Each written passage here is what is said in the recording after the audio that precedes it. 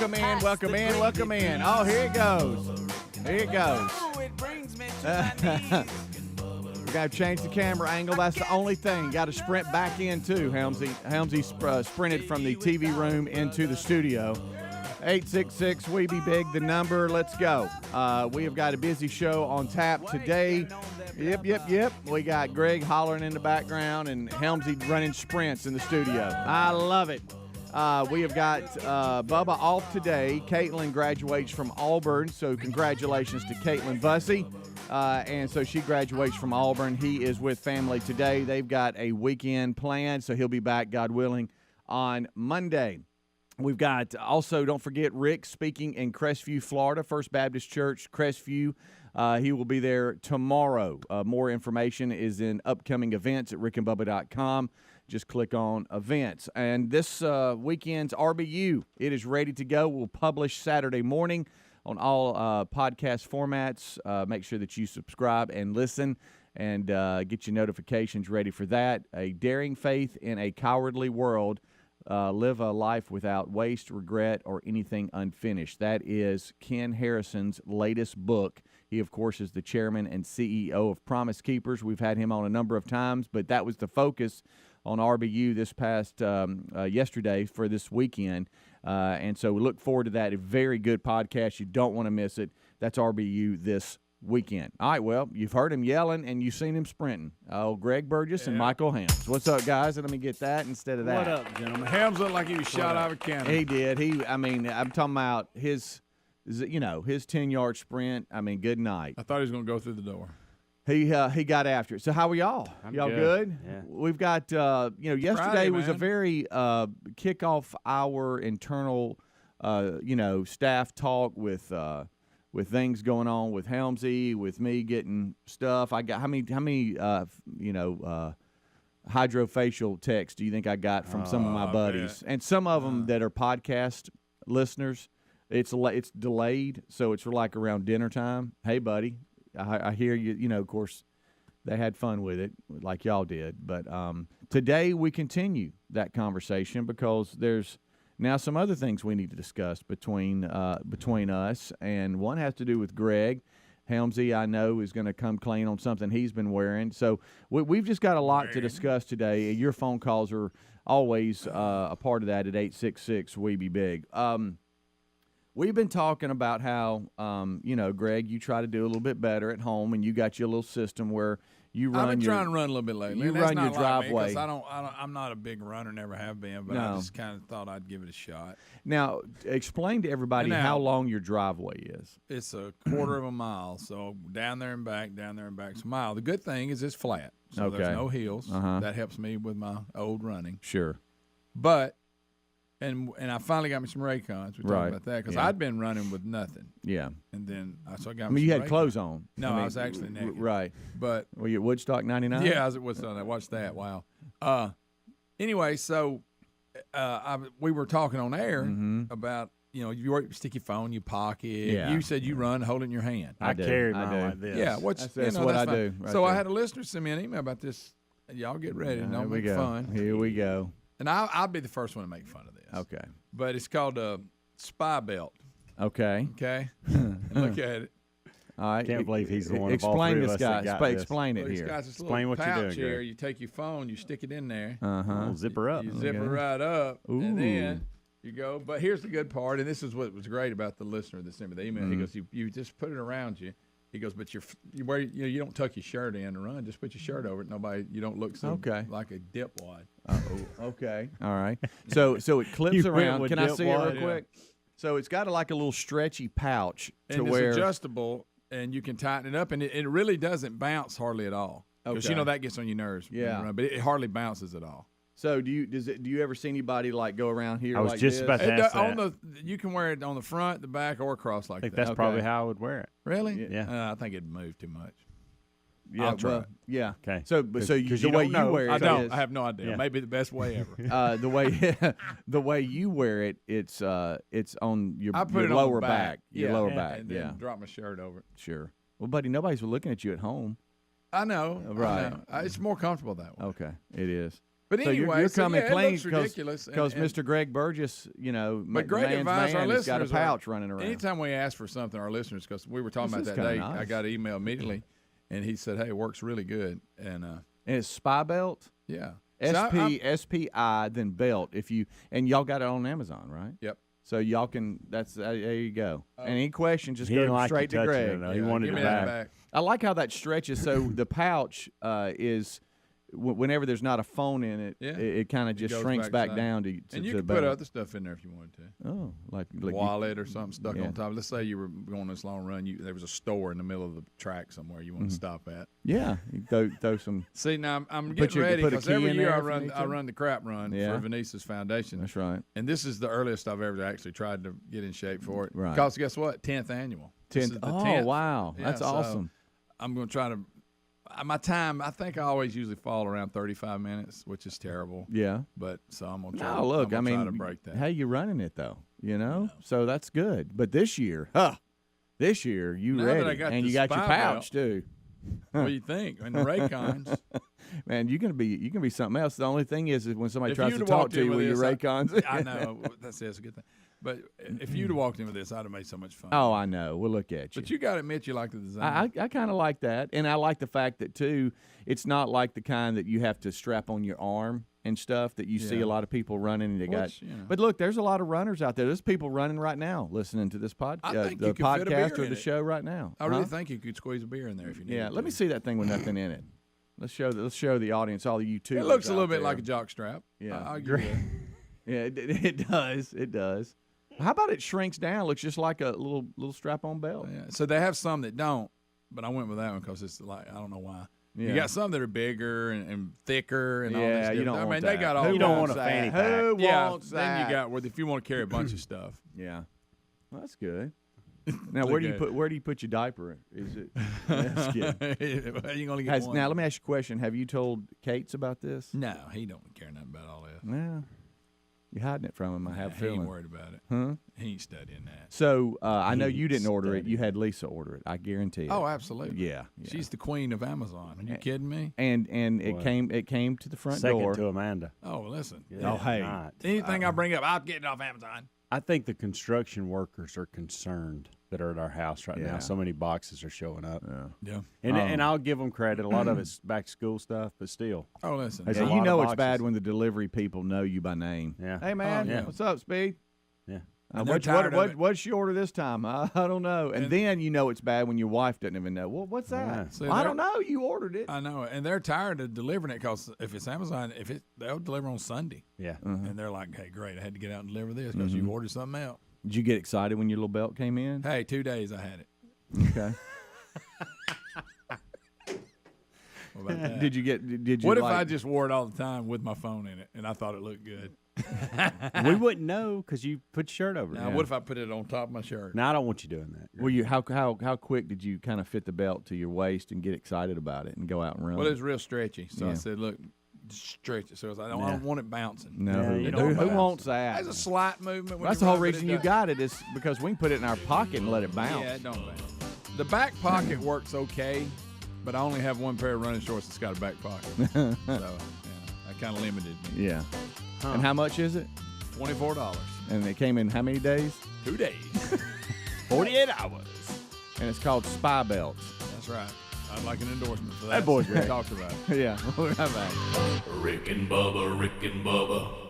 Another made in the USA product right from Dalton, Georgia. Our friends at WizKid Clean Pods make smarter cleaning products where you bring the water and their clean pods bring the clean. From glass cleaners, bathroom cleaners, floor cleaners, and pet cleanup, these cleaners will defend surfaces against the buildup of dirt and grime. Now, you know what that means? Reduce cleaning frequency and reduce the amount of chemicals in spaces. Get 10% off their bundles with code BUBBA at cleanpods.com/Bubba. That's cleanpods.com/Bubba. promo code Bubba. From cringing at the pump to getting an eye-popping check at your favorite restaurant, inflation is hitting us all where it hurts. That's why we use Upside to earn cash back on every purchase. Upside is an incredible app for anyone who buys gas, groceries, or dines out, which we all do. Download the free Upside app and use promo code BUBBA25 to get 25 cents or more back on every gallon of your first tank of gas. That's 25 cents per gallon cash back on your first tank of gas using the promo code BUBBA25. And find a link at rickandbubba.com under the sponsors. Here's a question. Is there anything that matters more than the safety of your loved ones? That's why we use Simply Safe Home Security. Their security technology helps you sleep at night, and they always put you and your family's safety first. Simply Safe has affordable plans starting at less than $1 a day. Customize the perfect system for your home at simplysafebubba.com and claim a free indoor security camera plus 20% off with interactive monitoring. Go to simplysafebubba.com or visit rickandbubba.com under the sponsor. Inflation is rising, and some say a recession may be coming. Remember what the last recession did to your retirement in 2008? Our friends at Lear Capital know that investing in physical gold and precious metals can be a brilliant strategy against what's coming. Smart investors are doing this, so talk with the team at Lear Capital about owning precious metals for your savings and retirement accounts. Right now, you'll receive up to $10,000 in free bonus coins based on the value of gold coins you purchase. Visit LearBubba.com. That's LearBubba.com or rickandbubba.com under the sponsor. If you own a fleet of trucks, if you're an owner-operator, you know how much nonsense comes with fleet fuel cards? That's why you should check out A to B Fuel Card. A to B has no setup fee, no transaction fees, no monthly fees, no over-limit fees, and no credit check required when you apply. You can use A to B to get discounts on every drop of fuel at any gas station or truck stop that accepts Visa. Apply for the A to B Fuel Card today at atob.com/radio and get a $50 credit when you use their zero-fee card. Okay, folks, the MyPillow team is offering a huge BOGO extravaganza, and that means buy one, get one free on a bunch of their great products. Now's the time to join millions of Americans who have changed the quality of their sleep with MyPillow and improved their lives with other amazing products. Right now, you get to buy one, get one free pricing on bed sheets, Giza Elegance MyPillows, 6-piece towel sets, a roll and go anywhere MyPillows, and so much more. Go to MyPillow.com/Bubba for our special show savings and discounts, or rickandbubba.com. Oh, look, honey, the ants are back.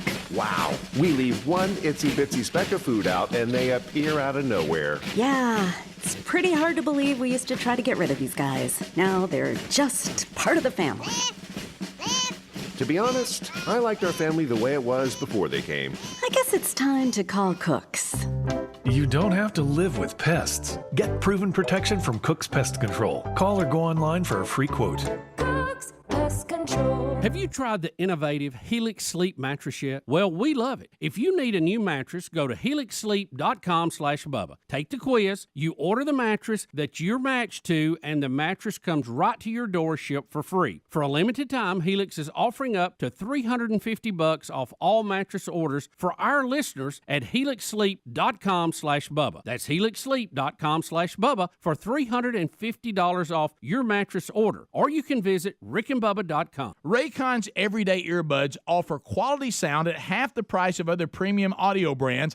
They have optimized gel tips for the perfect in-ear fit, making them comfortable enough for all-day wear. And with 3 different sound profiles and 32 hours of battery life, you can listen to whatever, whenever. It's no wonder why Raycon's everyday earbuds have over 49,000 5-star reviews. Go to buyraycon.com/Bubba and get 15% off your order. Buyraycon.com/Bubba or rickandbubba.com. Buying furniture can be a hassle, but allform.com/Bubba makes it simple. It's delivered right to your door in days. We're talking high-quality, handmade in America armchairs, sofas, sectionals, and love seats. They're premium products at affordable prices. Allform furniture can customize in all types of colors, fabrics, legs, shapes, and sizes, and it comes with a forever warranty. They offer a 100-day trial, delivery is free, and financing is available too. Check them out today at allform.com/Bubba. Save 20%. Allform.com/Bubba. Save 20%.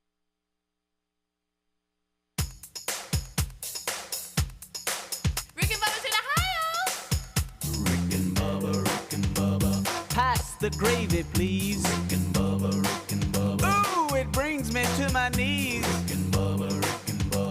I can't start another Rick and Bubba. day without 'em, brother. Rick and Bubba. All right, right, 22 minutes past the hour. It is the kickoff hour. Bubba off today. Caitlin Bussey graduating from Auburn, and so he is with family and got a full weekend of just celebrating Caitlin, and look forward to the recap on Monday. God willing, he'll be back with us. Don't forget, Rick speaking at Crestview Baptist Church in Crestview, Florida tomorrow. More information about that is in upcoming events at rickandbubba.com. And RBU this weekend has been recorded and ready to go. It will drop Saturday morning with Ken Harrison, CEO and chairman of the Promise Keepers. He's got a new book out. We'll talk about that and a whole lot more. RBU this weekend.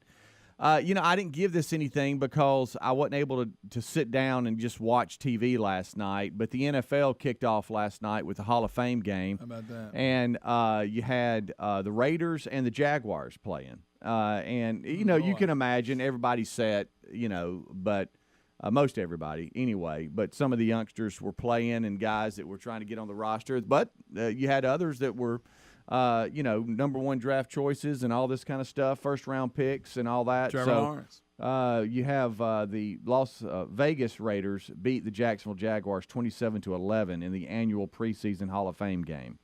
I don't know about y'all, but I didn't give that anything last night at all. Just didn't have a chance. I didn't know it was on. I was too busy getting beat in a tennis match, and I'm still pretty upset about it. Can't even talk about it. Speaking of Hall of Fame. Yeah. Real frustrated. Tired of losing to you, Jim. Dang it, Jim. I've played Jim the last 3 times. Done with it. I didn't get to see a single down. Speedy didn't even know it was on. Dadgummit. Well, as expected, both teams held large amounts of projected starters and key players out to avoid injuries, but fans did get to see NFL's number 1 overall pick, Trevor Walker, take the field for the first time. Never heard of him. He gave the fans at least one cheer when he recorded his first NFL sack. So anyway, the NFL kicked off preseason last night with the Hall of Fame. Have game. you ever watched the Hall of Fame game? I don't think I ever have. I think it's over the years. I can't remember, but I'm sure I flipped over and saw a little bit of it. I don't even count it as a preseason game. No. It's so you know what I'm saying? Yeah. And we all love the preseason games. They're so awesome, but I don't even count that one. Yeah. Did you give it anything?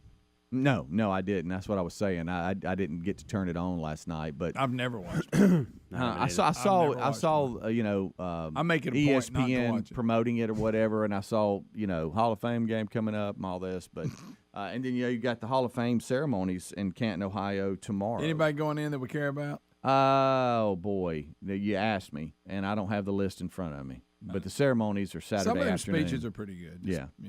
Over the years. If you're into that. Yeah, if that's your thing. If you're into the NFL Hall of Fame speeches. Oh, okay. You know me, I can't sit through stuff like that. I get nervous. And everybody's hot. It's always hot. Everybody's sweating. They got them yellow jackets on. They want them off. Families out there squalling. I know. And then they got shades on. Speaking of shades, Helmsley. So I wanted to bring them in so you guys could actually see what I've been wearing. And look, this will pull Greg from his straps. These are those gooders. Gooders. And they're Amanda's. And so here's what I've been wearing them lately. Yeah, they have them for male and female. Well, you went with the female. No, Terry loves hers. I think I have been complimented. Do they even have male? This week? They do. I've had several people this week say, "Oh yeah, I've got that pair." Now here's what I will say. I think this. I'm gonna have to give Amanda hers back and get me a pair. Okay, because I think this color is a little too feminine. You do need a pair. It's a little. You're openly wearing female glasses. Well, and see what happens is, and you do actually this. the color of them, they're female. Stop, Greg. And we'll get to that. So I hang them up above, and so I got like 3 pairs, my 2 pair, and then Amanda left these in here, and I just grab a pair and put them on. But you hear yourself talking. I do, okay. and so what you do, just like anything else, you forget you have them on. Sure. For instance, yesterday I stopped by Publix on the way home, and I've had them on, and I forgot, and then I put them on top of my head when I go in. So they're, I just pull them up. And boy, you can see them, and I get back in the car, and I'm like, so you just wore those in public.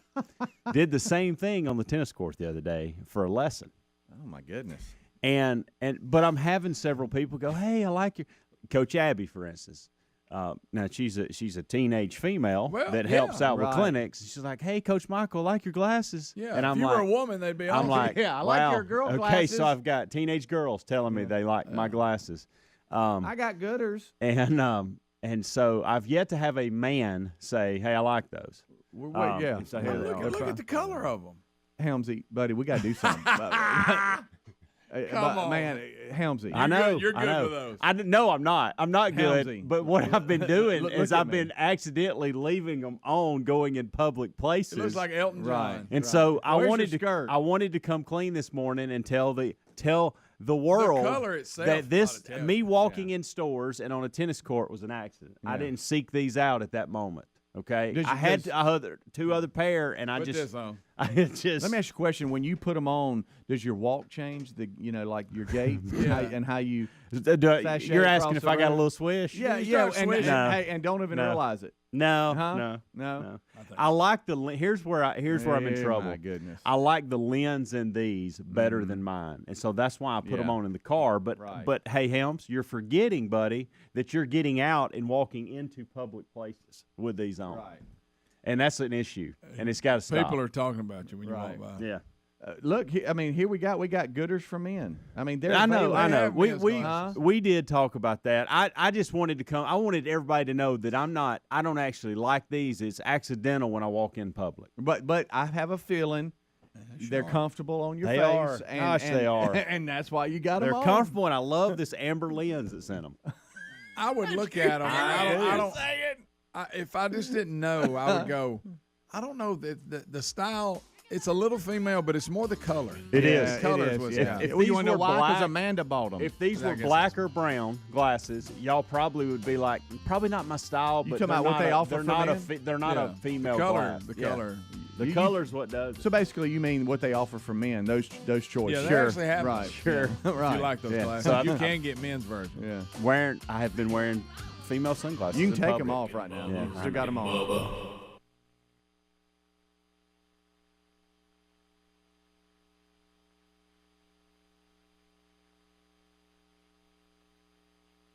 The sun might be setting on summer, but HelloFresh helps us savor every last bite of the season with farm-fresh ingredients and chef-crafted recipes delivered to your door. Did you know that the ingredients travel from the farm to your doorstep in less than 7 days? That's why our meals always taste deliciously fresh, and HelloFresh always has your back with over 55 items to choose from every week. Family friendly to fit and wholesome to veggie, they have tasty choices that please even the pickiest eaters. And I can even swap sides and proteins to truly customize my meal. Fall right around the corner, and HelloFresh is ready with flexible options that work with my busy schedule. You can skip a trip to the grocery store and get meal staples, snacks, and more from HelloFresh Market, because saving time is what they're all about. And that's what I'm about too. Sign up today for 16 free meals across 7 boxes plus 3 free gifts with the code BUBBA by going to HelloFresh.com/Bubba. That's HelloFresh.com/Bubba. From cringing at the pump to getting an eye-popping check at your favorite restaurant, inflation is hitting us all where it hurts. That's why we started using Upside to get cash back on every purchase. Upside is an incredible app for anyone who buys gas, groceries, or dines out, which we all do. To get started, download the free Upside app, use our promo code BUBBA25 and get 25 cents or more back on every gallon on your first tank of gas. Next, claim an offer for whatever you're buying on Upside. Check in at the business. Pay as usual and get paid. In comparison to credit card rewards or loyalty programs, you earn 3 times more cash back with Upside. Upside users are earning more than $1 million every week. That's probably why they have a 4.8-star rating on the App Store. Download the free Upside app and use the promo code BUBBA25 to get 25 cents or more back on every gallon on your first tank of gas. That's 25 cents back for every gallon on your first tank of gas using the promo code BUBBA25. If you own a fleet of trucks, or if you're an owner-operator, you know how much nonsense comes with fleet fuel cards. That's why you should check out A to B Fuel Card. Seriously, folks, with A to B, there's no setup fee, no transaction fee, no monthly fees, no over-limit fees, no credit check required when you apply. You can use A to B to get discounts on every drop of fuel at any gas station or any truck stop that accepts Visa. And talk about nonsense. payments. Unlike other fuel cards, A to B has no gallon limits, and A to B is going to help you grow your business. As you're paying on time, you're growing your credit. Apply today by going to a2b.com/radio. For a limited time, you'll get a $50 credit when you use their zero-fee card. That's the letter A to the letter B.com/radio to apply with no credit check and get a $50 credit when you use their zero-fee card. A2b.com/radio or head to rickandbubba.com under sponsor. Have you tried Helix mattress yet? Everybody's unique and Helix knows that. So they have several different mattress models to choose from. They have soft, medium, firm mattresses. They've got mattresses great for cooling you down if you sleep hot, and mattresses great for spinal alignment to prevent morning aches and pains. They even have a Helix mattress for the plus-size sleepers. The Helix mattress is a major upgrade, and we love them. Plus, they come in a box that comes right to your front door, and you can try it in your home for 100 nights risk-free. They even have a 10-year warranty, and Helix was awarded the #1 best overall mattress pick of 2021 by GQ and Wired Magazine. Go to helixsleep.com/Bubba. Take the quiz, order the mattress that's matched to you, and the mattress comes right to your door, shipped for free. For a limited time, Helix is offering up to $350 off all mattress orders at helixsleep.com/Bubba. helixsleep.com/Bubba. Visit rickandbubba.com under the sponsor. Okay, folks, listen up. It's buy one, get one free time at MyPillow. The MyPillow team is offering a huge BOGO extravaganza, and that means buy one, get one free on a bunch of their great products. Now's the time to join millions of Americans who've changed the quality of their sleep with the MyPillow pillows and sheets and improved their lives with other amazing products. Right now, you get buy one, get one free pricing on bed sheets, Giza Elegance MyPillows, 6-piece towel sets, roll and go anywhere MyPillows, and so much more. Great products start with a great company. MyPillow delivers style and comfort with the good old American products from a great American company. And remember, all MyPillow products come with a 60-day money-back guarantee and a warranty. They even have dog beds for your pets. So what are you waiting for? Go today to mypillow.com/Bubba for all of our special show savings and discounts. And don't miss the buy one, get one free specials. Once again, mypillow.com/Bubba. Rick and Bubba's in Ohio. Rick and Bubba. Pass the gravy, please. Rick and Bubba. Ooh, it brings me to my knees. All right, 25 minutes until top of the hour. We got some folks asking questions. No, the belt, Greg's feminine belt and Helmsley's girls' glasses were not shipped together. They're totally separate. These are Amanda's glasses. The brand is Gooders. Terry's got some. Now, I don't wear them, but she's got some and loves them. And Amanda got some. Probably would like hers back. Helmsley had them in his truck and he's kind of taken over and wears them now. Well, I accidentally put them on yesterday, and it hit me. Well, stop. And it hit me. You have them on again. You can take them I want off. everybody. I want everybody to see what. That looks good. So, like yesterday, we had tennis clinics. Yeah. And I got parents dropping off kids. And giving me the responsibility of their child for 1 hour, and they're greeted with me in these glasses, and I didn't realize it. And so, you've got some of the little, today's world, they didn't even blink. The teenage girls, and there's a couple of the boy coaches wasn't there yesterday, but some of them come and help with different clinics, and I noticed the teenage girls were complimenting my glasses, and that's when I realized I had them on, and I was like, so. Helms, you have had these on for 30 or 40 minutes, and you've been talking to parents. You've been serious discussions. You've been talking about schedule change. Right. You've been talking about forehands and moving feet, and they're supposed to take you serious in these glasses? Yeah. Like, what in the world? And I went into Publix yesterday with them on, too, and I forgot. So they have got some, what they call, they've got for women, and then they have some unisex options, and then they have some for men. Any chance these are unisex? No, not a chance in the world. Dang. That would have helped. Yeah. Right. So I'm not They wearing didn't them say, anymore. Mr. Jenner, how are things today to you at all? No, they okay, didn't. I just Oh, checked. you're doing that. But I won't wear them anymore. I wanted to come clean today, and I've got other sunglasses. I like the lens not in as these, sharp as and I those. get in the car and I put them on, and I forget when I get out. Right. That's the problem. they- I need to swap or either put mine on to begin with. Because they feel one so of the good two. about you. They are on comfy. your face. They're comfy, and I like this lens. And sharp. I do. I like the So lens. let me get this right. So Like the within lens 20, I don't know a lot. what's happening, Brightens Gus, everything up, because huh? within 24 hours, I came clean about getting hydrofacial. You wearing feminine glasses, and you ordered that Wow. belt. Yeah, That it's been a weird that week. brings it home. What Been a can we weird what can we do? Oh, real my quick? gracious. Is there anything we can do? Is there you got a beer you can down or anything? Go open that bottle of Jack that you Get a got in your cigar. office with the logo on it. I like a cigar and a little bit of whiskey. I think I may go tinkle right out there in the, around the bush. yard. right in the Adler's bush. about to walk While in here scratching your and, butt. and be the most masculine man here. Well, he's selling his motorcycle, so he can't say anything either. yeah, He's Greg got thinks a that's man a bun. chick's bike. Yeah, we're in He- trouble he here, guys. addressed that. Hey, Helms, Yeah, he you did. can't wear them, buddy. They're girls' classes. I think I am going to get that belt though, Greg, because every whatever. afternoon I'm holding it, and then your hands get all sweaty, Look, that's and just every weed, time I'm thinking I'm going to drop this phone. I figured I would try it, and I did. I like it so far. Right. That means that, you know what? I've used it one time. So Yeah. it could change.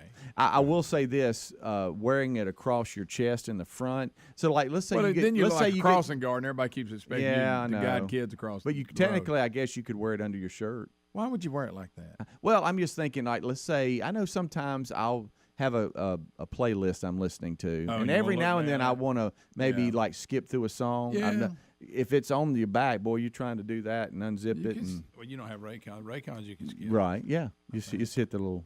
The deal I there. accidentally did it one time. Did I you don't really? remember what I did. You don't remember what you did? No. And just so y'all know, and y'all don't have to do anything with it, okay? But throughout the day, you're gonna hear me it's gonna be off the wall, completely off the subject. I'm just going to scream in the microphone. Tired of losing to you, Jim.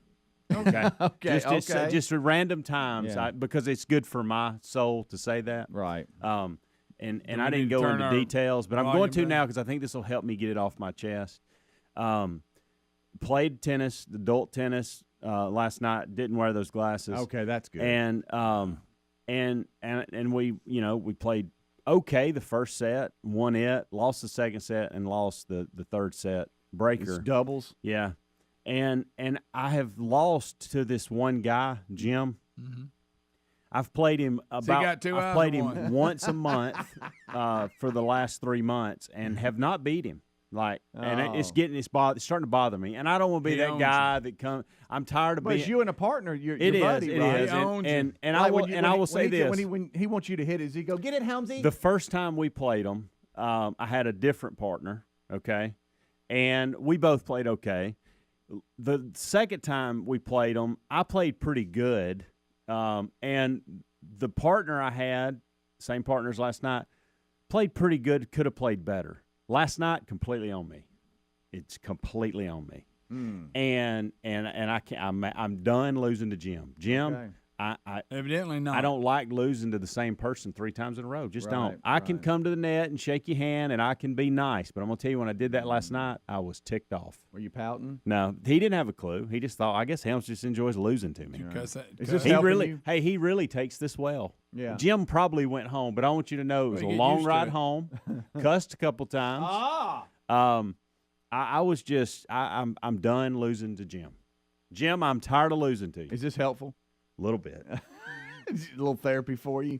God, get it out, kid. I'll tell you what Jim calls you off air. You know what Yeah. they made? You His know boy. what they made me do in the tiebreaker? Like it. Eat it. Just eat it and like it. I don't want to interrupt. Are you done? Tired of losing to you, Jim. Tired of doing it. How about somebody make me a T-shirt and I'll wear it? Tired of losing to you, Until Jim. you win. Then you got to wear it until I don't know that the captain will give me another opportunity. Quite frankly, Oh, because no. I've been the one on the.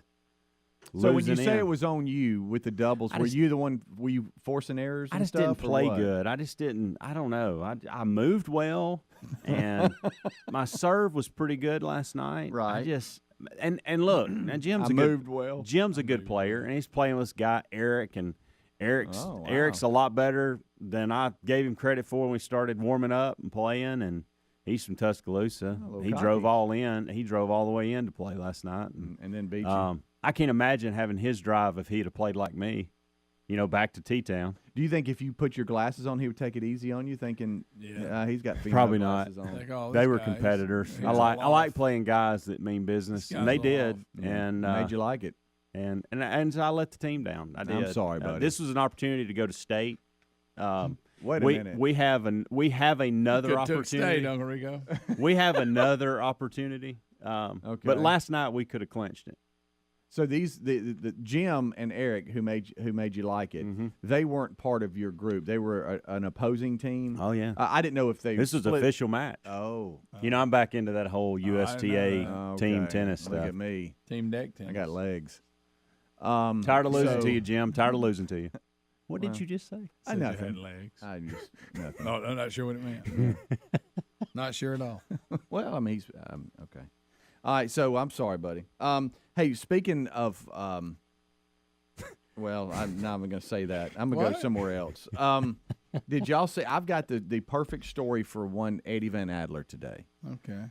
So New York City, you know what it's like with crime, and you can't do anything or walk the streets or anything. Well, you had this homeless guy, and he was just running down the street or walking or running, I don't know, and he was just punching people.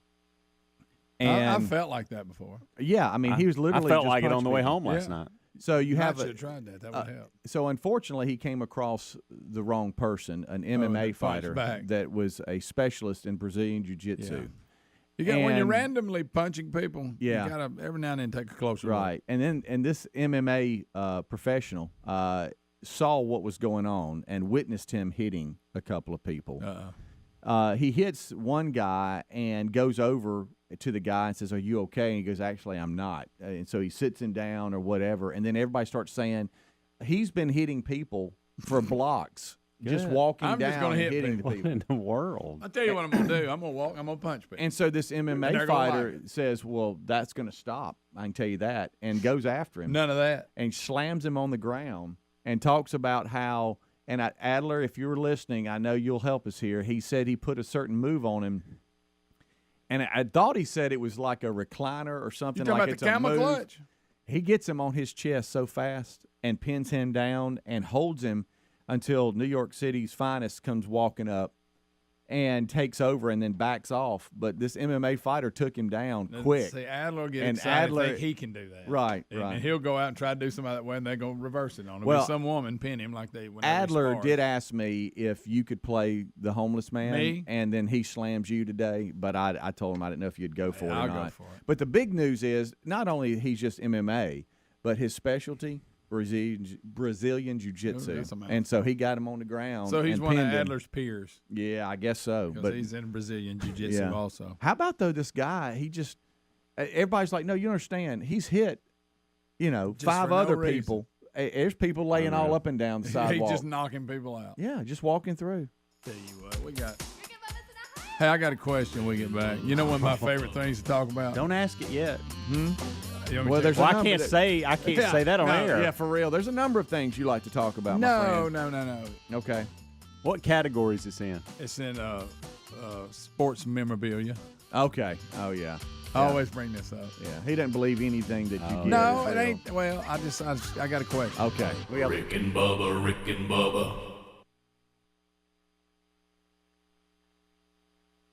I'll second guest dinners with friends because they can be interrupted by diarrhea, gas, bloating, stomach pain, or oily stools. It turns out I have EPI, or exocrine pancreatic insufficiency, which means I'm missing the enzymes needed to digest food. My doctor prescribed Creon, pancrelipase, an oral prescription medication that replaces pancreatic digestive enzymes. Creon treats EPI due to cystic fibrosis, chronic pancreatitis, pancreatectomy, or other conditions. Creon may increase your chance of fibrosing colonopathy, a rare bowel disorder. Tell your doctor if you have a history of intestinal blockage or scarring or thickening of your bowel wall, if you're allergic to pork, or if you have gout, kidney problems, or worsening of painful swollen joints. Call your doctor if you you have any unusual or severe gastrointestinal symptoms or allergic reactions. Take Creon as directed by your doctor and always with food. Do not chew capsules, as this may cause mouth irritation. Other side effects may include blood sugar changes, gas, dizziness, sore throat, and cough. These are not all the side effects of Creon. Creon is the #1 prescribed EPI treatment. Ask your doctor about Creon for EPI and visit creoninfo.com or call 800-633-9110 to learn more. That's CREONinfo.com. Angie's List is now Angie, your home for everything home. With Angie, you could cross your next project off your to-do list before this ad is over. Just tell us what you need, and we'll handle the rest, sending a top pro to get it done. Or browse reviews, compare quotes from pros, and connect instantly, all for free. For everything from routine maintenance to a dream remodel. Because however you want your project done, we'll get it done. Download the app or go to Angie.com. That's ANGI.com to get started. Do you struggle with occasional nerve aches in your hands or feet? Try Nervive Nerve Relief from the world's #1 nerve care company. Nervive tablets contain alpha-lipoic acid to relieve nerve aches, weakness, and discomfort, plus B-complex vitamins to support healthy nerve function as you age. Live life with less nerve discomfort with Nervive Nerve Relief. Learn more at nervivehealth.com. And try Nervive Pain Relieving Cream to block nerve pain signals at the source. Use as directed. Cashback is not available on gas in New Jersey and Wisconsin. This is Matt Crowder, live at the gas station on 41st Street, reporting on those skyrocketing gas prices. Excuse me, miss, are you buying less gas now because of the high prices? Oh, I never pay full price for gas anymore. I just use the free Upside app that pays you cash back for every gallon of gas you buy. Wait a minute, are you saying you actually get paid cash when you buy gas with the Upside app? Yes, I get real cash back every time I buy gas. Well, does that actually add up to anything? I've made around $200. Wow! Well, there you have it. Stop paying full price for gas. Download the free Upside app and get real cash back every time you buy gas. This is Matt Crowder Radio News Network. Download the free Upside app now to earn real cash back every time you buy gas. Use promo code LOT for a $5 bonus on your first tank. You can cash out anytime right to your bank, to PayPal, or an e-gift card for Amazon and other brands. Just download the free Upside app and use promo code LOT for a $5 bonus on your first tank. That's code LOT. The sun might be setting on summer, but HelloFresh helps us savor every last bite of the season with farm-fresh ingredients and chef-crafted recipes delivered to your door. Did you know that the ingredients travel from the farm to your doorstep in less than 7 days?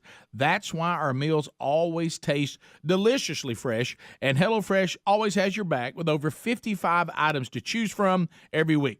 Family-friendly to fit and wholesome to veggie, they have tasty choices that please even the pickiest eaters. And I can even swap sides and proteins to truly customize my meal. Fall right around the corner, and HelloFresh is ready with flexible options that work with my busy schedule. You can skip a trip to the grocery store and get meal staples, snacks, and more from HelloFresh Market, because saving time is what they're all about. And that's what I'm about too. Sign up today for 16 free meals across 7 boxes plus 3 free gifts with the code BUBBA by going to HelloFresh.com/Bubba. That's HelloFresh.com/Bubba. Folks, a big welcome to our new friends at WizKid Clean Pods. You're going to love these cleaning products. First, they've developed formulas that defend surfaces against the buildup of dirt and grime in between cleanings, reducing cleaning frequency, saving you time. And of course, this reduces the amount of chemicals used in our spaces. You bring the water, Clean Pods bring the clean.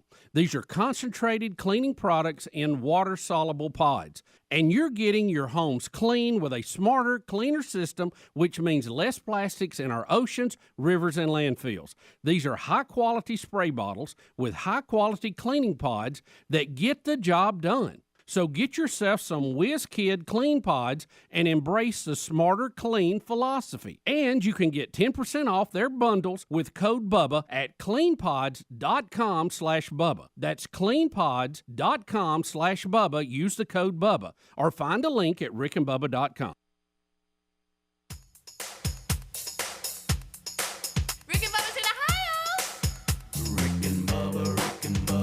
Pass the gravy, please. Rick and Bubba, Rick and Bubba. Ooh, it brings me to my knees. Rick and Bubba, Rick and Bubba. I can't start another Rick and Bubba, Rick and Bubba. day without 'em, brother. Rick and Bubba, Rick and Bubba. Ooh, there is no other. Rick and Bubba, Rick and Bubba. Working on their blubber. Rick and Bubba, Rick and Bubba. Gonna be a big star. All right. We got 9 minutes until top of the hour. Oh, looky here, Gregory, little man. This portion of the show brought to you by buyraycon.com/Bubba. Blah, blah, blah, blah, blah. You want these? Put them glasses Here, on. put these on and read it. Buyraycon.com/Bubba. What did you say? Buyraycon.com. Anyway, I know how you love when you wear your little feminine belt. I do. You I love put to my wear belt it. and my Raycons Yeah. on. Yeah. Well, you know, the weather's perfect Still for getting learning about outdoors. charging it. Maybe you're running like Greg, trying to do better, looking good. Buyraycon.com/Bubba. This is where you need to go. This is kind of the new thing. I mean, these in-ear wireless headphones, you see them all over the place. And I do want to tell everybody, if you're in the store and you're talking with those on, it looks weird because at first I don't wait see till you them. get to the car. Just wait.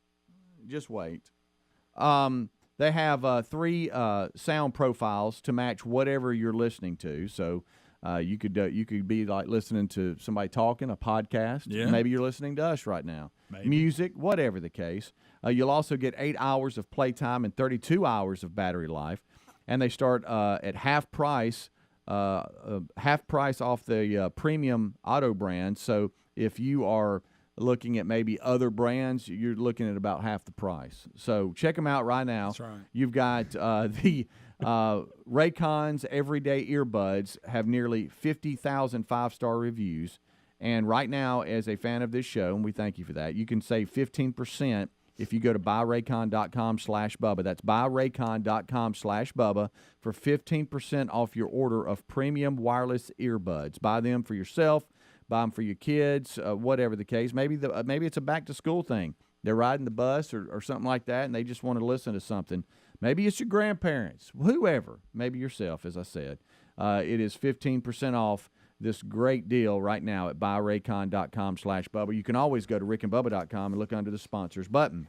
And Greg would love to have you email a picture of you maybe with those in your ear so he can see what you look like. I want y'all to order them and appreciate them, but I don't need to see them. Right. Yep, and I don't think I could listen to a podcast. if Jim has his on today, I hope they malfunction. There you go. But let him wear your Tired of glasses. losing to you, Jim. All right, so what do you got over there, Greg? You teased a little story, Greg. You know, I always the whole baseball card or any collectible that's worth a lot of money. I got several. Yeah. You know, like we say, it's worth what people are willing to pay you for. Sure. That's you know, right. the fact it's just a baseball card, whatever.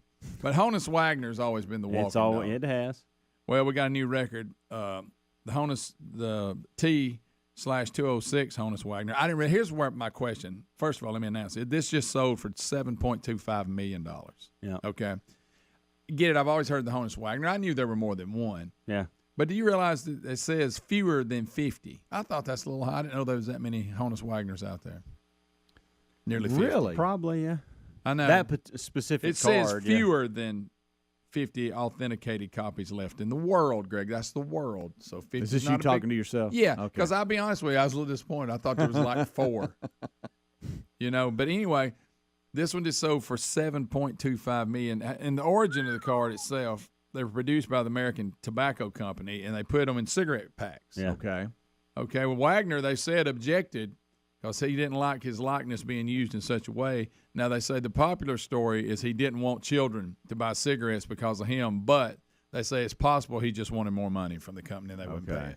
Yeah. So he reluctantly, and they only distributed around 200 cards, not just him, but of other players. So there's not many from the American Tobacco Company out there.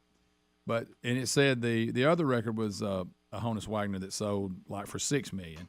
So this one's broke 7.25, but it may not stand for long. Uh-oh. There is a rare 19. Now this one I would love. A 1952 Topps Mickey Mantle card that reached 7.08 million. They're expecting it to break 10 million on the next auction.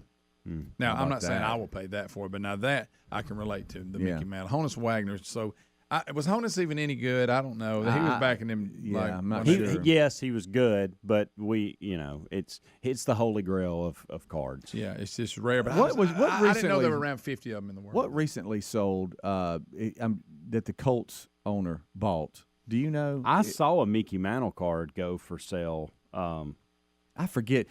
Apparently he has a traveling road show that I guess you could It's pay full to of go into. collectibles to see what he's got. Yeah, and so that helped me a little bit. If That's I had why, that because he kind of spent a money- lot of money, and I forget what it was on. I think it was maybe a Listen. week or two ago. I remember him being in the news buying It's an something. investment because, I mean, again, it goes back to what people are willing to pay, and evidently they're willing to pay a lot. Mm-hmm. Well, I don't know if this is the same thing, Speedy, but it says Indianapolis Colts owner Jim Irsay pays $6 million for Muhammad Ali championship belt. That's what it was. That's what it was. That's what it was. And apparently he has some type of memorabilia type deal that travels the country. And that was one of his reasons. He said he just wanted his collects. Yeah, collectible stuff, Okay. unique things. $6 million for a belt. Yeah, for a belt. Wow. Championship belt. How about that? And so, but where it was the where- Rumble in the Jungle, 1974. Okay, that was monumental. And now where you land, Greg, is you want to see them signed. Like, Oh, yeah, if now you I could- won't if buy you- an autograph. If you could see them signed or whatever, you need some authenticity to know that I don't it's want there. you to get me an autograph on my behalf. I don't really go for autographs anyway because I just don't want to get on people's nerves. Right, but your concern is it's not really. I'm not a them. big autograph Is guy, it yeah. not really them? Is that what your concern is? Well, even if it is, if I didn't see you sign haven't it and helped you looked that, at me and said, "Hey, buddy, here it is," then I mean, somebody else has got you to sign one. Right. That's Now, not a- what Hey, if he you had- hasn't helped you on this because of what he's done in the past. Well, That's a good I mean, you got to do what you got to do. Say But what about if you had a handwriting? No, it ain't that. It's the experience. If I got his autograph, that means you met him. Mm-hmm. If you didn't meet him and somebody else got the autograph, to me, it's a little. Do you think people that have those make up stories about how they met them and got the autograph? Yeah, sometimes. Yeah. Most of the time, Right. they rush you by, and they're sitting Yeah. at a table, and they're signing it, and they never look up. Okay. I don't really want that. You don't want that. Oh, now, if you got an experience, and you, hey, man, how you doing? Oh, yeah, I'm good. Hey, mind signing this? Well, that's got a story to it. Is that the voice they If use? I'm standing in line with a million other people, and they're rushing me through like a cattle call, Where are you at on these top? To Speedy's point, I don't know what they're called, just me. profession, but signature verification people. Oh, yeah. Authenticate That- to make sure authenticators. that it's actually. Yeah. This How is where are it you came. on them? Do you I still believe don't- in them? I do. Well, they could That's be what I bought just out. asked though. you. No, they could be bought off. I thought Bought you were saying, off. Yeah. I'm just saying, well, they could say, look, this is fake, but I'm going to pay you money to say it's real because I'm going to sell it for a lot of money. They're in cahoots. So they're in the back. They're in the back. Because we're greedy people. Okay. But I'm just saying, me personally, even if it's authentic, if I wasn't there when you signed it, but now I have it now, I'm not as impressed. Even if the top signature verification guy says this is the real deal, and I've had no communication with him. Yeah, I don't mean that. Rick and Bubba. It is a non-issue. Right. I mean, cares? and being a sufferer of knee injuries, I'm impressed you can sit like that. Well, Yeah. and you go back to this. You remember even in the city where we live, they were going to do a thing about great people of Birmingham who've accomplished a lot in the African American community. And of course, there's so many heroes of the civil rights movement and all that. And us and others were saying, well, we'll be part of this, but unless you're not going to include Condoleezza Rice. Because she wasn't politically the way that a lot of the African American community wanted her to be, and they did. To their credit, they said, "You're right. This event would not be credible if we exempted Condoleezza Rice." But they had to be told that because they sure were going to. Oh yeah. And see, that's the kind of garbage I don't understand. I mean, so politics means so much. You won't even allow people to be historic unless they do it your way. Right. Yeah. We'll be back. More Rick and Bubba next. Rick and Bubba, Rick and Bubba. Yeah, where I heard the boys talking about it, where all decisions are made for Rick and Bubba Incorporated, the kitchen. And we've actually interviewed and discussed this character that keeps rolling in and out of our midst, and that, of course, is the great Red Dobbins. Red He Dobbins can show up at any time, any place. Red Dobbins can show up anywhere. He's coached at various schools. He's Parked cars at different places. an acquaintance of Greg's son, has coached with him. And he's one of these people, and a lot of you may have this in your life, and that is the person that just seems to end up everywhere all the time, either in a cushy job, standing next to something that's going on. Well, the season also we look, and there's Will Muschamp, head coach of the Florida Gators, and Red's right beside him, and he was there all year long. You remember that? We were Standing going right next to him. You'll just find him anywhere and everywhere. Where is he amazing. Last I talked to him, and that was at Taylor's wedding. He was coaching at a private school in Atlanta. Yeah. I think he's a football coach. That's what he does by trade. But Red Dobbins, his resume is as long as this building. Yeah, Well, he could be anywhere, anytime. Red Dobbins. So Speedy and the guys were saying if you watch the TV show The O'Reilly Factor on Fox News, that guy, young guy Waters is his last name. Waters World. Yeah. And they do Waters World, and he's on the street and he's asking questions. And so this is the deal of, they're in Trump America. These are the voices that hadn't been heard of, and they've had enough and all this. So Waters was going to go to a NASCAR event and start of the new season with the Daytona 500 and interview people about what's wrong with America, what's right about America, whatever, and hear the voice of the NASCAR fan. And lo and behold, it's Red Dobbins. The very first one they go to. Amazing. I mean, amazing. Right again. And he makes more than one comment, right? Oh, yeah. Now, what I want to He sent know. me a text last night and said, hey, you might want to watch O'Reilly Factor. I think I'm going to be on there. So I had to watch it, of course. He was. Which is really not a bizarre text from Red Dobbins. No. Taylor followed it up, said, hey, we'll be looking for Red. Yeah. Now, do you want me to skip to Red through this whole thing or listen to Waters World? Well, how long is it? It's a few It's minutes. longer than you want. Yeah. Yeah, won't we skip to Red? Okay. All right. Now, it's going to start with Red, so everybody. He brings him right out of the gate. You yeah. need to see his new look with his hair. Right. Okay. Yeah, he's got some flow going here, Red flow. Do y'all listen to his voice so you can kind of capture his voice, okay? Kurt Busch wins the Daytona 500. So what's NASCAR all about? Oh, my God. It's about the racing, the fun, the intensity, and the adrenaline. Can't beat it. I know nothing about NASCAR. I know nothing about NASCAR either. All right, let's go forward. We're all American, right? I love this plan. I'm excited to be a part of it. Let's do it. ISIS. Them. Wow, tell them how you really feel. In your opinion, what's the biggest problem facing this nation today? The snowflakes. You mean the global warming? A little bit softer than that. Tell me about it. I unfriend them. You got to respect them. I mean, everybody's got to show respect for each other. I'm open-minded. I like to take other people's opinions into consideration. Here, go forward. Yes, I am. What's the best part of Bill's show? The whole show. You think O'Reilly would survive down here? You know, he might be better off in the booth. Just a bit outside. That's it. But he's in it, Funny, what, 4 times? 3-4 times? What kind of hairdo is Red Dobbins? I'm not sure. When I texted him back and said, hey, nice hair, he said, yeah, the lovely locks.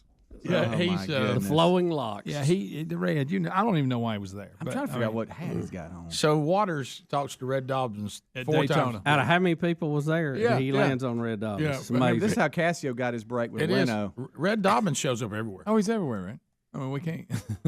We need to be sure he has Rick and Bubba shirts by the piles. yeah. And he just rotates them out wherever he ends up. There's Red Dobbins again. It's unbelievable. So anyway, I hadn't seen him since the wedding, and boy, he had fun there. Remember He that? did. He was Oh, cutting a man. rug, man. Red Dobbins. All my nephews all had their pictures made with him. Now we're getting selfies made with Red Dobbins. Yeah, It was really good. Not exactly what we were looking for. but anyway, Remember how the groomsmen all wear the same clothes. Right. His was a little tight. yeah. When he sent in his measurements, there's no way he made the measurement. We're all a little delusional about our true size, and it's obvious that Red Dobbins just sent in he just kind of eyeballed it. Yeah, you know what I mean? 'Cause his tux was had quite a day. Looked like it had been painted on him. I know. This red polo looks like an extra large. He needs to move on up Dobbins, just a little bit. Dobbins is still Got that gun show going. and I don't know about we throw a green hat on that outfit. Yeah, that's. No, I don't know where that came. But I'm colorblind, and that combination hurts me. Right, It's- right. It looks like it was jumping. You know what I mean? Dobbins a green hat. So it looks like he's down near the pit area too. Of course. Oh yeah, he's Rick, behind he's, the ropes, in, Rick. he's down in the most secure area you can be in.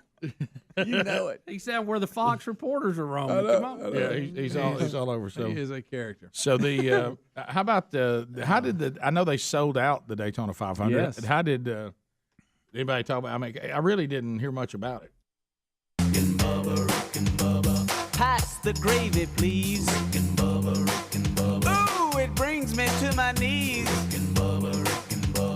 I can't start another day without him, brother. Ooh, there is no other waking on their blubber. Gonna be a big star. Fat will get you very far. It is 6 minutes past the hour of the Rick and Bubba Show. A brand new hour starts with the national anthem.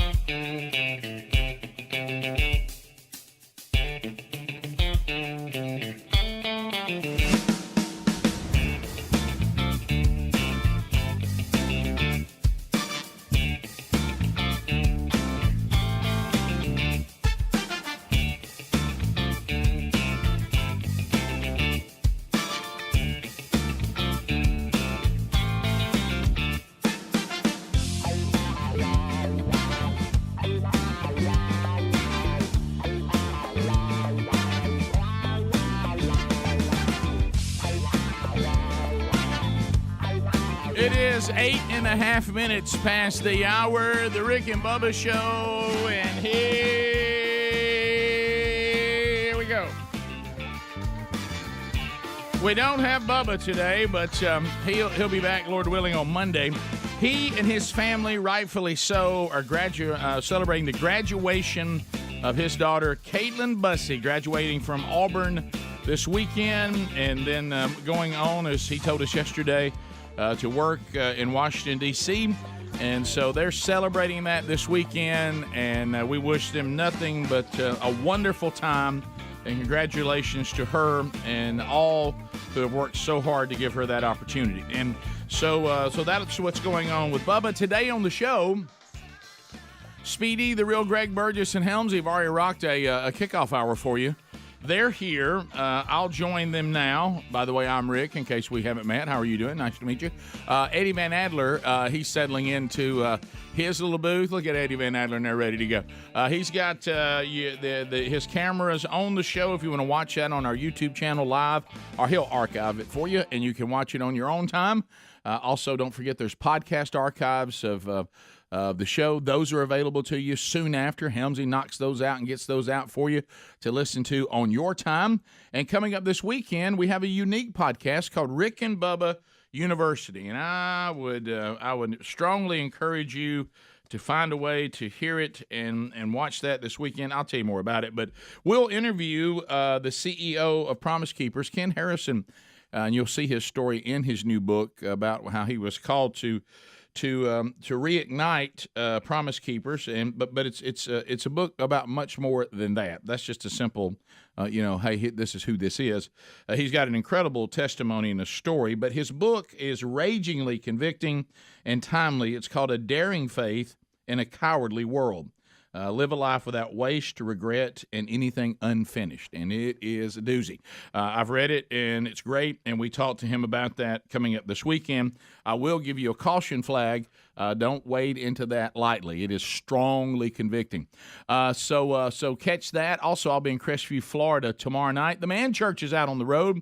And you can find all those opportunities at themanchurch.com under events. But for Saturday night, I'll be in Crestview, Florida, at First Baptist Church there, and they have been rolling through the strategy. This is their next Man Church, and I am fired up to be there tomorrow night. We'll eat steaks at 5, and then at 6, we'll have the service. If you want a steak, that will cost you, and they need to know you're coming. But if you just want to come to the service, come on. But I think either way, they'd love for you to let them know that you're coming so they can kind of prepare.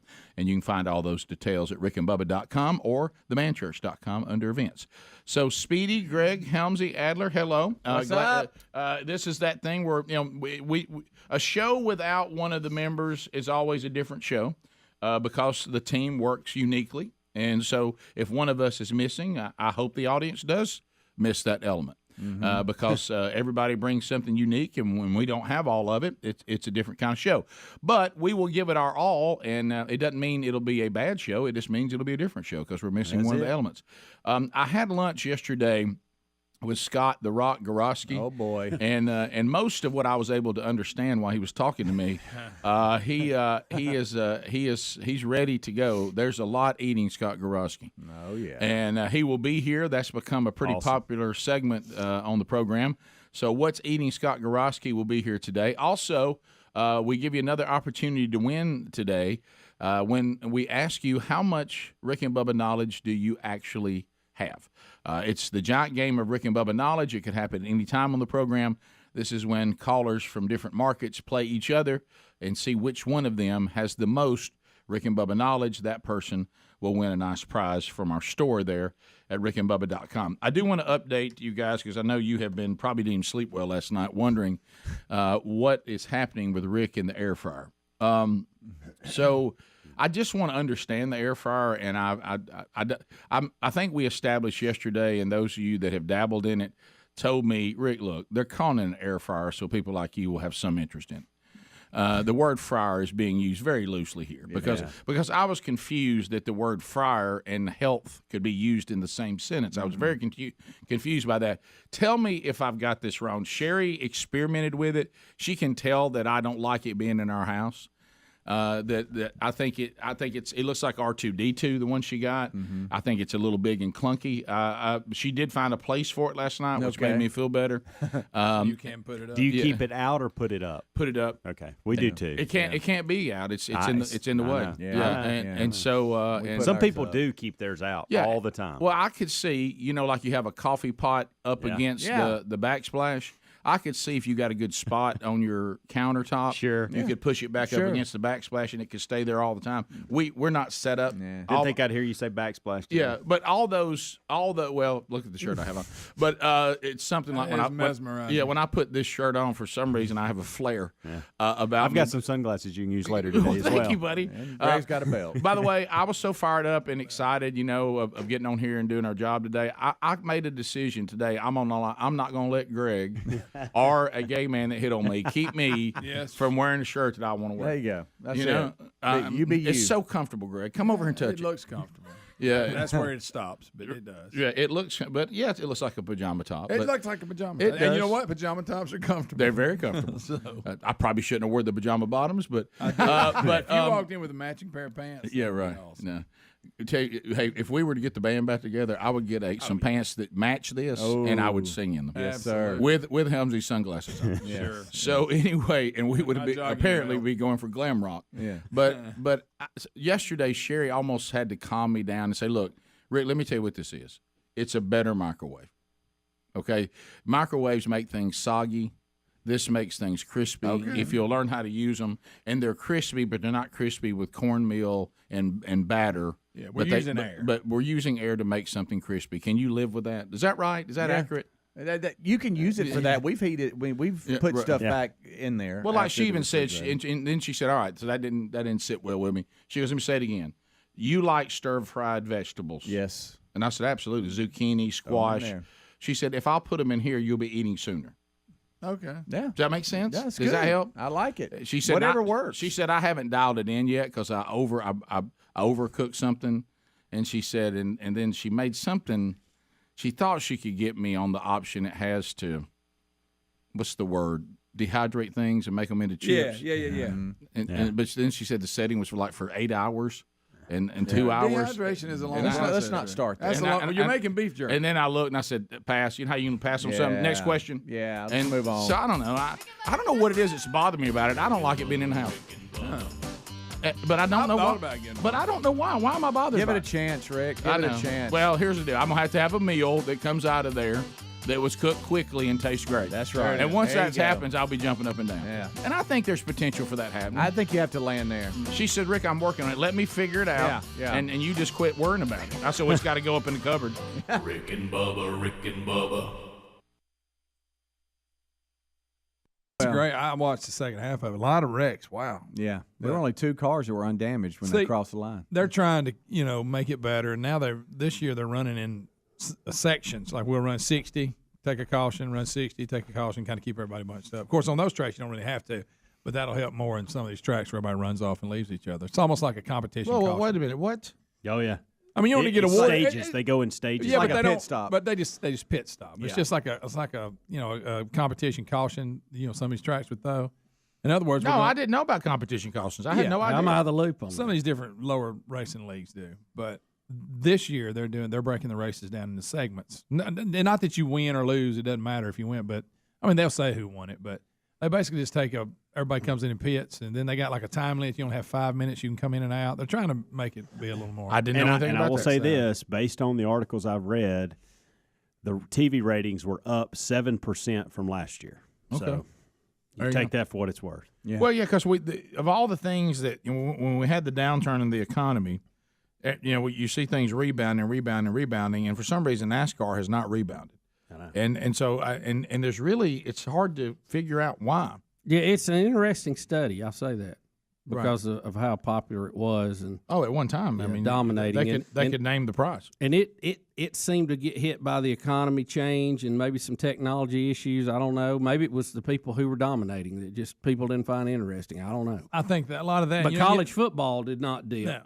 No. Or what it did dip, it came back stronger than it was. In the old days, you had your Rusty Wallaces, your Dale Earnhardts, and all these people, and these loyal people that it just, I don't know, nowadays, I mean, you still got superstars, obviously, but they're all that seem like they're like 20 years old. You know what I mean? A lot of the older fans, I guess. And everybody loves Dale Jr., but let's just be honest. He don't win like his daddy did. He just don't. And he missed 18 races last year. Yeah, but even when he's out there, he don't win like his daddy did. No, he's not as good a driver as his dad was. No. And do you think Jimmy Johnson's domination for several years there, because he wasn't – I'm not trying – he did a great job driving, obviously. He's won 7. But he wasn't the colorful personalities of the Earnhardts, of the Elliots, of the Wallaces, of the all the rest of them always getting in a fight or something. He was just kind of quiet, did his work, won championships, went home. Well, I wonder if this study's been done, because I know we talked about prices got too high and too many seats at the track, but they've adjusted all that. But what I'm saying is it possible that things change and products don't appeal to one generation like they did to the generations before? Do you think that the handoff from dad to son just didn't happen? May not. It's the same thing going on with baseball right as it now. used to. As it used to. Same exact thing's going on with baseball right now. Yeah. Yeah, baseball's struggling because they constantly are looking for a way to adjust the game to get more people interested. Yeah, but I think with baseball, it may be the same thing with NASCAR. Baseball just has so much more competition in spring than at one time it did. I mean, there's so many different things that have risen up. When we were growing up, there was no soccer. There in our part of the country, there was no lacrosse. Right. And all those things have gotten really, really popular. I think too, when you go to a baseball game, you used to go to escape everything and be there for the afternoon. Now it seems like you're rushing to get away from something to get there and rushing to get back, and I think that kind of takes away from the whole afternoon at the ballpark. Yeah, and the same thing NASCAR. You think maybe they need to shorten it? I mean, the next generation, they may want to watch 10 laps, and that's it. We'll be back. Rick and Bubba, Rick and Bubba. We have Doug out of the great state of Virginia. Doug is calling us. Doug claims that he's a NASCAR expert, and that he can tell us the current state of the sport there with NASCAR. So, Doug, thanks for your patience, man, and thanks for catching the show. What's on your mind today? How can you help us? Well, thanks for having me on again, guys. Actually, I'm from Anniston, Alabama, and I don't claim to be an expert, but I've been following racing for a long time. My dad actually started in 1958 on the short tracks around there. He's 76 and still racing, but from 1970 to 74, he actually made a living driving the Sonny King Ford in NASCAR. How about that? I remember that. We've got some attachments to that. Yeah, I have to know why. I have to know why it says you're from Virginia. Do you have any idea why that says? Well, actually, I'm driving a truck. So you're in Virginia right now. Well, I just passed from Virginia down into Tennessee, headed to Mississippi. So Understood. Wow. Okay, got it. That's what. Yeah, I'm calling from the truck right now. Actually, going down the road. Got it. One of the things that we had talked about, my dad and I didn't talk about, they either needed to shorten the races up or do something with it. So the segment deal. Rick and Bubba. Pass the gravy, please. Rick and Bubba. Ooh, it brings me to my knees. Rick and Bubba. I can't start another. Rick and Bubba. Day without him, brother. All right, 22 minutes past the hour of the Rick and Bubba Show. 866 We Be Big is our number. So some stories that were left over from yesterday that we did not get to that sounded very Rick and Bubba-like, and we did not get to them. A couple of them. Now we got new stuff today. Don't you worry. There's plenty. But we had a story that always gets everybody's attention, and that's if we bring up the legend of Bigfoot. Here we go. You bring up Bigfoot on this program, and you better have some time because people love Bigfoot. When the moon hangs high on the breast of the lake. Let's all get ready to sing it, boys. The wind is like a slap in the face. Everybody. A legend of horror lurks in the haze. Some interesting things in this story, by the way. You remember this song, Greg? Oh, we had the record, I think. We did. It kind of scared me a little bit. Did me too. Everybody say it. Better not go walking out there. Everybody, let's go. Sing it. Bigfoot's coming, gonna get you, gonna get you.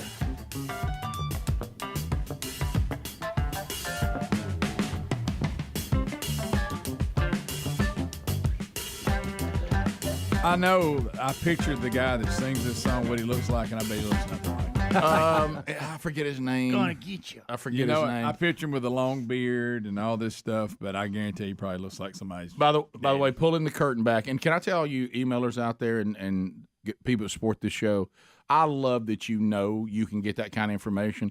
I got an email the other day, and somebody said, hey, pull the curtain back on something. So I want to understand it. And I loved it. And I said, okay, yeah, I can tell you exactly what's going on. So in this case, you're saying, Rick, why don't you know who sings that?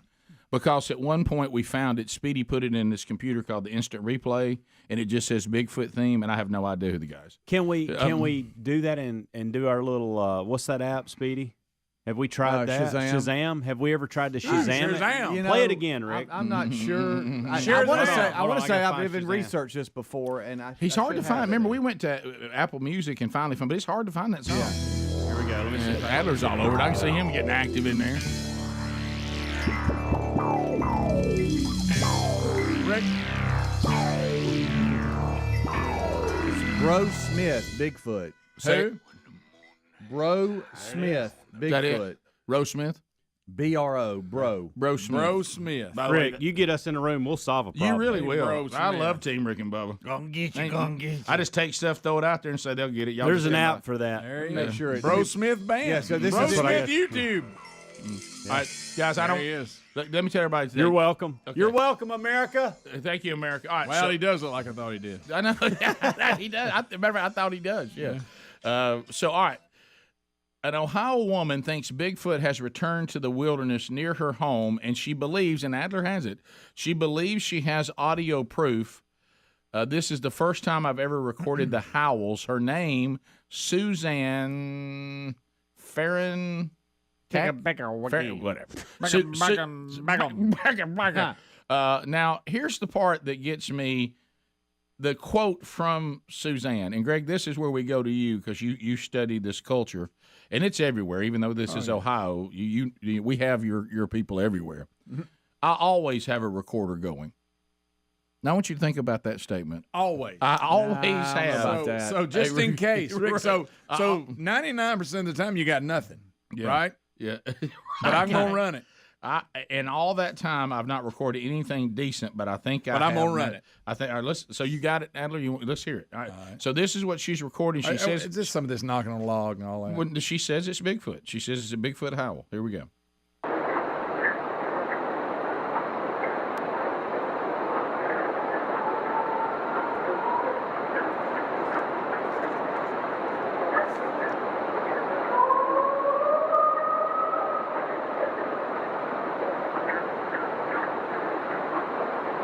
Now, what makes her think it's Bigfoot? What else could it be? It's blood curdling. Well, that could be anything. It's eerie for sure.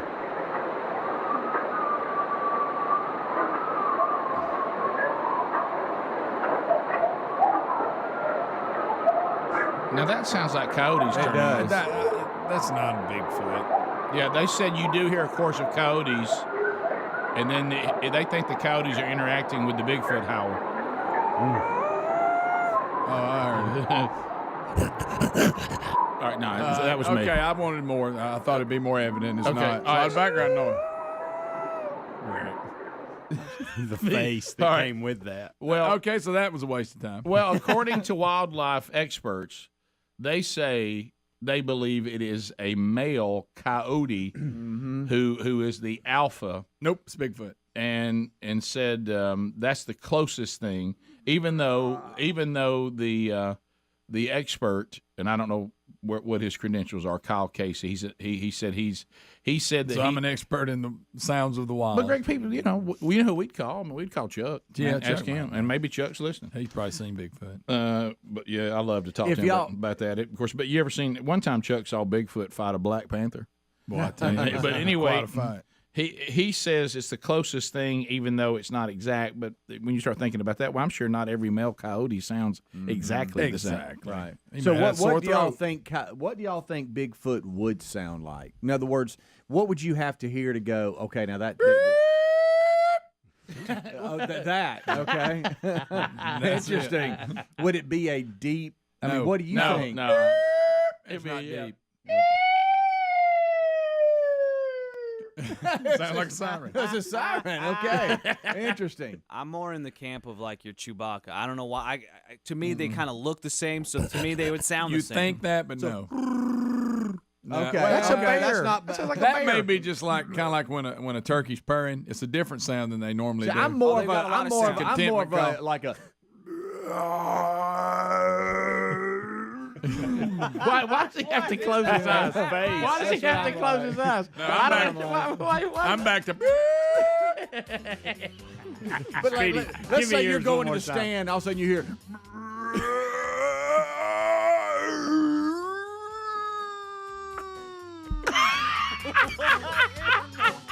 Would you not be scared? I would. I gotta be honest with you. Everything y'all just did would scare me. Yeah, I would never go to the again. Be honest. I wouldn't like any of that. Would you? No. Rick and Bubba, Rick and Bubba.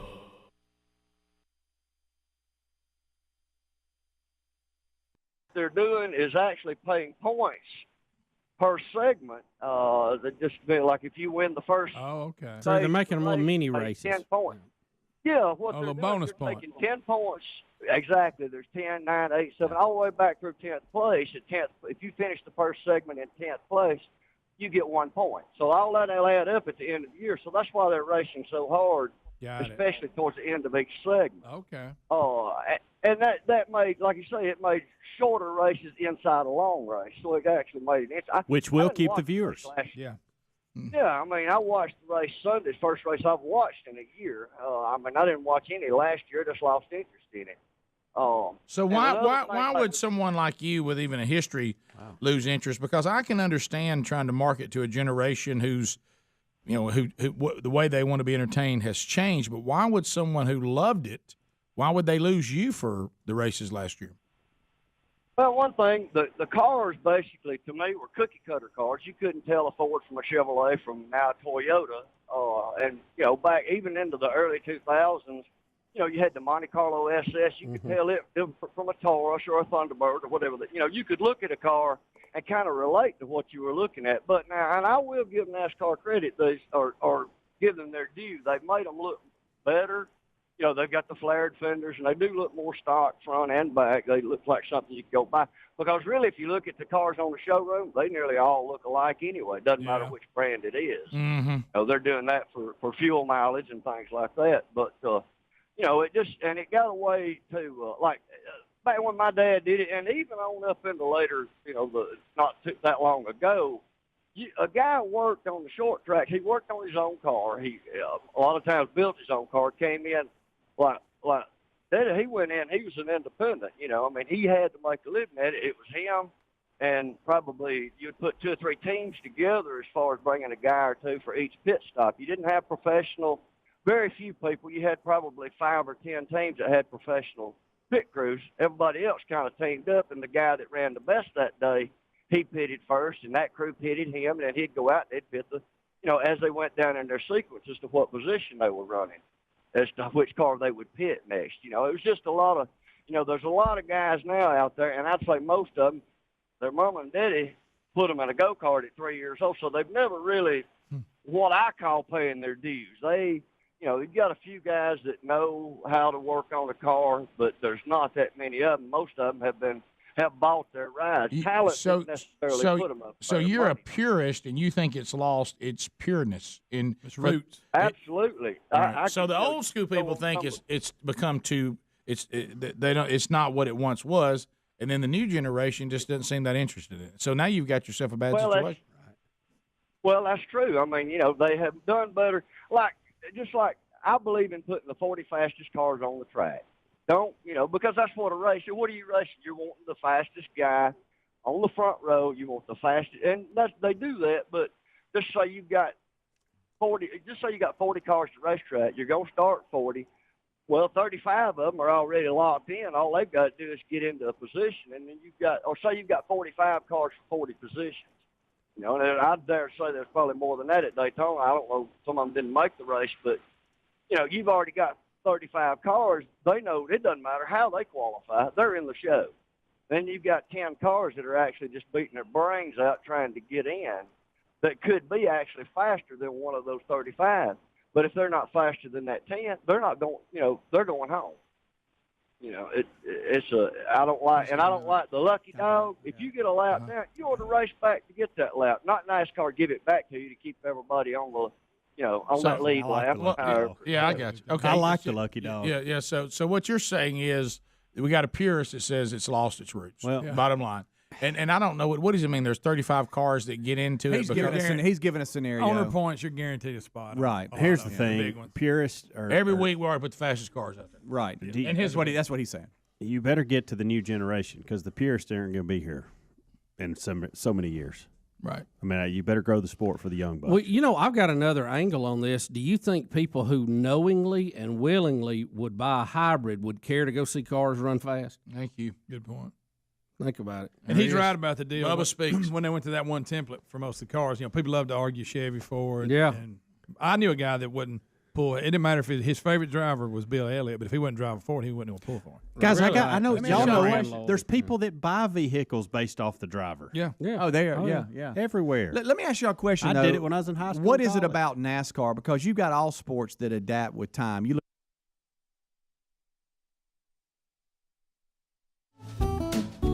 It is 35 minutes past the hour of the Rick and Bubba Show. Thanks for being with us. Everybody, hey.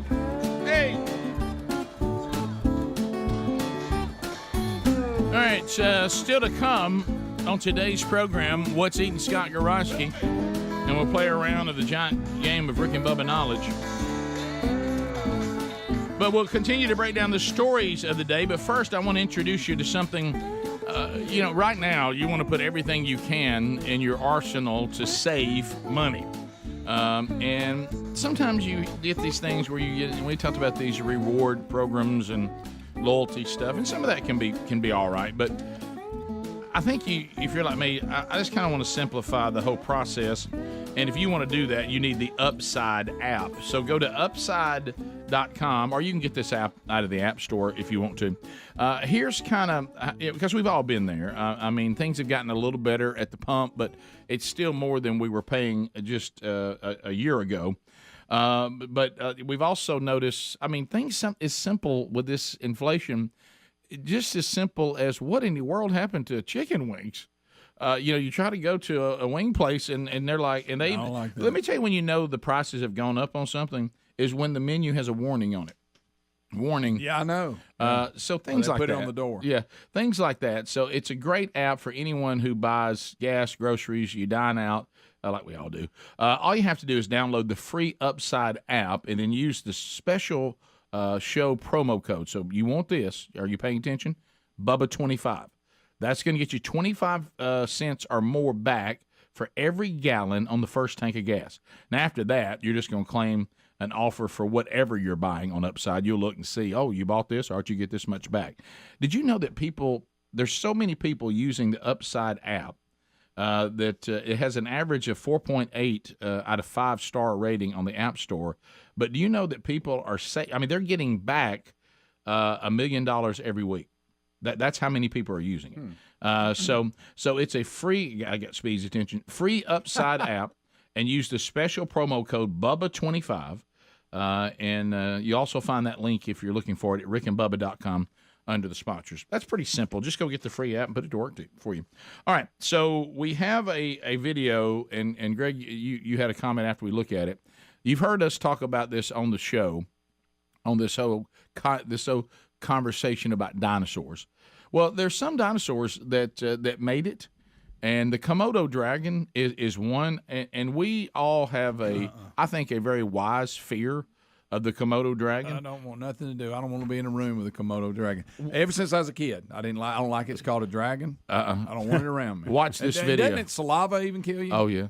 Watch this footage. Now, this is a baby deer. And watch this Komodo dragon. Gracious. Look at this. Yeah, see, Helms, you weren't ready for this.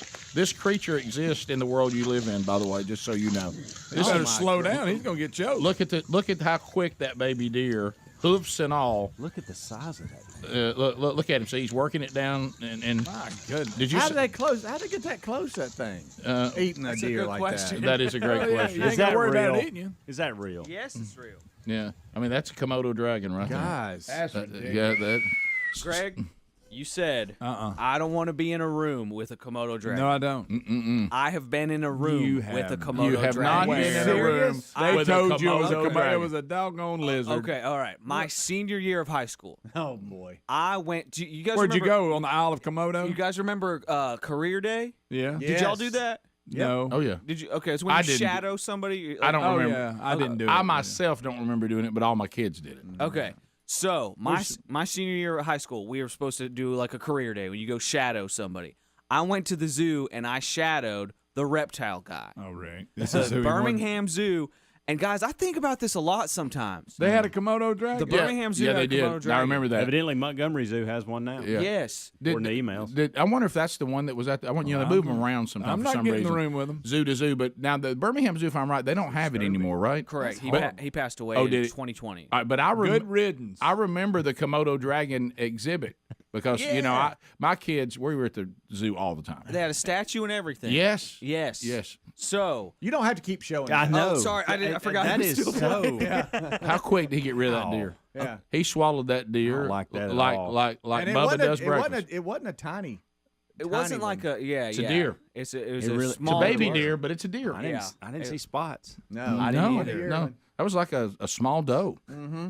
So my career day, I'm following this guy around. We're looking at all the stuff. Oh, cool. We get to the Komodo dragon exhibit, and he's taking me in the behind the scenes areas, like where they prepare the food and they do, they take care of him and stuff like that. And this is a long time ago, so I had a camera. Say that again. Make the noise. The throwaways. The little wind-up camera. Yeah, Okay. disposable camera. Okay. And so I had one of those. And we're in the side area of the Komodo dragon exhibit. And he goes, dude, on the other side of this door is the Komodo dragon. I was like, really? He was like, yeah, check it out. He opens the door. No. And there, from me to Greg. No. From me to Greg, there's nothing. There's no staring at you. glass. There's no barrier. There's no nothing. And you weren't no bigger than that deer that was. And here we go. Exactly. Oh, Greg. Exactly. So, y'all, between me and a Komodo dragon, there's nothing. There's no barrier. None but there's air and nothing. opportunity. And y'all, he looks at me like this, and you can see. He looks at me like this. No, he did not. He looks at me like that. Do it again. Over his shoulder. Do goes, it again. Goes. Scared you to death. He goes. Oh no! Like looks over me his shoulder, and y'all, he starts doing his alligator run At you? no. at me. He runs at me, The Komodo dragon said, and then he's coming after Yeah, you. he said, he's running at myself with Look at that nothing in little between. human. All right, so now take the headphones off. Okay. because Start I don't wanna- screaming? Do the look over the shoulder and then start moving. How quick there was between looked Yes, at you, I need he to started have- moving. Oh, it was Show his us. instincts. Watch this. He goes. Here you go.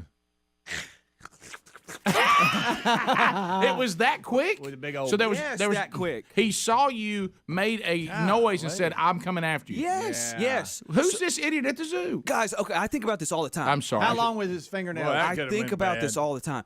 And so he's running at me, and Balls. I'm like, oh, man. And my idiot brain didn't realize how much danger I was in. So back to the disposable camera. I didn't have my camera ready, so I'm like, I'm trying to wind the camera No, because I you did want to not. get a As it's picture. running at you? As it's running at You me. lost your mind?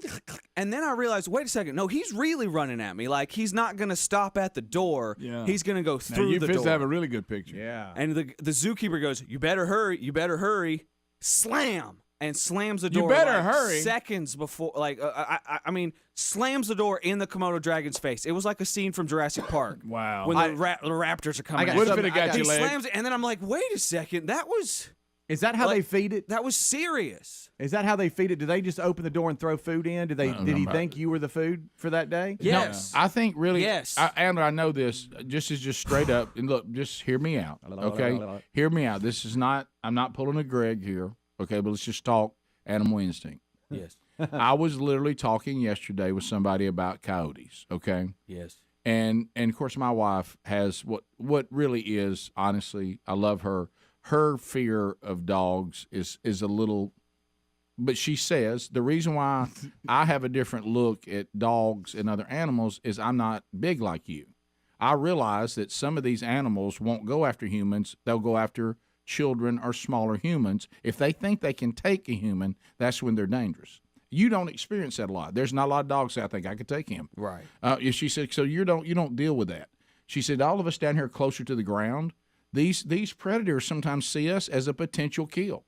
And I do that. And if you know, like so the coyote guy said this. I said, so straight up, are coyotes really? He goes, now we get into rabies, all bets are off. Sure. He goes, but coyotes honestly don't get rabies a lot. He said the only time you really have a problem with coyotes is children.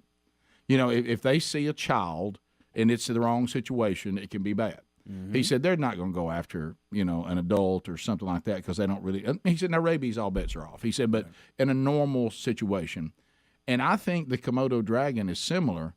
If he looks and sees something that's a potential, I think I could swallow that, he's coming. Yes. That's what he thought when he saw little Adler. Y'all, he's running at me. He slams the door. Because that's before you got big. That's when you were still smaller. Yeah. Right. Thank you. Yes. Huge. Thank you for that, Rick. Y'all, it was like Jurassic Park. Like it was like a scene out of Jurassic It Park. was like a scene Let out me of ask a Jurassic question. Park. Do you think how far out did those arms Do you think the get? guy showing you around looking back, that was a little edgy? When I was, a senior For the kid from school shadowing? Right. When I was a senior in high school, I probably viewed this. I haven't kept track of this person. Don't know this person or anything like that. But as an 18-year-old, you think 25-year-olds are like adults that have their stuff together. Point. That's a good now point. you look back. But now I look back, I'm like, I could have been Komodo dragon dinner or lunch. Yeah. Did it scare you at the time at all? Did it scare you at the time at all, or did you have that I don't know anything and I was just trying to get a good picture? When it's like I thought that there was glass or something. Like just in my mind, I'm like, there's no way. But I mean, when he slammed the door, after he slammed the door, right after that, I was like, oh, that was a door slam because I would have been eaten situation, not a door slam. Like it was, the slamming of the doors like woke me up. I wish it would have just got you by the toe, but you got loose. Greg, but no, the Komodo. If the Komodo gets a bite on you, it's awful. Yeah, he's got the poison stuff in his teeth. Yeah. Oh yeah, you'll I'm get reading all about infected. it. Foot gone. Gone. Worse than monkeypox. I'm really disturbed by this, although I didn't know these were actually still out there. I watched the one Komodo time, dragon. Helmsley is a bad boy. I watched Steve Irwin before the stingray got him. He was in there mixing it up with Komodo dragons. You know how he was. Oh yeah. And one of them, they were all around him. I he wanted goes, to "Oh, be got him." licked by a Komodo," and I mean they were all over it. That's how he said it? Yes. Okay. I mean he would get right up next to No, him. I'm not getting near What's it. wrong with him? I wanted to be him for a long time. He was one of my. He was one of my heroes. Of course, he's dead. I just saw one take out a live monkey on YouTube. That hurt my heart, Rick. Are you serious? Yeah. Well, I didn't mean that like disrespectful. I meant that disturbing. when you as a cautionary. that was a cautionary tale. Okay. not disrespect. Okay. but Cautionary tale. Who would have thought a stingray got him? Yeah. I know. The things he, deadly snake. It'd be like me saying to you, which is true, man, I really wanted at one point to be Dale Earnhardt, and you look at me and go, of course, he's dead. Oh, yeah. Right. You know what I mean? Yeah, That's it's not cautionary. disrespect, cautionary. Yeah. If you want to drive, at high speeds and big crowds of cars and walls, What did he say? you may not make it to a very old age. Right. What did he say they fed the dragon? I think they give him like chickens or something. I don't know. No, I tell you what they give them. I've seen it. I've been there before. They give them hind quarters. Okay. And They get full hind quarters. the next thing I know, I'm getting drug off, and the guy's like, "Shoot her! Shoot her!" Rick and Bubba.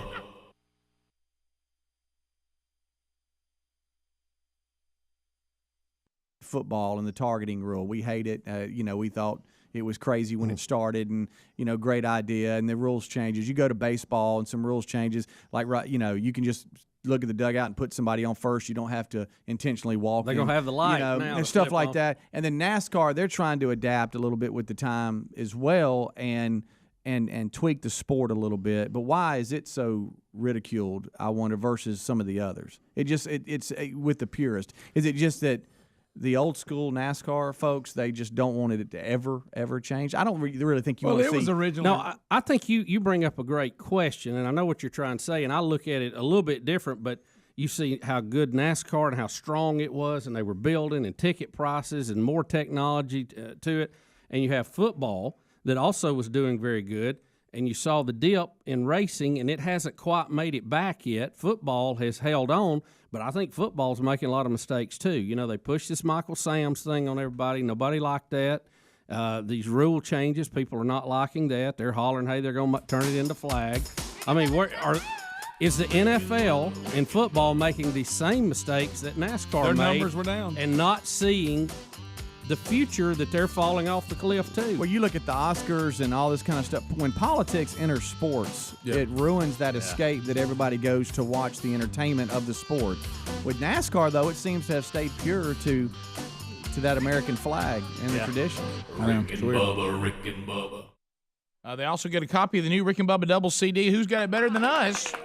Hard copies no longer available unless you're here in the golden ticket seats, but you can get it at iTunes and other digital download stores. Now, all 18 of the Rick and Bubba CDs that have come out over the years have all found their way to iTunes and the digital download world, including many of them that are no longer available as hard copies. But you can find the ones that are by going to rickandbubba.com if that's still your preference. Yep.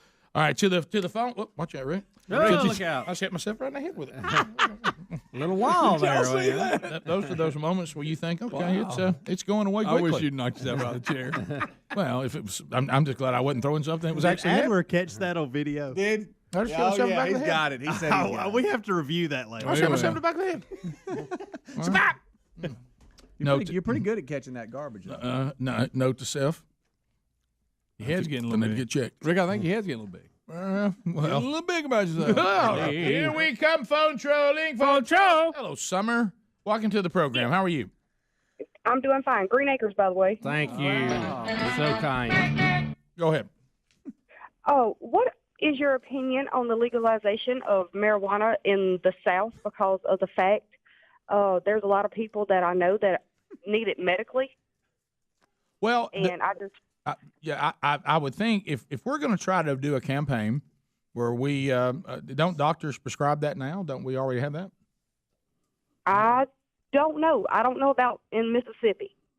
I think you can get the active components of that medically. Yeah, I mean, don't they do it prescription-wise?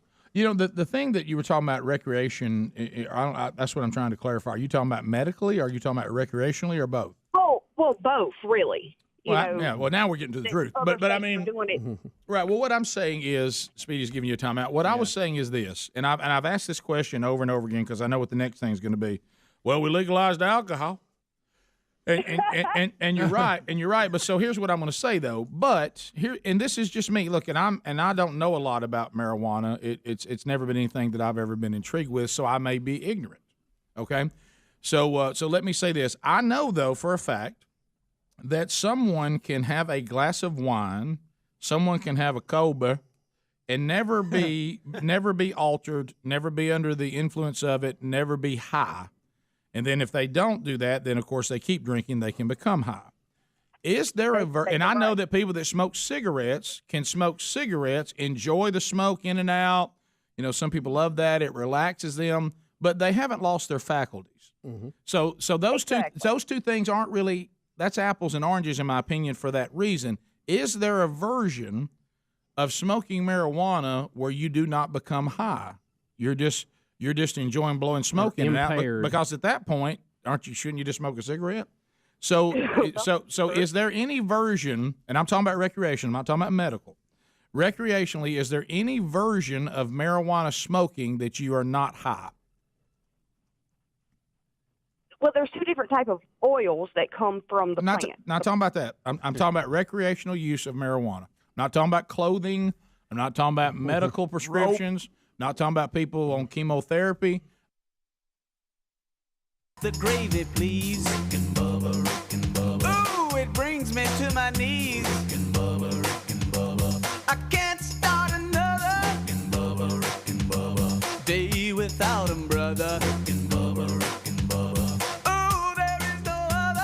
It is 8 minutes now to the top of the hour, the Rick and Bubba Show.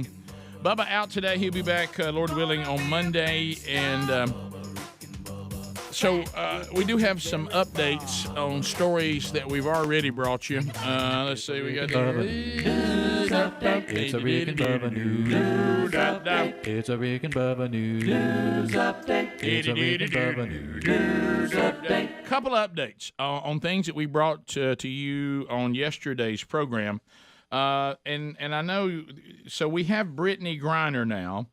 The court in Russia has sentenced her to 9 years in a Russian prison for smuggling a cannabis vape into Russia. Now, we can talk all day long about how much she had and why this and why that. Greg, you said it 1,000 times. Bubba's talked about it. When you are leaving this country and you're going to another country, especially one that is run by a tyrannical maniac that is trying to restore the Soviet Union, you got to take into account that you better watch what you're doing and you better be on your toes, because you're going into a place that you can't trust. And don't help them. Don't give them something. Don't help them. It just because it's something that you can do here, you know ahead of time that you know what, this could be bad there. Now they're looking for a reason, to get a high profile American. Yeah.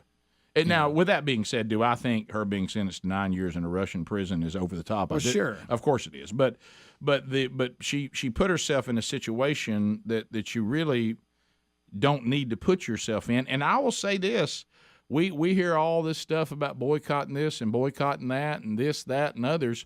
And I had an emailer send this yesterday, and they made a great point. Does anybody get upset that we have professional basketball players that go to a place like Russia, and we're all doing hashtag Ukraine and all that, and they go over there and spend money and play basketball in Russia? Is anybody consider that to be bad form? Was she? I thought there? that was a great point. I guess if it was golf, if it was golf, they would be. Yeah, I mean, we're mad about Liv, but we don't care that our basketball players go over and play in Russia. But was she there before the war started?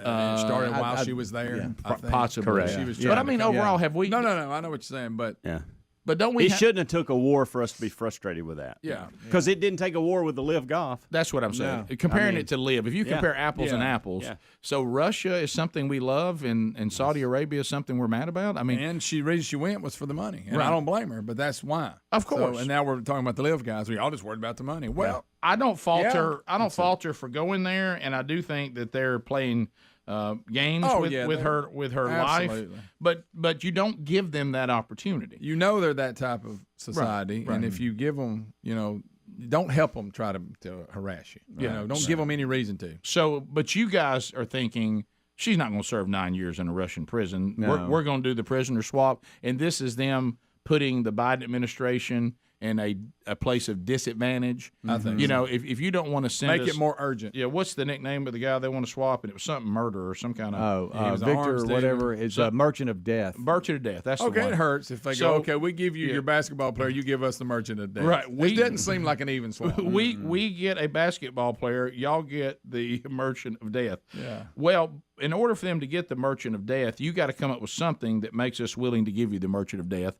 So they go 9 years in 9 year prison. sentence might If do y'all it. don't give us the merchant of death, your basketball player is going to jail for 9 years. And oh, by the way, we know the biggest thing y'all fear is political correctness and being deemed as mean.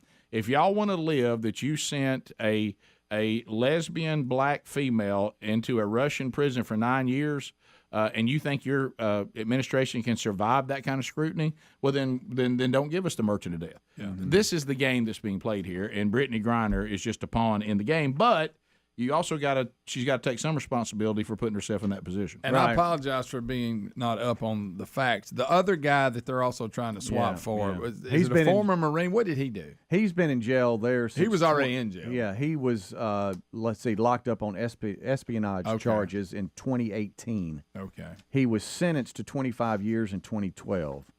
So he, let's see.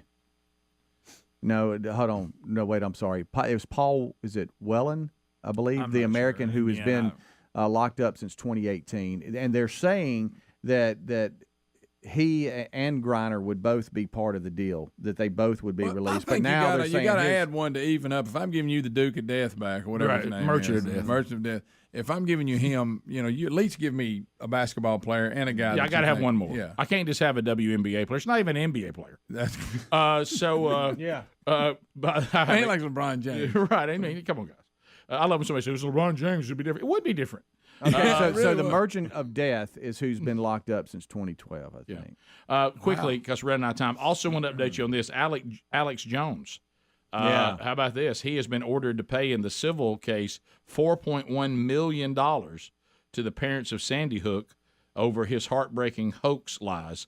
They just weren't going to sit around and let this guy claim their kids were shot and that was all a hoax. And I actually understand them saying this is not going to be our kid's legacy, and they sued him and they have won the case. How about that? And $4.1 million he's been ordered to pay. Now we'll see if that ever happens or how that'll happen.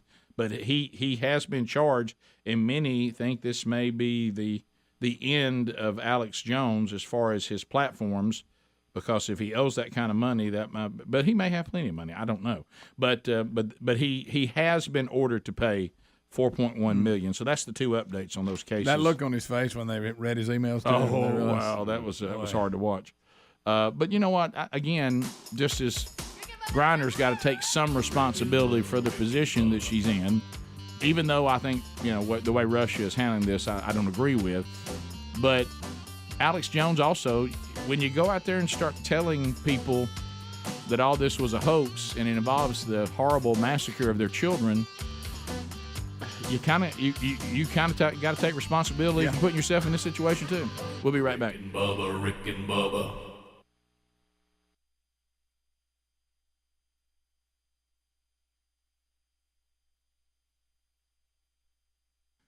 Hey, guys, let's talk a little bit about these great Blaze socks. I mean, so many of you were you really enjoyed when they came out with the Let's Go Brandon socks, and you could wear them, and wherever you went. They're very comfortable. They're stylish.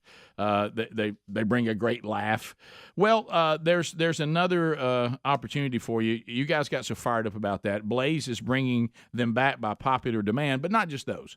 They're bringing back socks with all sorts of themes about the headlines that you hear on this show from around the world and in our country on a daily basis. And if you would like to get yours, they also have drink covers if you want to have some of the funny cartoons and sayings on your drink covers too to keep your drinks cold. A great idea if you want to go ahead and stockpile a little bit for Christmas gifts and stocking stuffers. You can get them right now by going to blazesocks.com before they are gone. They're made right here in America. All the materials are from America, and like I said, they're very, very funny. They got other themes that you can see on them. I mean, they're having a little fun with everybody's attack on DeSantis and him riding an alligator as the king of the free state of Florida. Really funny stuff. So to me, there's something that you'll like, and probably multiples that you'll like. So here's what you need to do. If you are already a Blaze TV subscriber, good news, it's simple. Promo code BLAZESUB, and that's going to get you a 20% discount on these limited edition socks. If you are not a subscriber, first of all, you need to ask the question why. Great programming on Blaze, including an hour of the Rick and Bubba show every day. But if you're not a subscriber, your promo code is Bubba Socks. That's Bubba Socks. That also gets you 20% off. So get yours now by going to blazesocks.com.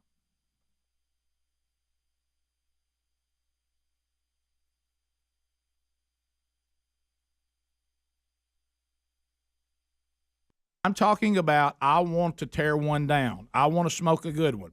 So is there ever a version like a man who had one cold beer after work, a woman or a man who have a glass of wine with dinner? Is there a marijuana version of that? I don't know. That's my question. Mm-hmm. Because I don't think there is. And Rick, I would say this too with what we've been through with the lawsuits and hundreds of millions of dollars in payout with the tobacco industry the last few years. I think smoking anything is bad for your lungs. I don't think lungs were meant to have smoke in them. So it's funny to me how we demonize the tobacco industry, destroyed it to the tune of hundreds and hundreds of millions of dollars of lawsuits, but now we have people wanting you to be able to smoke marijuana legally. That's very strange to me, and even studies that show that it does more damage to your lungs than even tobacco did. I just find that strange. Well, we'll see. The reason why I think it's not right, you are right, but I think the reason why is because if we want to be truthful, it's back to the thing about gambling. People always want to give you some false impression that their real desire is to help other people and to help schools. No, they just like to gamble, which is fine. Let's just be honest about it. And these people are saying, we'd like to be able to get high on pot and not get arrested. We'd rather not get in trouble or pay fines, get put in jail, get picked up if they find it in a car. Yep. We'd like to smoke pot and get high without law enforcement in our lives. We don't think it's a big deal. But again, you can't compare that to the alcohol and the cigarettes because there are versions of people that are not impaired that are partaking of those two things. Yeah, when you get on the road and things like that, and it's not your deal now, it's my deal. Right. So let's just call it, I mean, comparing that to the medical stuff and, oils and hemp and all that's two completely different things. What we have here, some people that want to get high and not be hassled. I think that's what the heart of all this is. Yeah, a lot of it is. Yeah. Right. And, it's the old, be careful. I'm over here making you look over here at my left hand, and I punch you with my right. But it's because I want to just have real conversations. I hate when we start all this diversions and, and all that, just like the gambling thing. If we want to talk about a lottery and we want to talk about casinos and gambling, let's leave all the Good Samaritan garbage out of it and just talk real life. And that is some people just like to gamble. They look at the good versus the negative. And some people don't like that in their society because they've seen what it does to it. And others do. Some people want to smoke pot and get high. Other people don't be around people that are smoking pot and getting high. That's the real conversation. Rick and Bubba, Rick and Bubba.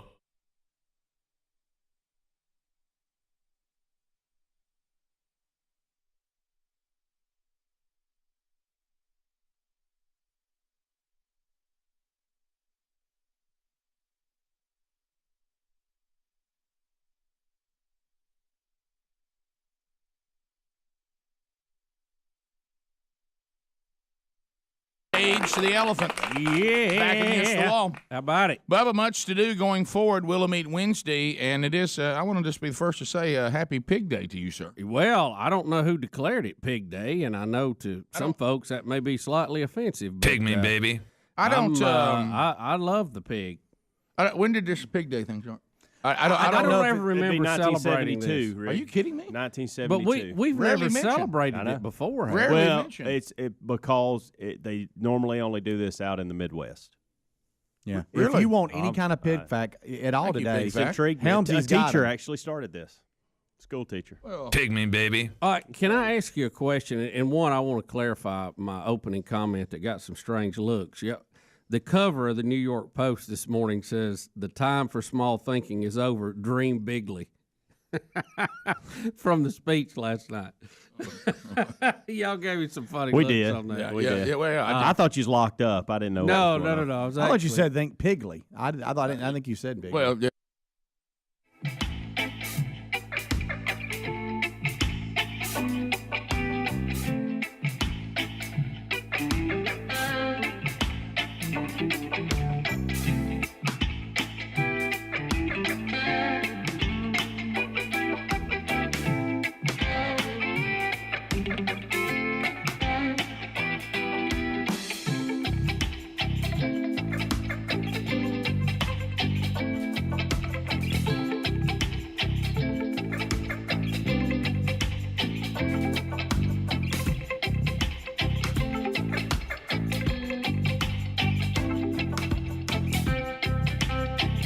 Seven minutes past the hour, the Rick and Bubba Show. We are thankful that you are here and hope that you'll join us. We'll get phone calls in shortly. Speedy, the real Greg Burgess, Helmsley, and Adler. All here. Bubba out today.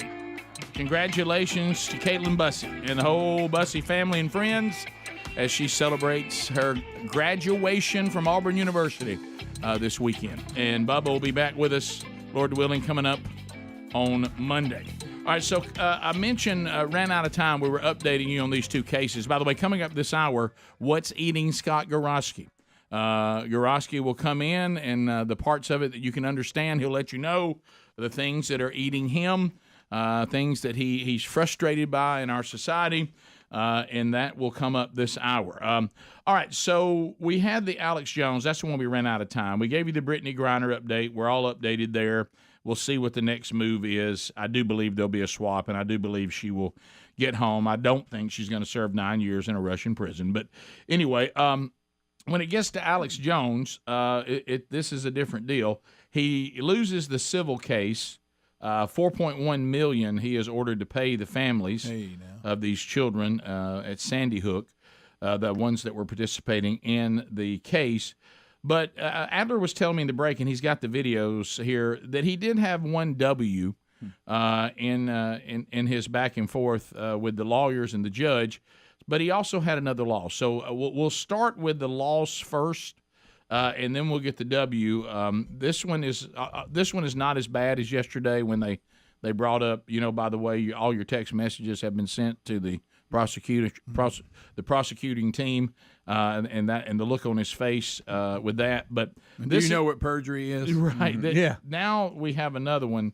The lawyer is going to accuse Alex Jones of doing something. He's going to deny it, and then there's going to be proof that he's lied. Mm-hmm. So again, very similar to the one we saw yesterday. So here we go. Saying, Mr. Jones, that you're taking these court proceedings seriously. You're approaching them in good faith. But the truth of the matter is, you've been broadcasting repeatedly a picture of our judge on fire, haven't you? Objection compound, Your Honor. No. The person on the left of this image is our judge, correct?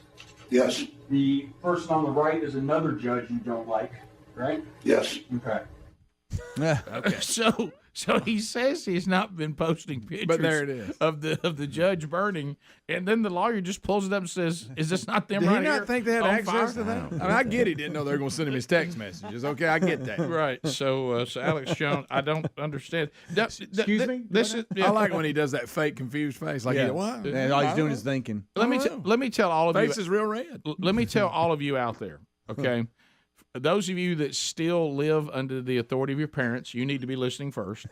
Those of you that may get in trouble with the law or our judicial system, okay? When people ask you if you did something, they know. Yeah. Okay? Your parents know. They know the answer before they ask. The policeman knows. Yep. The lawyer who's trying to get you put in jail or have to pay fines, they know. Right. So don't lie. All we're doing is giving you an opportunity to tell the truth. Right. That's it. They know. Okay, so you need to remember that. Did you set the woods on fire? They already know. Okay, so then now one win for Alex, though. This is, in the Alex Jones world, you love. He didn't have many in this one. You're right, but he did. Small victory. He gets a win here, and this is that he is. He's going to ask him a question about the government involving child trafficking. So here we go. One of the things you've been talking about a lot recently on your show, even within the past couple months, is your allegation that government officials are aiding in pedophilia, child trafficking, and the grooming of children, right? Well, you mean like what Jeffrey Epstein did with the Clintons? Well, you mean what Jeffrey Epstein did with the Clintons? I do too. I don't know. Yeah. I have to give Alex a point there. What can you do? The Jeffrey Epstein thing is ugly for a lot of people, including the Clintons. But thank goodness, and we know there was nobody involved. That when we needed to really prosecute and interview Jeffrey Epstein, we finally had him in custody. Doggone it. The security camera went off for just a second. And the two worst guards it could be that weren't checking like they were supposed to. All that fell right into place. We had a shift change, and somebody forgot to check on him, and the next thing you know, this guy who was on suicide watch was able to commit suicide while he was actually in jail with people watching him closely 24/7. But just for that moment, the camera went Just out. for that Yeah, moment, just we went out. lost the camera, and from they fell asleep. They weren't watching like they should have. Yeah. Somebody went to the snack machine, and next thing you know, it's crazy. It's so crazy. Well, I tell you got to watch these people who are bent on suicide behind bars. Yeah. Especially if they can throw a lot of very powerful people under the bus for being involved in things that are really, really grotesque. Yeah. So anyway, that was 1 point for Alex Jones there. But he the final ruling is in, $4.1 million to be paid from Alex Jones to these families. Now, I don't know the state of Alex Jones and his platforms and what he does now. I don't follow any of that. Is he his net worth, I think, is around $10 million. Yeah. So yeah, but is he? I'm gonna. This is gonna sound stupid, but I'm going to. What you got? Is What do you know? I don't know. Is he like? As far as the way Can he keep doing the show? The way we go out to the world, is he still like on terrestrial stations, and now he has podcast and I think he's in it all, Rick. some sort of streaming. Is his show like go out every day? And He has the Alex Jones Show podcast. I know it. I know it doesn't while he's in court, but I mean. And I think he does a lot of it through his own website too. Yeah. InfoWars. That's right. InfoWars. Is he still out there on like a radio network of any kind? I don't know if he has any affiliates. It says here Genesis Communications Network. Is that his or I don't know, but that's kind of who. Speedy, I don't know. I think that's just what he drives. Okay. That's what he drives. So now let's get another update. You know, the creepy world of Kevin Spacey. How bad, old Kevin? We You go have about fall from the top. Well, we have an update and we have a ruling on this too. Yeah. So Kevin Spacey, he got himself at one time, like you said, Greg, he was on top of the world. Oh yeah, he was. He is a really good actor. Yeah, he's got some great movies. Yeah, and the House watch of Cards him in the closet and all this stuff. But anyway, so you forget this sometimes when you don't behave and you get all these allegations brought against you. In Kevin Spacey's case, sexual assault claims that are ugly. I've wondered about this. What about the people that are making money off you and you've committed to them, and because you don't know how to act, you cost them a lot of money? Yeah, you Yes. Well, Kevin Spacey and his production firms are ordered to pay House of Cards makers. Okay. This was the Netflix series, Yeah. House of Cards. Because of his behavior, he ruined the show, and they're saying that cost us at least $30 million, and a judge has ordered that he pay the production company, MRC, nearly right around $31 million for alleged sexual misconduct behind the scenes of the drama, meaning you got accused of doing this here at the workplace. It caused the show to be effective. And you cost us. Mm-hmm. And the judge ruled, you burned them for about $31 million, and you owe it to them. Wow. So there we go. That's an update on that one, too. That's a lot of jack. House of Cards. Yeah. That old House of Cards came crumbling down. It did. But I think some of this, people are like, look, we're sitting here, and you're costing all of us. Yeah. Your behavior. We're out. 15 minutes past. More Rick and Bubba coming up. Our number, 866-WE-BE-BIG. We'll chat with you about what's on your mind right after this. Rick and Bubba, Rick and Bubba. Yeah, Piggly. That would actually make Piglet, sense. I'm all right with that, That's too. what, that's what I thought. baby. I do have a pig question, though. Are pigs... That's my pig. That's a terrible That sound pig. like a hiccup. I thought you Sounds like a hiccuped. That's puppy. scared. Like You somebody startled pig. Somebody stepped on a puppy's tail. Bubba, that's really good. Yeah, Bubba's going y'all, this today in the kickoff hour, I wanted to come in and say, Bubba has the best pig. That is excellent. Now, did you hear fantastic Bama pig. Mark squeal? Yeah, now he's Wow. got that. Rick, got hey, Rick, Rick, don't look at it like that. It's Rick, excellent. I think we finally found Are you his calling. surprised? Rick, are you surprised? No, that's it. I mean, you're acting like that I'm taken back by this. I mean, this is, Are pigs as smart as they say they are? oh, yeah. I mean, they declare next to humans they're No. the next one down. I got right? turned around in Memphis, and one told me how to get to where I was going. Really? They sure will. And I They're know very- why they're I very know why sharp. they like to be in mud because it's cooling. I got that.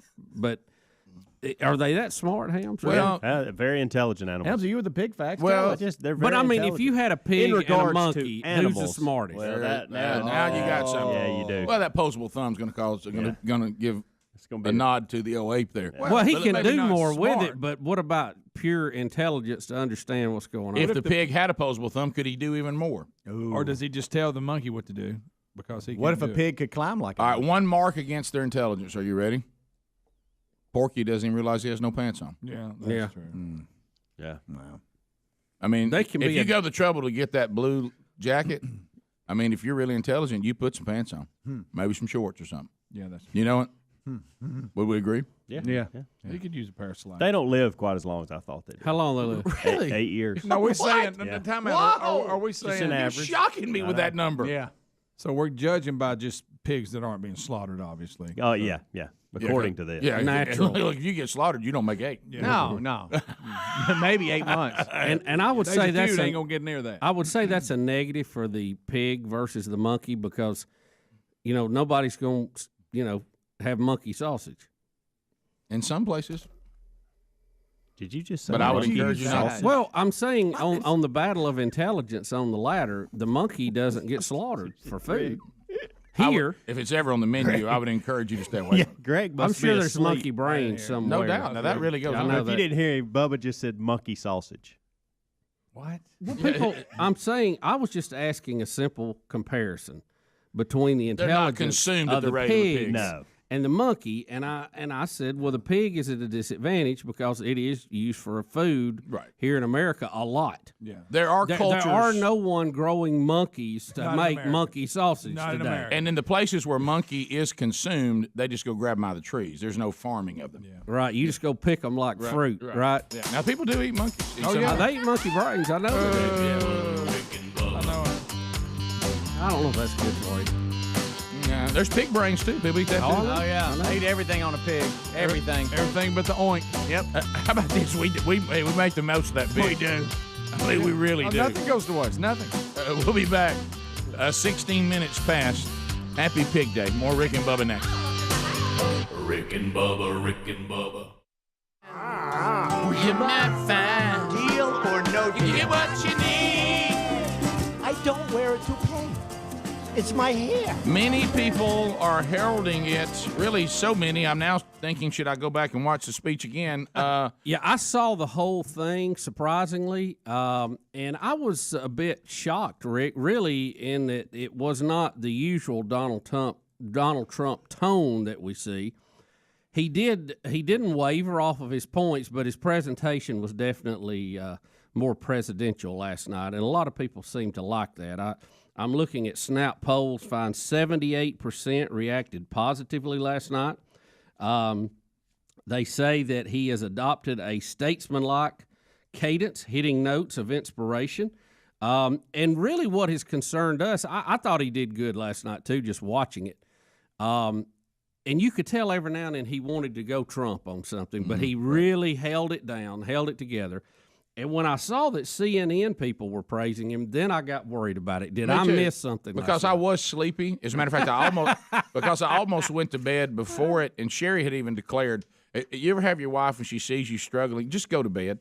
I mean, because I was like laid back in a chair, dozing in and out. She goes, you're not going to make it to the speech. Just go to bed. And I said, honey, I want to see the speech. And I said, because it's going to be over at my normal bedtime. She said, you're not going to make it. Yeah. So I was watching it, and I dozed a little bit, but not a lot. But when I saw Van Jones liked it, I thought, my gosh, I went sound asleep. Yeah. I mean, I missed something. what did Trump say that I missed? Yeah.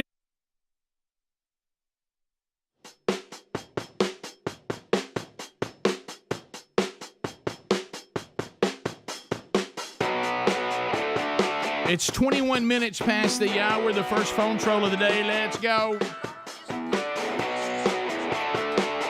Plenty of room for you at 866-WE-BE-BIG. Let's hear from you. What's on your mind? Make a comment, ask a question, bring information to the table, not designed for meaningless shout-outs or shameless plugs.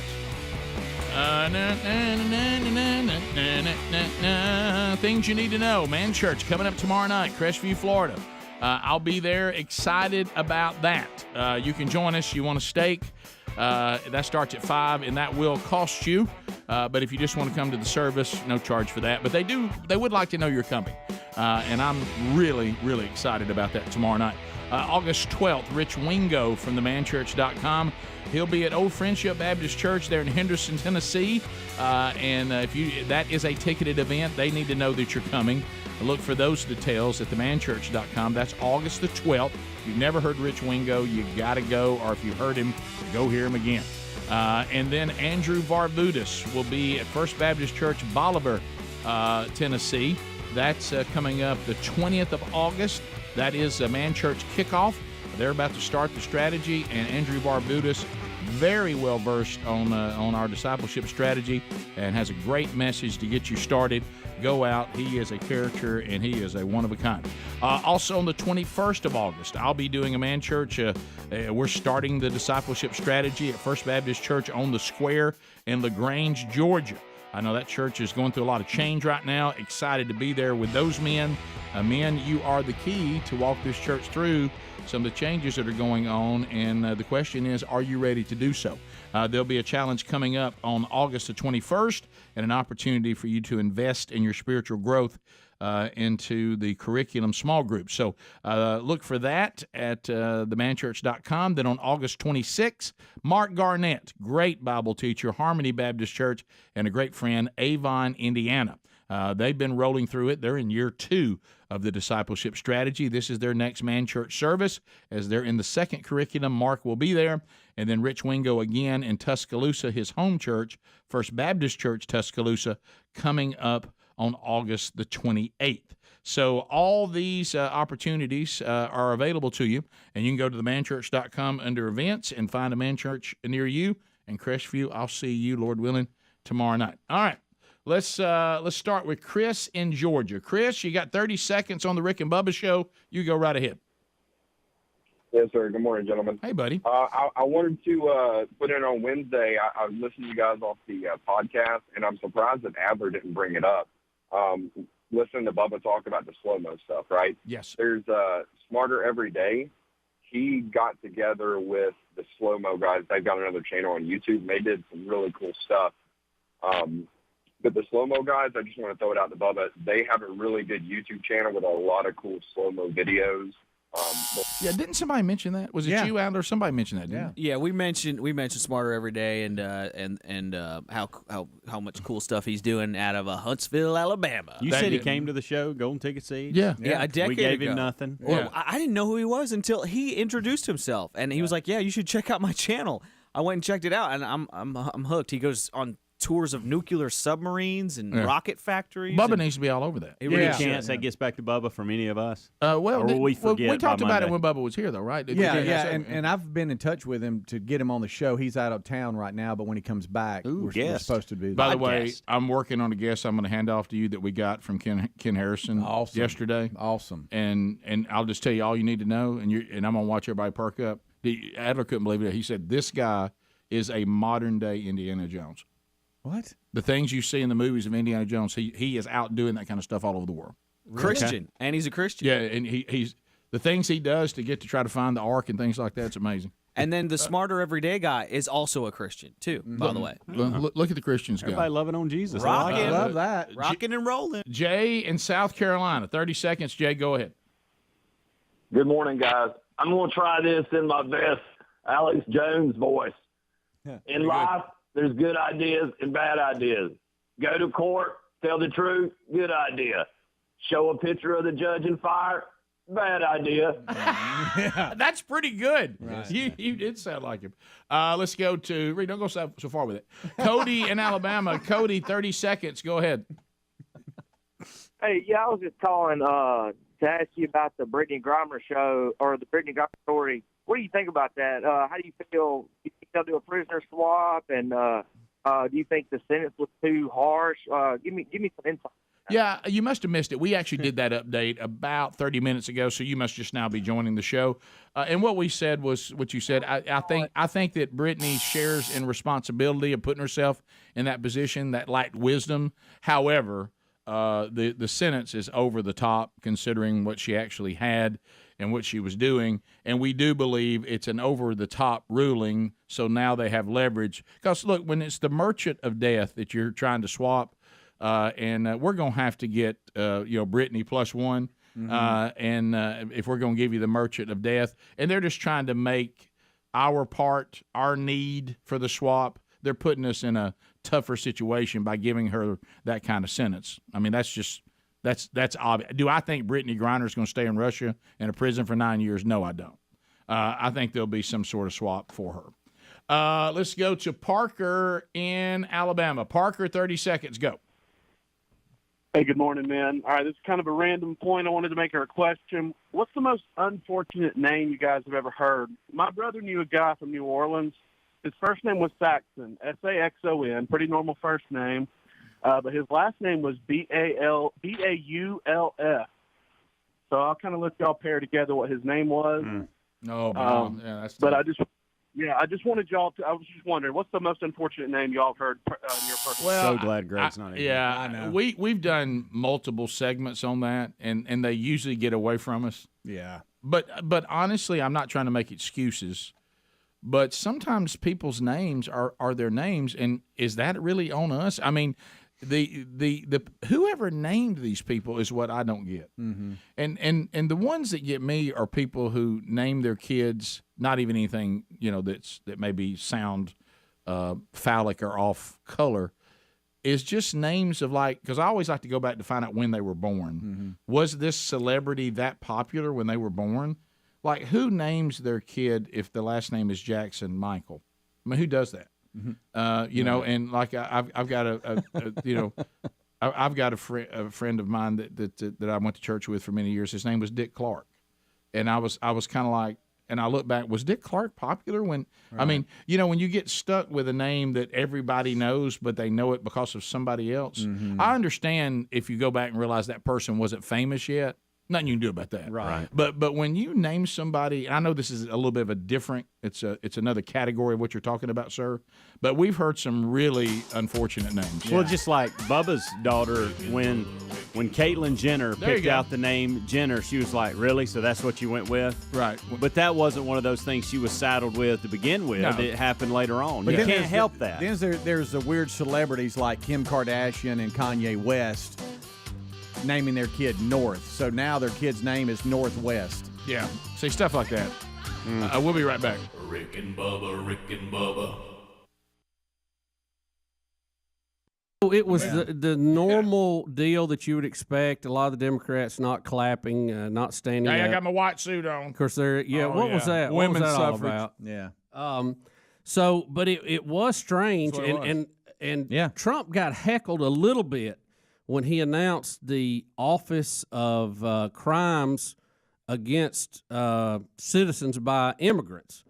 And they got to jeering a little bit at him, and then he started a parade of victims who had been, loved ones who had been killed by people who should not have been here.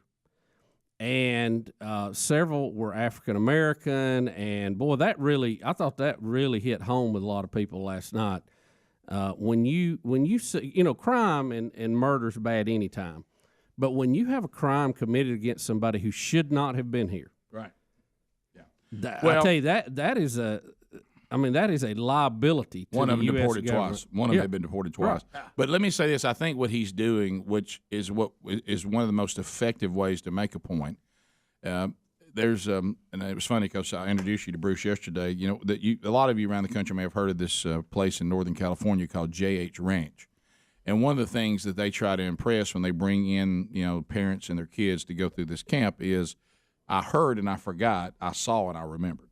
Mm-hmm. You know what I mean? If somebody just tells you something or makes a point, you try to remember it, you go back. But if you experience something, and you actually experienced it, you saw it, you felt it, you remember it. And I thought he used that last night by saying it's one thing to talk about, illegal immigration, how dangerous it is. Let me show you how dangerous it is. Mm-hmm. And that drives home the point. Mm-hmm. And the fact, as you said, Bubba, he used these. He wanted them to know that there may be people that are getting killed by immigrants that maybe you want to have one feeling about. Let me show you who it's impacting. Yeah, let me show you who's left behind. It's here. also impacting minorities of our country that you claim to represent with your white little suit on. Yeah, it was you know what I really mean? funny to see some of them they were, wanting to do thumbs down and all that stuff to Trump with some of the things he was saying. And the minute that they saw those victims were African American, they didn't know what to do with it. They were acting like they wanted to clap. They didn't know if they could clap or stand up. So I think overall last night it was Trump did as good a job as he's ever going to do. Well, and I have been, and rightfully so at times, very critical of Trump, and I've always taken the we'll see with him. He definitely was, in my opinion, a better direction for the country than our other choice. So don't misunderstand my point. Yeah. But I do want. I have been very leery of him and concerned and wondering if he can actually pull this off and where we're headed.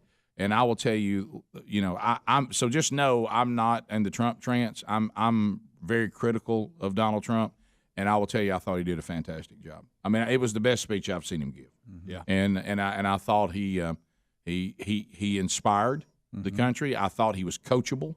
He undoubtedly has the people that are writing the speeches. Obviously, they seem to write it, which is there's nothing worse for somebody to write a speech. You can tell it's not the speaker's voice. Right. It's not their voice.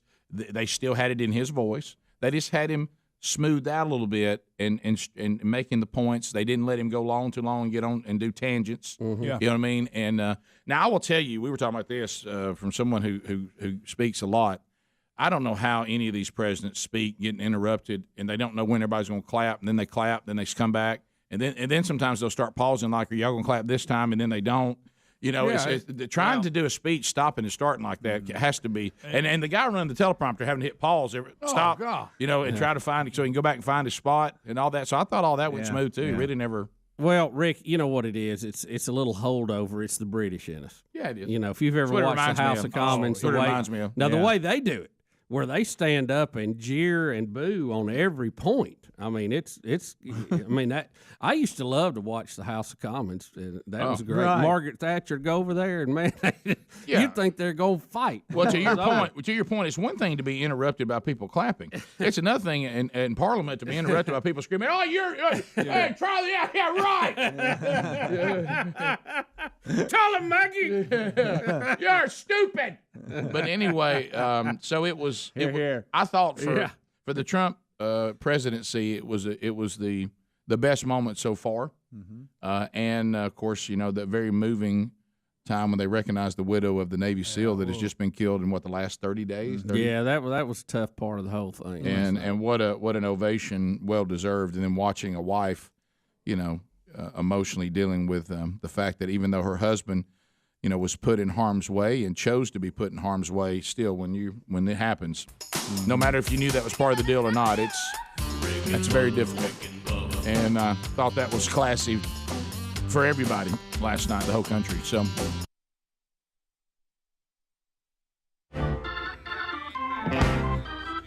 You can sense his presence. The old dinosaur has made his way across the parking lot here at the new spot, long way from where he used to be. And he's blown through another tank of gas to get here. And it is Scott Gorosky. He's settling in. And he's ready to inform us on what is eating Scott Gorosky. So just wherever you are, settle and let him speak on your behalf, or maybe bring up something that you haven't noticed that maybe you should.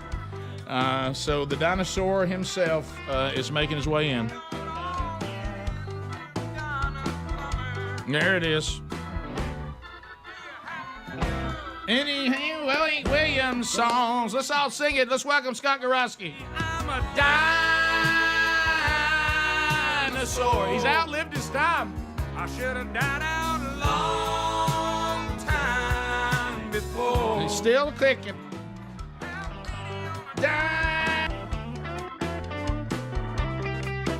Somebody get his hat.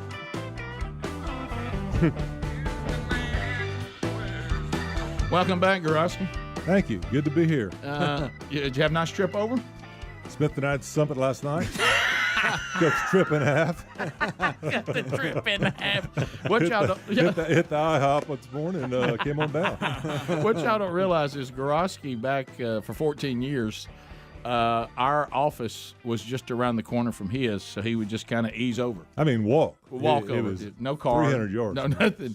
And now we're on the other side of town. Yeah, so, well, Gorosky, what's got stuff eating you today upset? Oh. Got a list? Yes, I do. Go ahead and get to that list. Yeah, go ahead. All right, here we go. Yeah, all right, throw it Let's out. just jump right in there. Irritable Bowel Syndrome Month, how awareness campaigns turn to crap. Airports, airlines, and idiots. Okay. Cigarettes and time travel, lessons learned from my recent trip to Vegas. Okay. White women cults and plus-size models. Oh, we got to go there. And hippies who own dogs and part-time workers who think they're geniuses. Oh, I want every one of those. I do too. All right, well, How much time you got? Yeah, right. All right, Let's go with the plus size model. Yeah, let's go with white women. Okay. And I knew you'd say that that. list. White women cults? Yes, it's white women cults and plus-size models. Okay. All right. You know, if you read the Bible in the book of Job, it said, I think it's chapter 31. I didn't know we were starting with the book okay. of Job. You know, I've made a covenant with my eyes that I would not lust after. There you go. Yeah, Yeah, right. Okay. And I mean, honestly, that's a good That's a motto good thing. for all men. That's a great thing. Right. So, 2 weeks ago, I'm in Chicago with my wife, walking down Michigan Avenue, and we're window shopping, right? And I come across this advertisement. I look up, and I'm just stuck looking at the advertisement because I honestly can't understand what they're advertising. I have no idea. Okay. I see the sign, and it's Victoria's Secret. Now look. Oh boy. I heard they were making big changes to the models. I didn't know that big. Okay. They may have overcorrected. I mean, hey, wow. Okay. Joe could put his tent in front of that store. Okay. And look straight ahead, right at the window, his life would never be tempted. They have fixed it. All right. Now look. This idea that the pendulum has to swing so far over. Right. Okay. Right. Mm-hmm. All right. I'm proud of my body. Well, that doesn't mean I am. All right. You know what I mean? You may be fine. Look, nobody wants to see me in my underwear. I don't want to see me in my underwear. Right. All right. Not everybody has to be. We've just gone too far. And I realize we're trying to keep these young girls from this idealistic, 1/10 of 1% body. Right. We don't need to be pushing obesity. Okay. If you're listen, no. So seriously, if you're talking about welfare and health for kids, we can't go that far, right? Yeah, seriously, because what that just tells you is they're really not interested in welfare. They're just trying to respond to some woke, heavy movement. Right. All right, that's all it is. The woke heavy movement. Yeah. Okay. Now, let's talk about Gatorade. Settle down right here. Let's talk about Gatorade. Scott, your calf just hit that. Yeah, that's okay. If you need to short, you can. It's fine. It's not a problem. Look, I'm not saying it's not impressive. I'm not saying it's not impressive. Yes, I know. Yeah, that these people can get in these yoga poses that weigh 400 pounds. Right. Standing on their heads. I get. But you're selling a sports drink. Okay, it's sitting milk. All right. I mean, we're selling a sports drink. I mean, it should be promoting health. What about the skinny girls?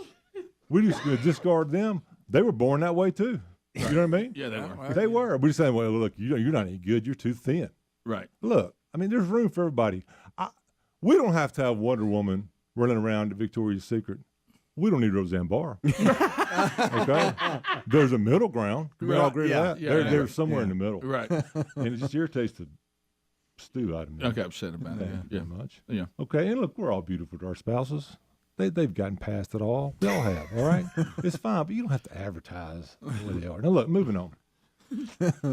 There's three things on this earth you're rarely ever going to see. Ever. A white heterosexual family on a TV commercial. Okay? Not anymore. No. An Hispanic family driving a Volvo. Okay? Or black women in cults. You're never going to see, ever. There are no black polygamists. There just aren't. Now that you I've mentioned never thought about that. They're not. Wow. They're not. It's a white women problem. Okay? Right. If you told a con man you cannot target white women, we're done. Yeah. Nothing else. Yeah, they're wearing there's nothing else to do. I love watching documentaries on cults. I love it. Now they're out there, and you got to be careful. But I mean, they are funny. White women fall for anything. If you tell a white woman you love her, period, it's over. She'll do whatever you need to do. Get an American Express card in her name and give it to you. Mortgage her house. Okay, I've seen people, smart people, just lose their entire lives over this stupid lying people. Some of this. Have you seen Some Kind of Heaven? Some Kind of Heaven. I haven't. Okay, it's about like Doca Bell Vista down there in Florida. It's an 80-year-old man who lives in a van who's scamming women at the retirement center. It's called Some Kind of Heaven? Yeah, he moves in with a lady that he knew 60 years ago, convinces her that he really liked her 60 years ago. He moves in, drinks her liquor, smokes in her house, does all these things. She just lets him. Okay, he takes her to the cleaners. And I'm thinking, you're smarter than this. Right, okay, yeah. You're smarter than this. The Tinder Swindler. That's another one. The Tinder Swindler. Hey, listen, y'all seen Bikram yoga? No. Y'all seen that guy? No. How does the guy walking? Yeah. How does the guy walking around in a Speedo I have seen that. convince you to give him money and have sex with him? I mean, How does that bizarre. happen? Look, how does that happen to normal people? And they're shocked. They're shocked when he reveals himself like he wants to have a relationship. I couldn't believe it. Well, you're an idiot. I mean, you're an idiot. All right. He was running a good Hey, scam. Wild Wild Country. Yes. Careful. Wow. Hey, Rajneesh sat still for 3 years, didn't say a word, and they built the whole country around him. Yeah. Okay. Oh, with the airport Women going and all nuts. that. Going nuts. I haven't okay? seen that one. Keep sweet, pray and obey. The Keep sweet, pray, and obey. fundamentalist Mormon, 23 wives. Yeah. Okay, he's like 80. Youngest wife's like 14. Is that That's straight up. Warren All Jeffs? in white. Absolutely. I mean, not only white, like never seen sun white. Okay. Now look, I've come up with a list to help people. Okay. To know, because undoubtedly people don't know they're getting brought into these cults. Right. Okay. So I've come up with like 6 items that help you know if you're caught up in a con Okay. or cult. Okay. 1, your husband has 22 other wives that live with you. There it is. Okay. Yeah, that's a good one. Your Messiah is in a federal prison in Colorado. Okay. Your pastor asked to contact him only over CB between 1 and 2 a.m. Okay. Right. Okay. You married your grandfather's best friend. Yeah. That's a telltale. All your husbands wear a white shirt, dark pants, and ride a 10-speed to work every day. All right. All right. That's I'm just saying. Well, I'm just saying. Right. Look, I'm just saying. That's okay. a fact. Okay. Your boyfriend asks you to wear a fake mustache when you go get his dope for him. All right? Okay. If any of these apply to you, okay, you're in a dang cult. Rethink it. I say it. I mean, yeah, you're there. You're in. Okay, you're there. And look, you will not watch every documentary. There are no African Americans in these shows. No. There are some men because they realize white women are just volatile. Okay, right? They just fall for things. And I'm amazed because not all of them, we're not talking about uneducated people. I'm seeing doctors, lawyers, people far smarter in this room. Oh, yeah. That are falling for guys that simply say, I think you're beautiful, I love you. Have you got 10 grand? Okay. And they just hand it right over. Yeah. Right. Yeah. Okay. Yeah. And they're all CIA operatives. Every one of them. Oh, yeah. What, honey, what do you do? Well, I'm on a secret mission from Russia, and I need $250,000 to stay alive. Oh, my gosh, let me call my parents. You know, and they're bringing everybody down with them. Then when it breaks that he's got 75 of you out there across the world, I thought you loved me. You know? I thought I was the only one. I was it. I was the only one. He told me he loved me. He gave me a ring. You know, that melts if you get it hot. Just got in the Cracker Jack box. So, hey, white women, pay attention. Yeah, don't be so gullible. They're coming after you. We'll be back. More with What's Eating Scott Gorosky coming up right after this. Rick and Bubba, Rick and Bubba. So anyway, unless I dozed off and missed some big blunder, it seemed to be. Now, I'm confused why Van Jones, who is a known communist, was That's pro. got me. I'm concerned with that. Yeah. Maybe it was so good he just didn't want to look stupid by acting like it wasn't. I don't know. Maybe. Rick and Bubba, Rick and Bubba. You know, a lot of you, the president's speech last night, we'll get your comments on that before the hour's done. A lot of folks, like Bubba said, 78% positive response, even opponents, which we're about to let you hear, of Donald Trump. They think it was a great speech, which I don't know, because now I'm kind of violating one of my rules where not only do you look to the people that support you, you look to the people who are against you. Yeah, if Ted Kennedy liked something, I immediately knew I was against it. So Van Jones, as Bubba said, and he's not exaggerating, a walking, talking communist. He was so far to the left, Rick, he couldn't make it in the Obama White House. I know. Yeah. They declared him too left. Yeah. So he made these comments. Yeah, now, to set this up, you got to understand, all right, Trump, and we're going to play that for this to make sense, okay? He's honoring the widow of the fallen Navy SEAL. Incredible Which, moment. by the way, I believe had about a 2-minute standing ovation, okay? Yeah, it was incredible. And after this clip, they go to the CNN studio where there's a panel of I guess, analysts, and he is the one talking after this, okay? That'll set it up.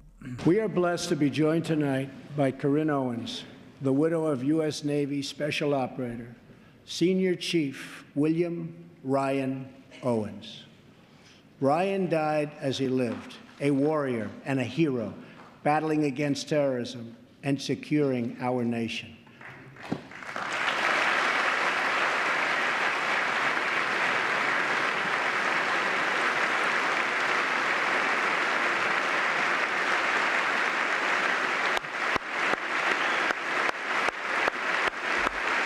He became president of the United States in that moment, period.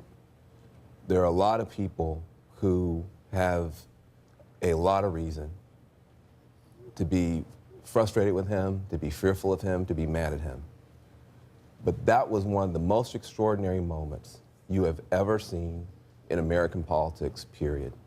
And he did something extraordinary. And for people who have been hoping that he would become unifying, hoping that he might find some way to become presidential, they should be happy with that moment. For people who have been hoping that maybe he would remain a divisive cartoon, which he often finds a way to do, they should begin to become a little bit worried tonight. Because that thing you just saw him do, if he finds a way to do that over and over again, he's going to be there for 8 years. Now, there is a lot that he said in that speech that was counterfactual, that was not right, that I oppose and will oppose. But he did something tonight that you cannot take away from him. He became president of the United States. Okay, that makes a little more sense. That sounds a little more logical. Okay, because what he's saying is he gave me a moment that if I go against it, I'm gonna look real bad. Yeah. So what I'm gonna do is now I got what he's done is set up I hate to use this word, a wall around his speech. By doing that, so I can't really go in and go after the other parts of it that I think are not factual or not correct. I'm gonna wait and kind of let that moment go by. Yeah. But as an American citizen, regardless of party, you have to look at that and say that was a leader that was trying to unify and inspire a country and thank a family and remind us of the sacrifices that our military continues to make, not just have made in the past, but continue to make. Right. So he made it clear that he was against most of the things he said. Yeah. Okay, I feel better about it. Right. Okay, right. So I'm back saying thank you. So I feel good about what Trump did, kind of like I did when I saw it done now. Right, I'm right. good. Yeah, I'm good. That's a logical explanation of from Van Jones. So I'm good. So Van is. Many people say he is considering running for president himself. Well, won't he do that? Oh, please.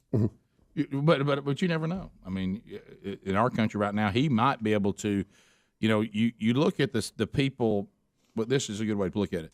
Look at the people that went out and got Trump elected. They have what we call the complete 180 of them. Right. The same type of movement, but a whole different look at America. We will continue.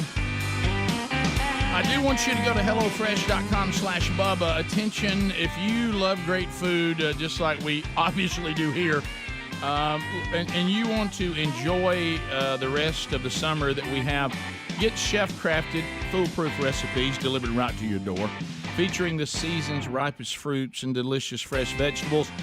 Best thing about summer is the food. And there's never been a better time than for you to say, I want to try HelloFresh.com/Bubba. They have a limited edition Taste of Summer recipe lineup and market selections that you will absolutely love. They are restaurant worthy, some of the best chefs putting together meals that you can prepare in your home quickly, and they send you the meals and the recipes and everything you need in the bag. So it's not just a shopping list, everything you need to prepare the meals. And right now, if you go to HelloFresh.com/Bubba, you'll get 16 meals for free across 7 boxes, plus 3 gifts if you simply use the promo code Bubba. That's a lot of money. And you can save that right now by going to HelloFresh.com/Bubba or RickandBubba.com under the sponsors button. What's eating Scott Gorowski? Scott, what topic do you have for us next? I think we go to hippies who own dogs and part-time workers who think they're geniuses. Yeah, that's a good one. All right? Now, look, Yes. let me be very clear, okay? I love my dog. You do. You know that. I do. You don't know that. No. My dog rides in the back of my truck, not my kids, okay? Right. And I'm tired of these hippies in their Subarus driving by me and looking at me like I'm abusing my dog because it's in the backseat of my car. They've got their sticker on the back that says, our family's a they, you know? And they're looking at me like I'm abusing my dog because riding in the back of the car. What happens if you have a wreck? Well, I guess my dog's going to fly out the back of my truck. Right. But it's not going to hit the windshield. Okay? I'm not putting my dog in a Hans device to drive around town. Okay? I'm not putting it in the car seat to have it drive around town. It's a dog. Right. All right? Right. Now, look, my dog's smart enough. If your dog's too stupid to stay in the back of the car or truck, that's on you. Okay? I know the life my dog has. I don't think she's going to jump. I really don't. I think she's thinking, no, it's not worth that. Don't miss this gig. No, but if she does, she'll do it once. Okay? Right, I'm not, I mean, that's the way I see it. I'm not going to get hung up on my dog has freedom in the back. She likes to ride in the back of the truck. Get off me with your hippiness and wokeness about me having a dog in the back of my truck. Bottom line. So they stare at? Do they stare at you? They stare. Not only stare at you, they look at you like they're going to taking pictures, like they're going to call 911. What are you going to call the dog police? Yeah. I mean, who cares? Come on. Look.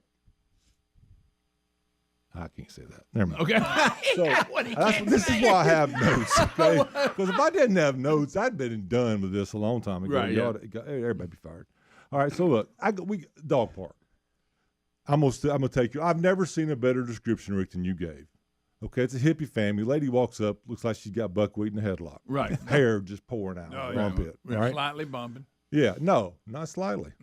Okay. Now her husband's with her. It's 1 o'clock on a Tuesday. They're not working. They're they're about 30.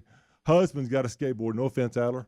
He's riding around with his iced tea frappuccino. All right, and they got a kid with them that you can't tell the sex of because hair. It looks like Cousin It. Hair's down to the chin, walking around. Named Leaf. You have no idea what sex the kid is. And she walks up to me because she's got the pants on and says, "Is that a shock collar around your dog's neck?" Oh no. And I'm like, "Yeah, it is." Why do you have a shock collar on? I said, "Well, it's pretty simple. When Leaf over there gets up and runs and starts squealing with his happy hands, she's gonna sick him like a bear. Right. She's not gonna hurt him, but he didn't know that, or she didn't know that. She's gonna tackle him and start licking him, okay? And you're gonna go nuts. Right. So that's why I have the shock collar on my dog. It's really for Leaf. It's not for anybody else, okay? And she says, your dog, you should have better control of your dog. And I said, I do. It's a shock collar. Okay? You have the ultimate. Yeah, I mean, I have the ultimate stopping power right here. She will stop. Right. Now, if you want me to take this thing off and put a piece of bacon on Leaf's head and see how this goes, I'm fine with that, okay? But I'm doing this for Leaf, not for me, okay? Well, I mean, it's true. Well, look, then their dog, of course, it's a rescue, named Reefer. Okay, It's a Reefer. Okay, and look, and Reefer doesn't know his tail from his foot. All right, he just runs around. That's going to be cool and woke. My dog's well behaved. Okay, and I'm simply protecting my dog from that and from taking the 4-pound other dog off in its mouth and playing with it. Right. All right, that's it. I never have to use it, but it's there just like say, hey, look, it's kind of like when you discipline your kids. Yeah. Okay, you Rarely don't ever have, have you don't it. have to use the wooden spoon, but you have it. Right. Okay, it's just there for shot. And they know it's there. It's a show of force. Right. That's all it is. Right. So back off, all you hippie loving woke dog owners. She didn't know who she was talking to. No, did she didn't. Then I look. Now I go to the feed and seed store, and this 30-something-year-old who works 20 hours a week. Okay, looks at me like I'm a moron. Now look, you're a part-time worker, and like, if I visit your place, if I visit your restaurant, you want to wait on me because I support workers. If you want to work, I'm in. Even All if you're in. bad, I'm in. All in. But do not treat me like I'm a moron because I don't know your specific product that you learned 30 minutes before you got there, okay? If you have a permanent name tag, Buzz, okay, on your yellow safety vest, don't come at me like I'm an idiot. So I go to buy some mosquito repellent, okay? This is stuff you put in your, it's actually called fogger. Now, look, here's the problem. I'm not real confident that I really know what I'm doing, so I'm not talking like I'm very confident. Right? Oh, okay. So maybe.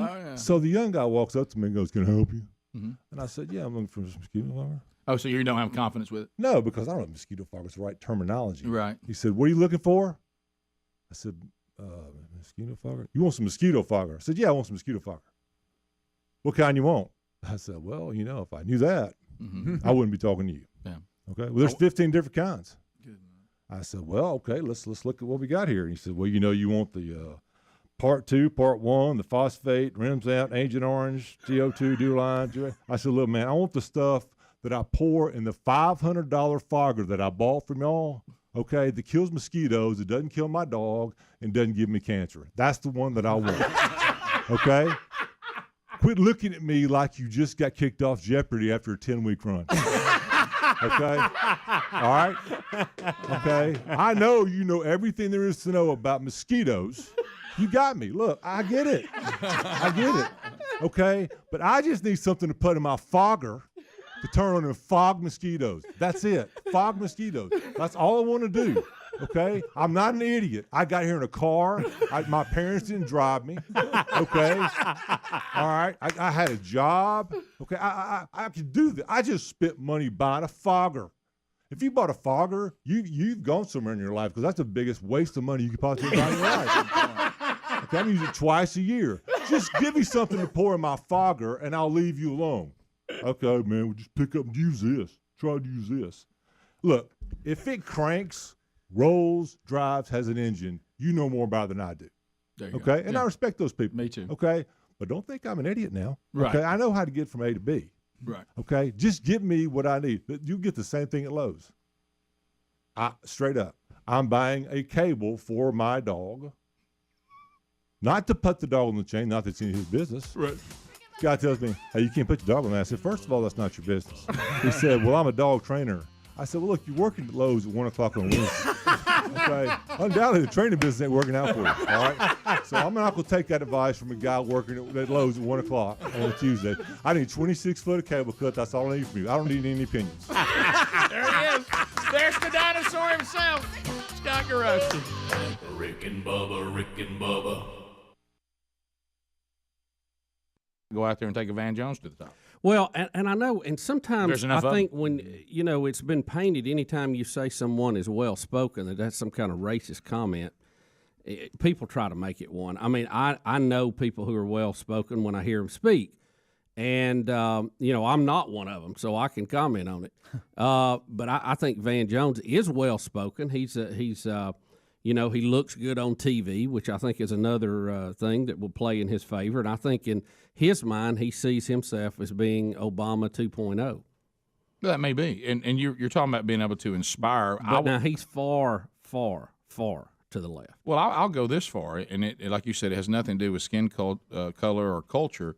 I don't think that Donald Trump, up till last night, is well-spoken. No. And so last night, he kind of put it together and He gets his point across. You might even say he is a decent communicator, but not well-spoken, if that makes sense. And Ronald Reagan was well-spoken. Yes, very well-spoken. And a great communicator. Right. You knew what he meant. It's just like when Trump has constantly talked about the Great Wall of America, which is going to be the name of it, by the way, tourist attraction, that Mexico will pay for it. Well, see, even Jake Tapper, who was on CNN last night, I think, made the comment, we don't understand how Donald Trump speaks in the media, and that's our fault. We've got to learn to decode it. The main part of America understood all along Mexico was not going to write a check for the wall. They knew what he meant when he said they will pay for it. The media didn't understand that. They thought literally you're going to make the Mexican president write a check. Right. Well, see, we knew it was going to be collected over time, Right, and through a savings of lost money. For lack of a better term, if you're trying, if you there, I'm not well spoken. Right. But I'm talking about if you know anything about business lingo, really to oversimplify it for people like me, so I can consume it. What he's saying is our investment in this wall will pay for itself. Right. That's really what he's saying. Right. And some of the things he did last night, trying to take the tax code and break it down to 3 categories. What he's trying to do for corporate taxes, all that is good. I thought what he said about the military last night was fantastic. I'm going into these government agencies and I'm going to cut them, and then we're going to move more money to the military and get them back to where they are able to win. How about Trump adopted? Not just engage. We're going to get the military where when we say go do this, they win. Trump even quoted something we've quoted on the show, and usually when we're talking about the rules of football, for every new rule you add, you got to get rid of 2. You did that too. I love it. Any new regulation got to drop 2. And he's right. The thing that makes everything run is the economy, and we can do wonderful things and have money for the private and the public sector if the economy is really churning out, working. People are at work. And when that doesn't happen, then all of it comes to a screeching halt. And that's what he's focused on. And sadly, that is like trying to move an aircraft carrier with a paddle sometimes. It takes time to get it going. So they're going to have to really do a lot of things right now to see the results of it 2 years down the pipe. I also thought I've never heard anyone, even people who agree with us, when they're in political power, he also just said it the way we would say it about school choice. Yeah. He just said, look, here's the bottom line. We need to get people the opportunity to get out of where there's bad schools, and you pick whatever school you want to go to. Did you love charter, him? Yeah, private, had another example. Whatever. And how about the young lady who failed 3rd grade twice, was in a terrible school setup. Yep. She was given the choice of where to go, got in a better school, applied herself, did great, graduated high school, graduated college, and now is about to graduate with a master's degree. Right. And so he ran that list last night about the various options you should have: public, private, magnet, charter, whatever. And I thought that is just dead on. Yeah. That is dead on. Sounds like that should be something a party that screams choice all the time should embrace as well. Well, the what we have done to the education system is embarrassing. It really is. And we've let it be held hostage by the few. And it's time that comes to a halt. Well, because it's become self-perpetuating, and we've lost sight of the students. Yeah, absolutely. We're always looking at how those of us that work in education, how we can protect ourselves, if you're one of them, how we can advance make our situation better, protect us from not being up for accountability. And try to sell it as education. But at the end of the day, it goes back to one of the Rick and Bubba truths of the 24 years, our little program called The Classroom First. Oh, absolutely. Why don't we have an education plan that is focused, and this is a bizarre concept, on the student first? And, a lot of the classroom teachers get sideways when you talk like that. But the point is, if you're a good classroom teacher, you're going to be a valuable asset, and you always will be, and you need to be paid like you're one. But you got to quit protecting the ones that are not. Yeah, they're dragging you down now. They're dragging you down. I would hate to be excellent in my field and be forced to be mediocre to keep other people employed. I would hate that system. That is a terrible, terrible choice of the way to manage your industry. No, yeah, so it's horrible. Wheel of meat's got me yelling. Come on. Come on, Wheel of Meat. Come on, Wheel of Meat. Come on, give it a try. By request from Rick and Bubba University, Don't Be Mad With Me has desired to spin the wheel. She's been given that responsibility today. Speedy is helping. On the wheel today, obviously, 1-800-Flowers.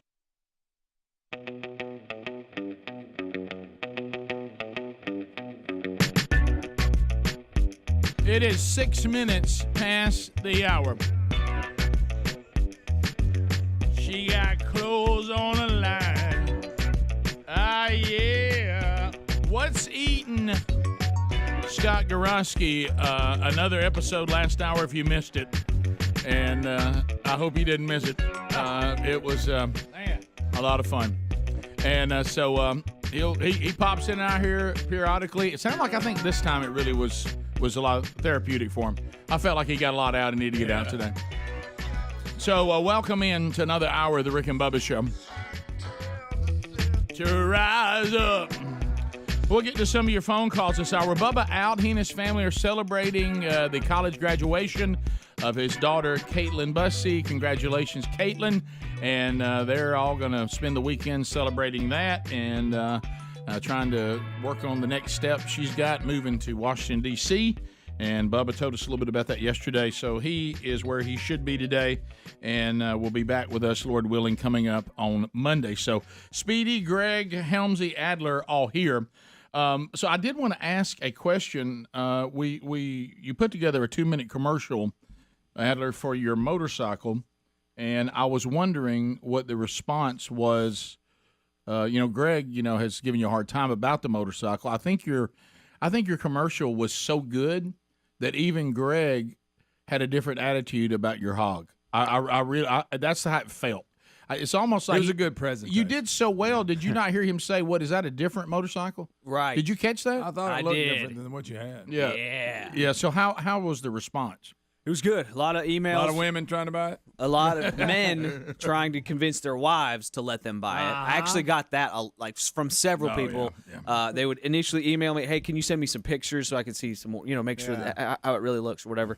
And I'd send them a picture, and then the response, 3 responses was, "Cool, I'm gonna try to talk my wife into it. I'll let you know." That's that kind good. of thing. So, but I got a ton of emails, tons of feedback, tons of messages and things like that. So. I'm excited. I'm weighing a couple options here. There are a couple people that are kind of farther away that are interested, and that hurts a little bit. 3 hours one way delivery fee means 6 hours of driving. So but it was great to get some interest, and people. I had nothing but kind stuff to say, except one lady.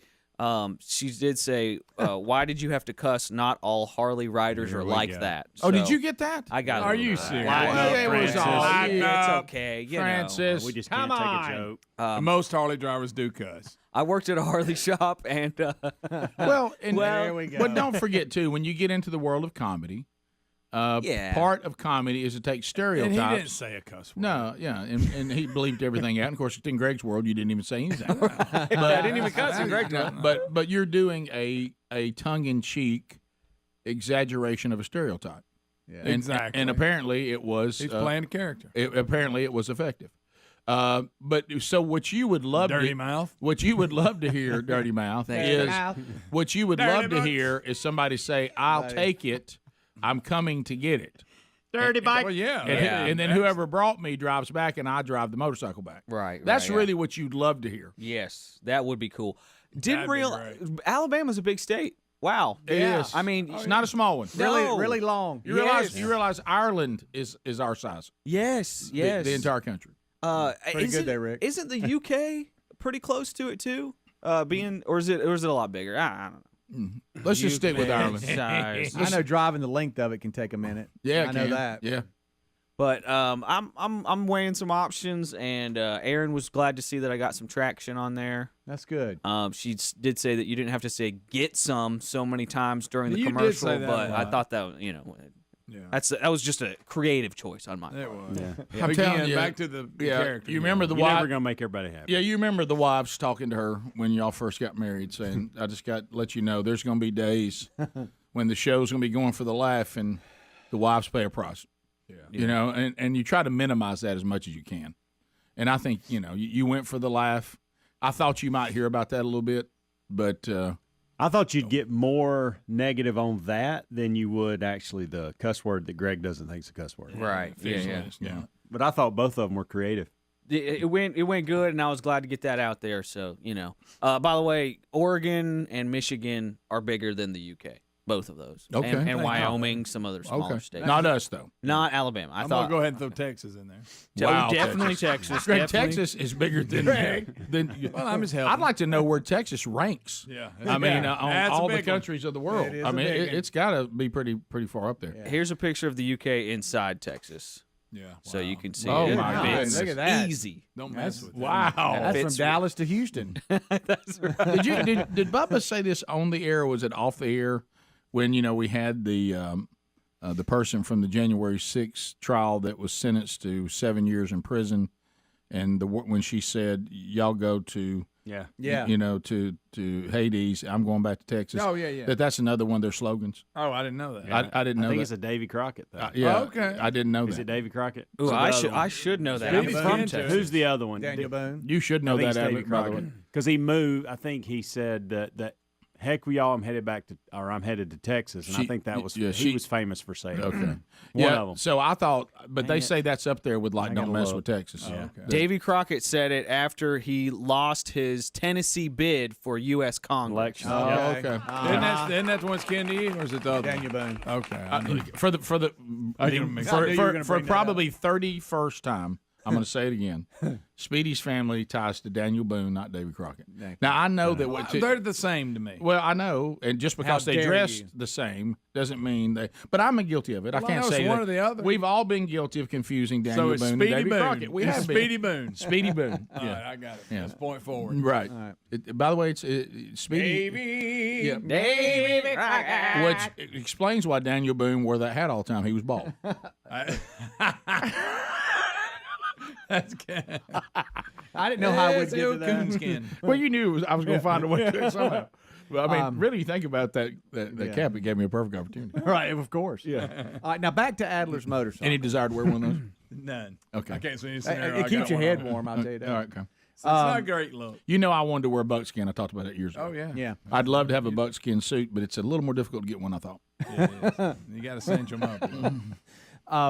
He's getting he's down to a few offers, and it's serious time. So don't play around. If you're interested, contact him. But if you're not, don't worry about it. Yeah, 'cause we gotta get down to He's serious. down to decision time. Well, he's got people right now that say, I want it. And, Yeah. And yeah. but wow, it's a long way. It's a little bit of a drive. I think I'm gonna buy it. Yeah. So if you were closer or were willing to not have him drive so much, you probably get it. Mm-hmm. Is that an That's fair. That's fair. I considered it, but then I saw that commercial and all that cussing in it, and I said, "I'm out." I did have a moment in the garage with it last night. I was kind of looking at it like, oh man, not. You know you shouldn't say stuff like that in front of Greg, Not like especially that. when Bubba's not here. I know like you love that. bikes and all. But So I'm just looking at it like, man, this thing was fun to ride. It's just what great memories. Yeah. it's a Well, you good know what? time. It served its purpose. It's a good Look, time. it was a window I of love time, you. Adler. It was. It was a window Get you of time. some. I can always rent one for like a day or a weekend, right? Right, sure. I'm Not telling really. myself that it's never going to happen. Don't but I'm hear telling that myself. much. No. You looked at it and thought, "Get you some." Get some. You know why I'm not sure about that? Because this is the thing you must understand. And let me be clear. Family is awesome.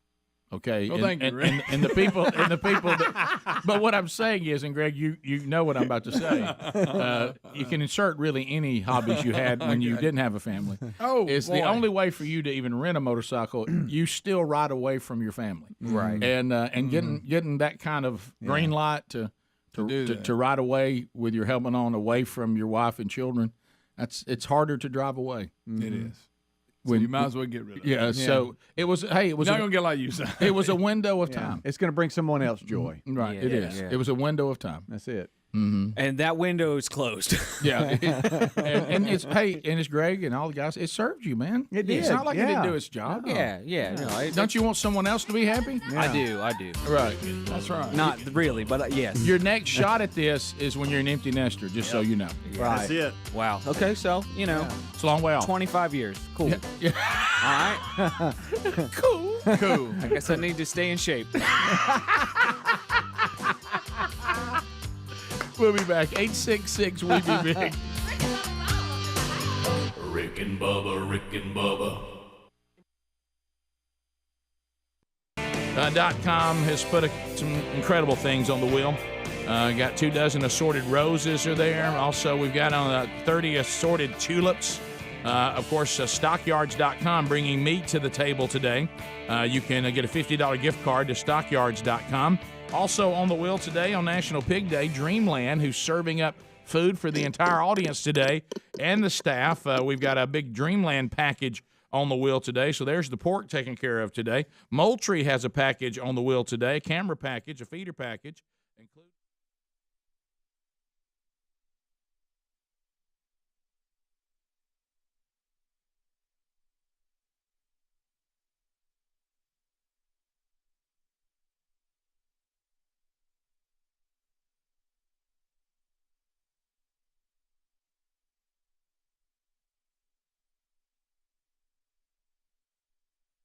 First of all, we didn't know that Pig Day's been around since 1972. Is that correct? That's correct. And it started by two two sisters, right? Yeah, I think one of them was a teacher. Were they heavy? Were they heavy women?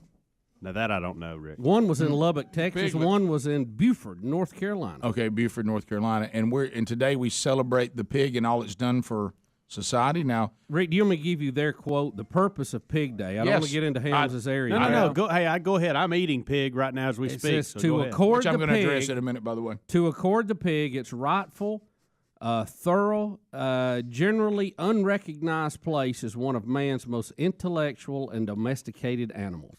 Okay, see, this makes my point I'm about to make even better. So really, their intention, I don't think, but what we're doing today is we're practicing a Rick and Bubba truth. You know, we come up with various truths over the 24 years, and a Rick and Bubba truth is if you really love an animal, eat it.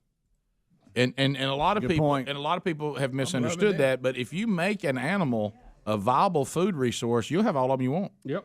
And so That's what Ted tried to do with the buffalo. So maybe and somewhat successful. These sisters may not have meant it the way we meant it, but what has been the thing that's given us the most pigs when people started eating them? Mm-hmm. And buddy, we take every part of that pig. So we're probably the only people that on National Pig Day would actually consume the animal that's supposed to be celebrated. But to me, there's no greater honor than to consume an animal in order to celebrate it and to ensure its longevity. Well, if we're celebrating it as one of man's most intellectual and domesticated animals, I mean that means why it's there, right? I've heard that the people that eat pig brains, it made them smarter. Now that may not be true. I'm probably not going to eat those. A lot of people do it. We eat about everything else on the pig. Let's talk about. Is there any? Has anybody in this room got outside the normal pig stuff? We got any pig knuckle people here? We've got I've any? gnawed on a Bigfoot one time. Chitlins? Any chitlin people here? No. I've had chitlins and I liked them. Head cheese? No. Souse meat? No. That kind of scared me when you said it. Yeah. The ears? Pig ear. No. Pig ear sandwich. I've never had a pig ear ear sandwich. Not gonna do it. Pig brains? No. Back to that again. No. Fried pork skin. You have had pig's feet? Did you say? No. I have Testicles. Why did you say that? That is out. Well, there. hey, that's an option. It is. Hey, while Dreamland does. While you have a mouthful of pig. Why don't you just stick that rib in your mouth? Full mouth of food. Or some restaurants call them pig nuggets. Like the email that was sent earlier, they waste nothing. It's from the rooter to the pooter. It's true. Speaking of pooting, do you know that pigs are I'd actually like to very take clean? this conversation. They're very clean. Listen Pigs to are this. very clean. They're very clean. They keep their toilet area far away from where they lie down and eat. Pigman, baby. I like to do that too. I do too. But y'all didn't know that about pigs. No, pigs are intelligent. No, I've been told this whole thing about dirty as a pig is wrong, and sweating like a pig because they don't sweat. That's why they have to get in the mud. That's why they lay in mud. Yeah. Pigman, baby. Now I've heard sweating like a. Wait a minute, never mind. That's got something to do with the church and something else. Yeah. I've heard that's not the one. I've heard of smart as a hog. You ever heard that? I have not. Yeah, I have heard that son that. down there smart as a hog because they are. They're very smart. I don't think I've heard that one. You hadn't? We're gonna start using it. May I? People used it again. I realize I'm about to ask a question that's going to be. You're going to regret. No, it's not that. I'm just going to show that I probably should know this. Is it about the omnivores? No, it's about pig and hog. Is that the same thing? I mean, is pig a smaller? Oh goodness. Yeah, I think it's all in the question. same species. I think it's the same thing. But slang It's word. There's a bunch of different breeds out So there. is today hog day or is it pig day or is that the same thing? That's a good question. There may be a separate Is this a hog monkey day. ape situation? Pig day. It's called Pig Day. I think it's all. the Is same. a pig a hog? Yeah. And a hog a pig? Oh no. I think a hog's a pig. But a pig's not a hog? That I don't know. Right. They had to get to a certain age. I thought you had certain pig size facts. to be a Pigman, hog. baby. Hey, we need Just yeah, one I little thought Google, we'll about have it. Huh? All right, here. Oh my goodness. Favorite part of the pig? 21 minutes past the hour. The Rick and Bubba Show. 866 We Be Big is our number. All right, so as we come out back from the break, I want to remind you some things that are going on. Crestview, Florida tomorrow night. I'm excited about that. Pumped. be there for their next man church, and we've had a lot of I don't know what. No, I think I'm like the fourth maybe man church somewhere in there. So they've had some of our other guys come out, and they're going through the curriculum, and we'll be there tomorrow night. And a good opportunity for you to kind of check out what's going on too. If you're in the area and you like to check out the strategy, they can tell you about it because they've been doing it. I'll be there. This is the part of it. This is the High Challenge, which has been around in men's ministry for really a long time. We've always had done a pretty good job and seen some great movements on High Challenge. What has kind of been lacking, and there's been people talking about this for decades. I remember Pat Morley with Man in the Mirror was addressing this. What we were really missing in men's ministry was the high equipping. We tell you what Scripture says, but and the call on every man, but sometimes we don't do a very good job of actually equipping you and showing you and growing you spiritually, where you will actually be able to know what to do. So that will be this is the High Challenge part coming up tomorrow night, with opportunities for you to get into the high equipping part. On that note, our podcast coming up this weekend, Bubba and I had a fascinating conversation yesterday with Ken Harrison. Now, Ken has been on a podcast before, but the last one was really just kind of when we found out that, speaking of High Challenge and some great movements of that in the past, that Promise Keepers, that he is the chairman and CEO, he felt called to go in, kind of clean that up, get it back, kind of rejuvenate it, and has done so. And we work with them and love what they're doing, and they're very kind about being very supportive about what we're doing. We're trying to work together.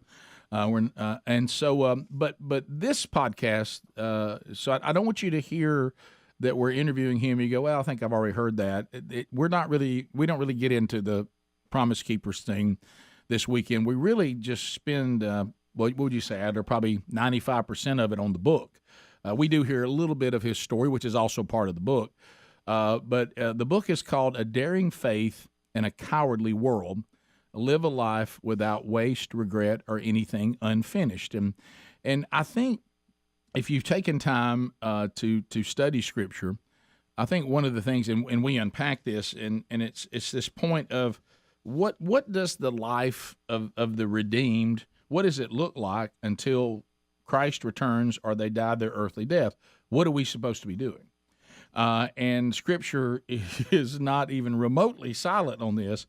And he kind of takes on, which I agree with, is, you hear that, and this is, there's not, some of you that want to get some theological debate, you're not going to hear in this podcast anyone disputing that we are saved by grace through faith. You're not going to hear that. I mean, we're even going to talk clearly about what we talk about a lot, and that is what Paul said, and all throughout Scripture. But the part that I think is interesting is that many times in Scripture, and I've been as guilty of this as anyone, you'll read a couple of verses, but you won't read the verses prior, and you won't read the verses after it, and then you can pull out, if you're not careful, some bad theology.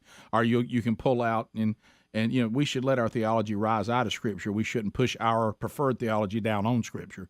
And you see this sometimes. I've certainly been guilty of this as I'm growing spiritually. But we know pretty clear, and some of you may not know this, but in this letter to Ephesus, Paul says in Ephesians 2, 8 and 9, for by grace you have been saved through faith. And that's true. And this is not your own doing. It is the gift of God, not the result of works, so that no man can boast. And what we do is we go, okay, and that's all.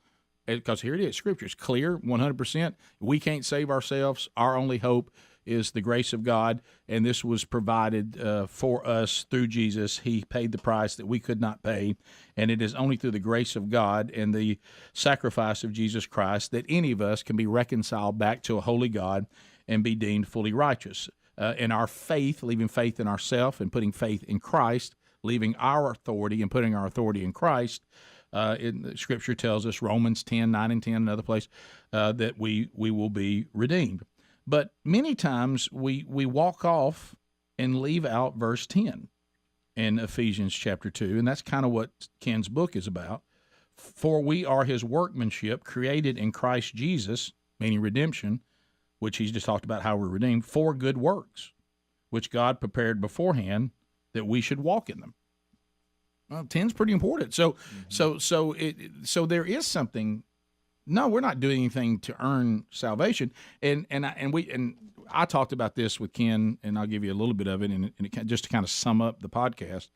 One of the things that as I started actually studying Scripture, it was one thing to pontificate about Scripture that I'd never studied. That was kind of stupid. But so I decided I would actually study it, and like I try to do everything else that I cared about being knowledgeable about, and that I deemed of value. And so I started trying to learn, and I've been still learning, still going. But one of the things that started looking pretty clear to me is, and this may bother some of you, I understand, because you don't agree with me on this, and some of us, but I'm thankful for the Reformation, because there was a false theology of that somehow we work our salvation through works. Now, do we work out growing in Christ? Of course, and that kind of gets into what Ken's talking about. But there's nothing I can do. God doesn't sit up there and go, if you'll do this, this, this, this, and this, then you'll be saved. If you did this, but you didn't do that, then you're out. It's not a works-based redemption.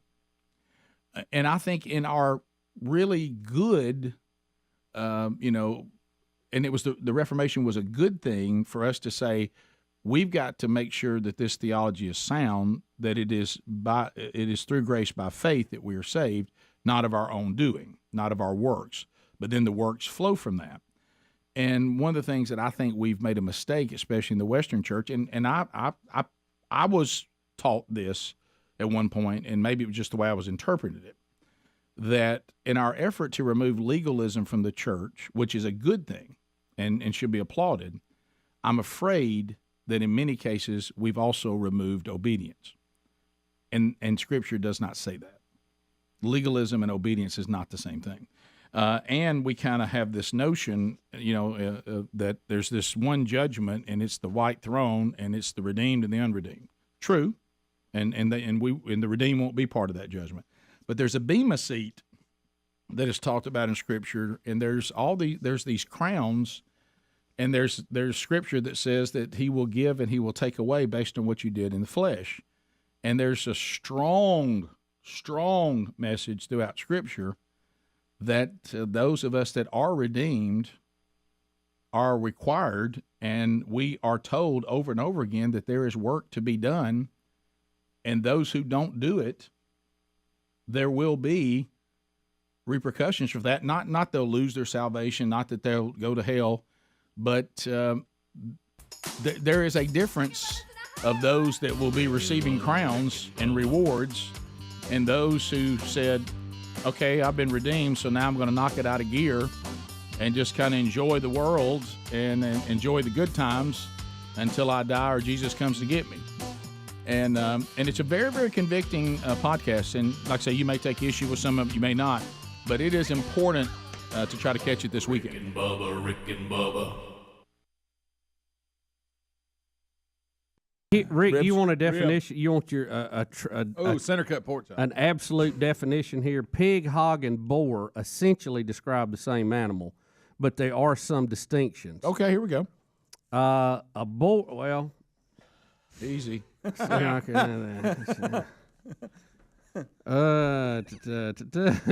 you veer into that one? Yeah.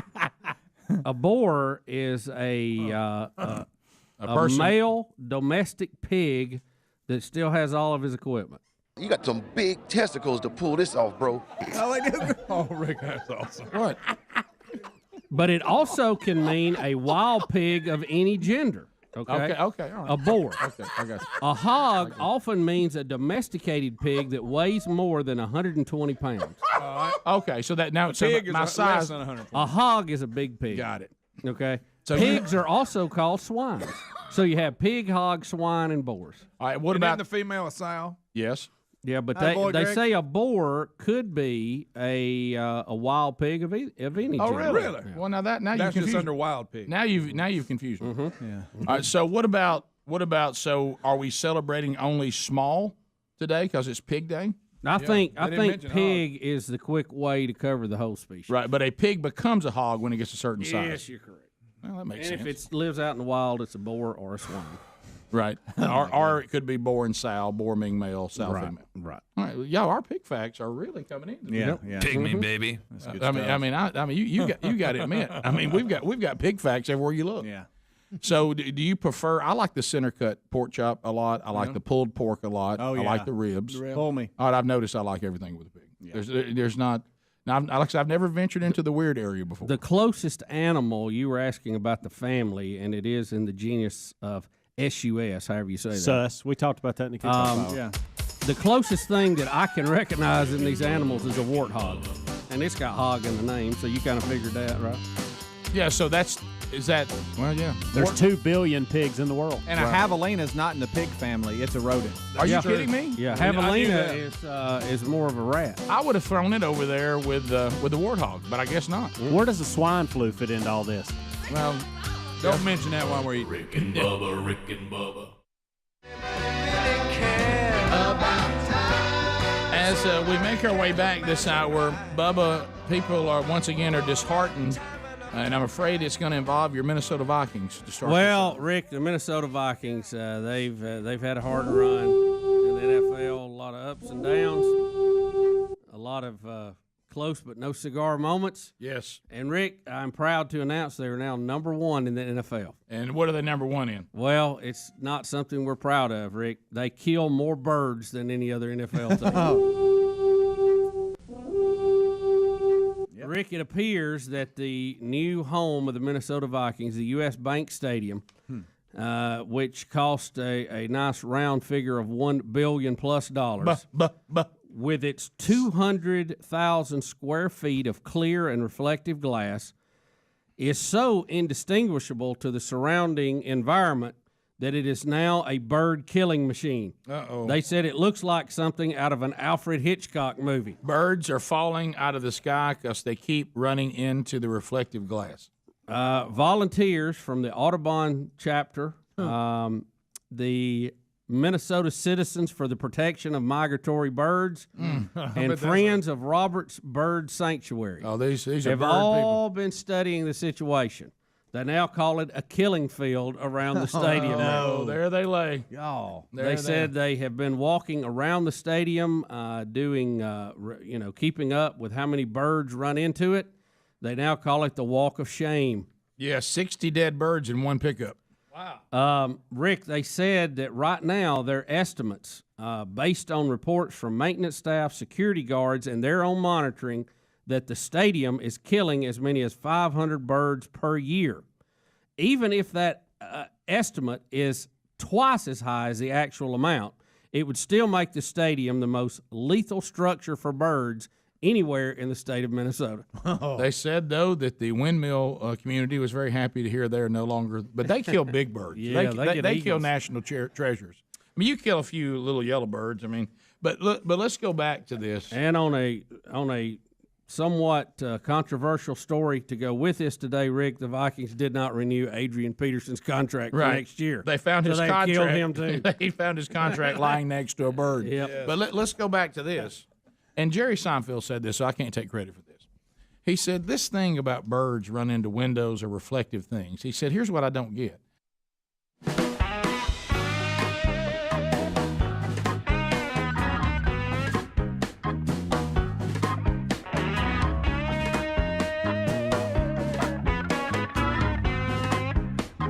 "35 minutes now past the hour. Bubba out today celebrating his daughter's graduation this weekend with family and friends. Back, Lord willing, we hope on Monday. SimplySafeBubba.com. Look, let's be honest. Is there anything that you are more concerned about than the safety of you and your loved ones? Well, probably not. So it is strange that many home security companies don't act that way. That's why we recommend SimplySafeBubba.com. Their advanced security technology will help you sleep at night, and they'll put the safety of you and those who matter to you first. 24/7 professional monitoring is their agents will call you the moment a threat is detected and dispatch police or first responders in an emergency. They hope, and we all do, that you don't need them, but they're there in case you do. And once you're a customer, you'll find out firsthand that the agents really do care about your well-being, and they're highly trained, and they help keep you calm and safe during what can be a very stressful situation. So customer first policies make sure you're taken care of with affordable plans starting at less than $1 a day, because feeling safe at home and in your small business shouldn't break the bank. Customize the perfect system to fit your needs today at simplysafebubba.com and claim a free indoor security camera plus 20% off with interactive monitoring at simplysafebubba.com, or just find that link at rickandbubba.com under the sponsors button. All right, so yesterday we didn't get to getting emails about it, and I always want to be very fair on these things because I know we're living in a time where journalism is dead, and it's all about clickbait, and everybody wants to. We got to have a provocative headline based on how we think you see the world. And so there was a conversation on The View, and we're always honed in on those.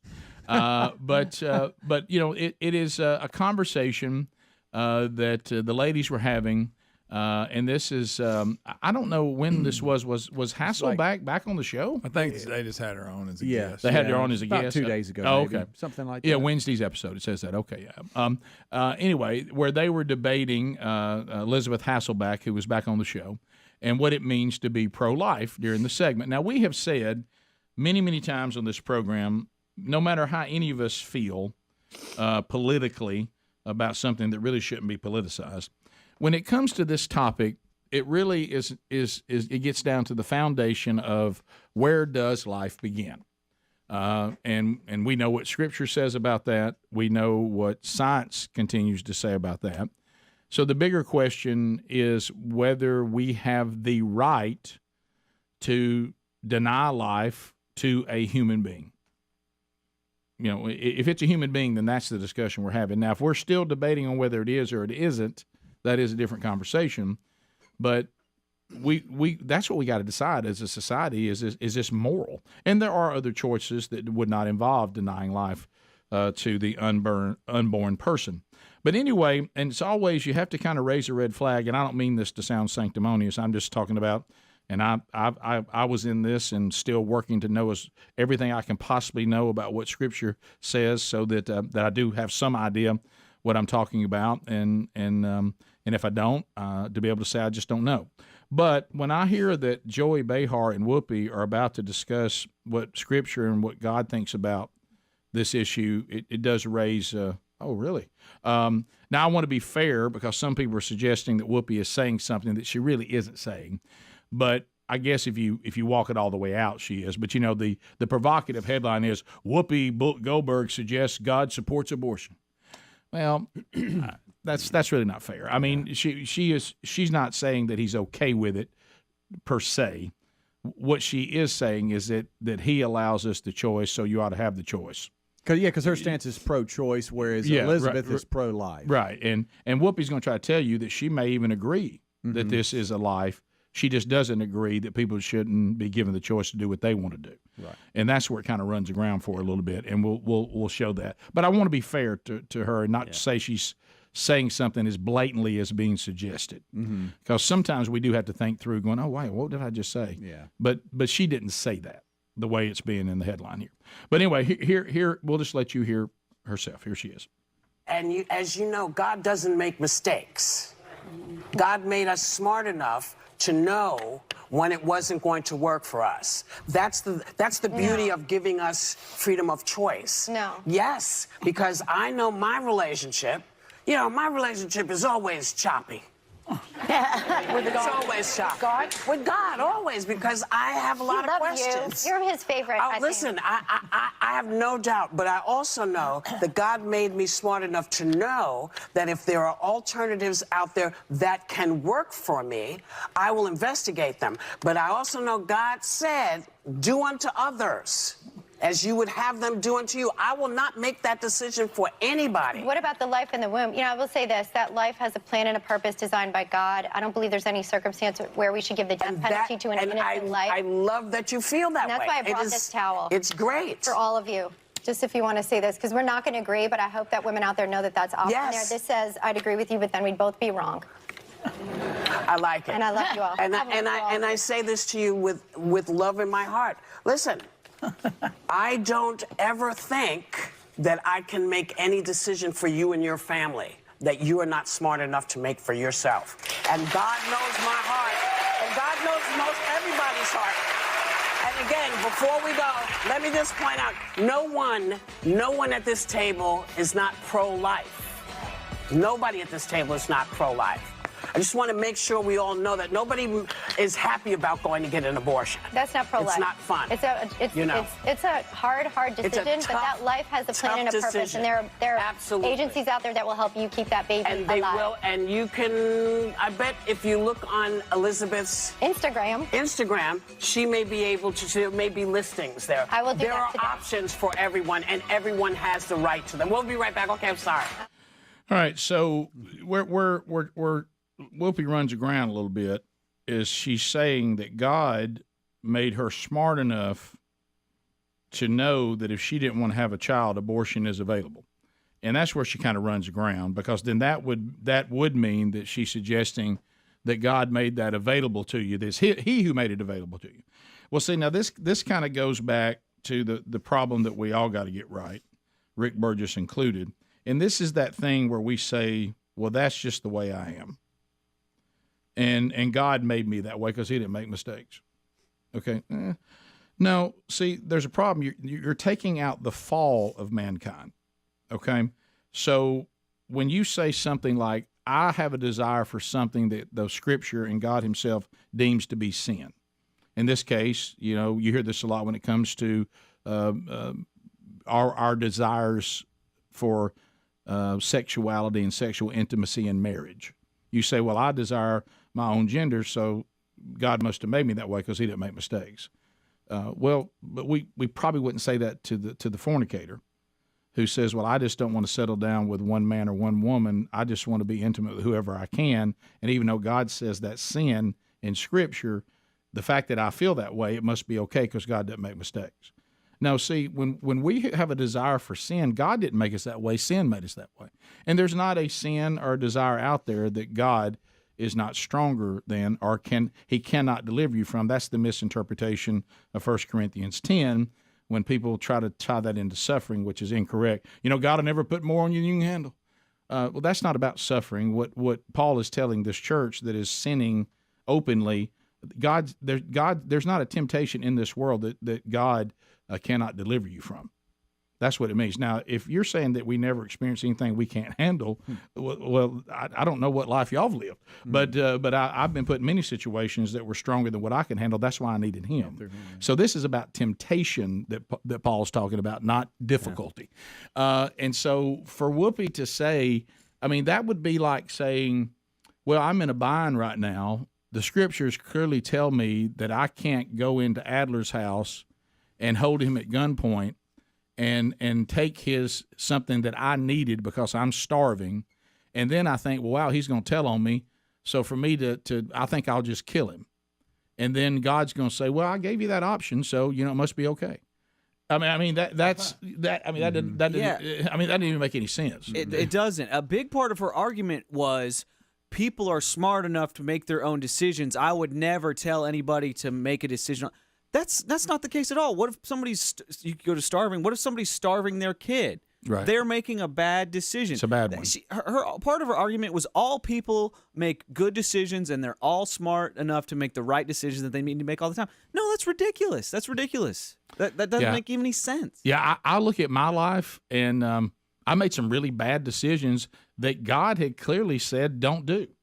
Was I supposed to say, well, I guess if I make it and God made me, he don't make mistakes, and this was available to me, then it must be okay. Mm-hmm. That's the most bizarre, flawed. It takes the fall of mankind and sin and just removes it. Right. God doesn't make mistakes, but people do. Right. You're missing that part. Yeah, and so that's a long way home. I thought she was respectful to Hasselbeck, though, and I do think that even though what she said is theologically lacking, I thought she handled it respectfully. But I do appreciate Hasselbeck telling her when Whoopi tried to pull the do unto others, and it kind of got glossed over, and Hasselbeck says, well, what about the child in the womb? Aren't you supposed to do to the child what you want people to do to you? Mm-hmm. Would you want people to terminate your chance to live? because you just don't think it's a good time for you right now, when other options are available for you not to have to take on the responsibility of the child.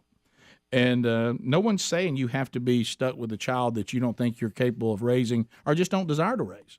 But there are other options. And I do want you to hear this, though. For those that have made this decision and you realize it was not the right decision, God's not denying redemption from you or any of us. There's no sin other than the sin of rejecting Christ as Savior, rejecting the Holy Spirit's conviction and refusing redemption.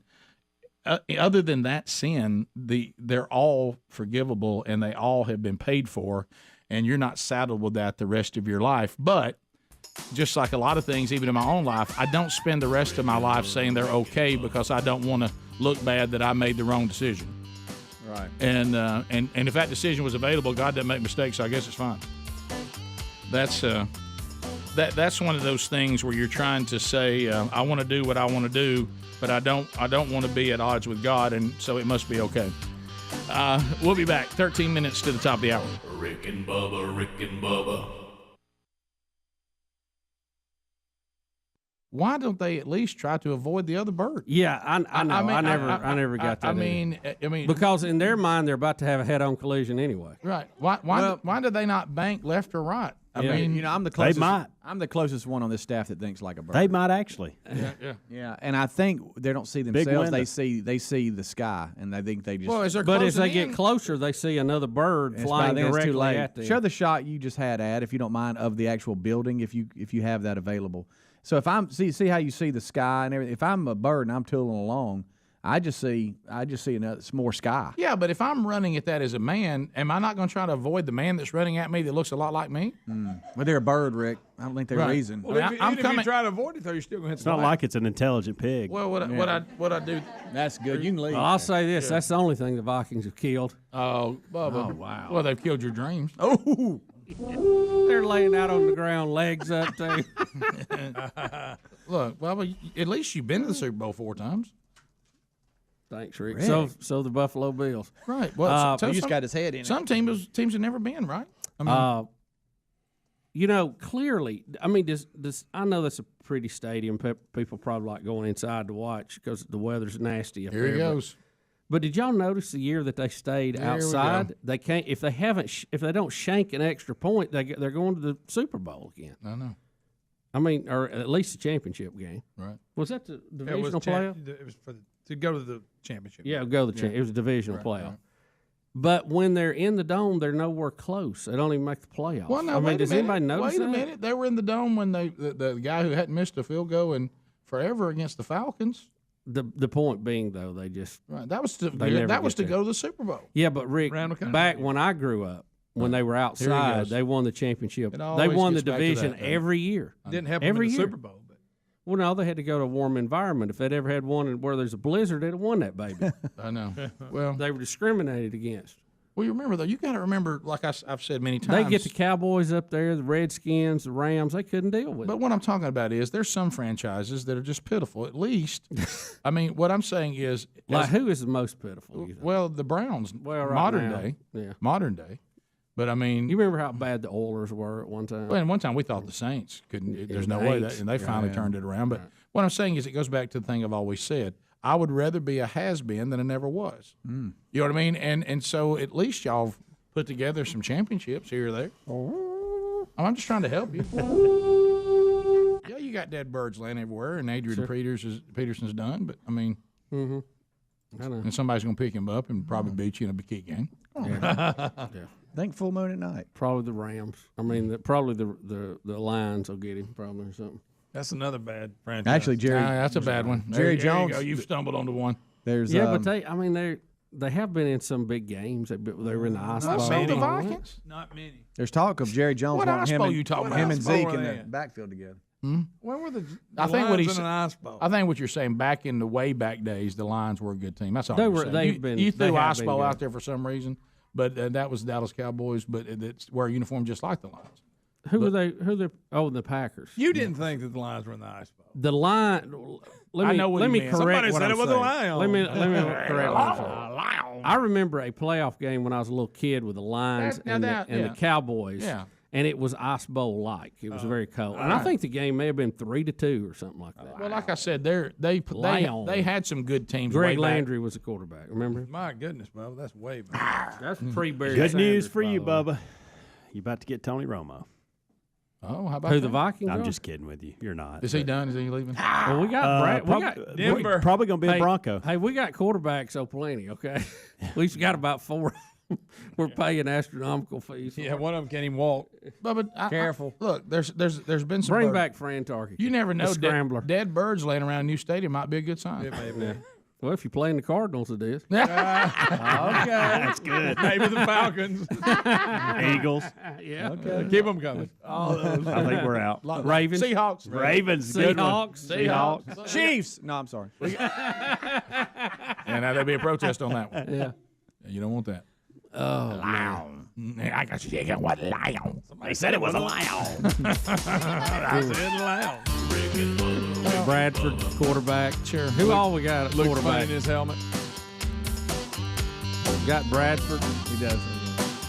Got a new coach, Lane Kiffin.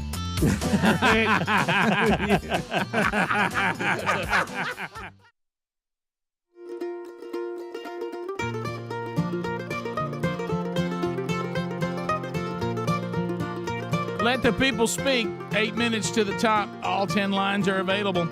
You can reach us at 866-WE-BE-BIG and make a comment, ask a question, bring information to the table.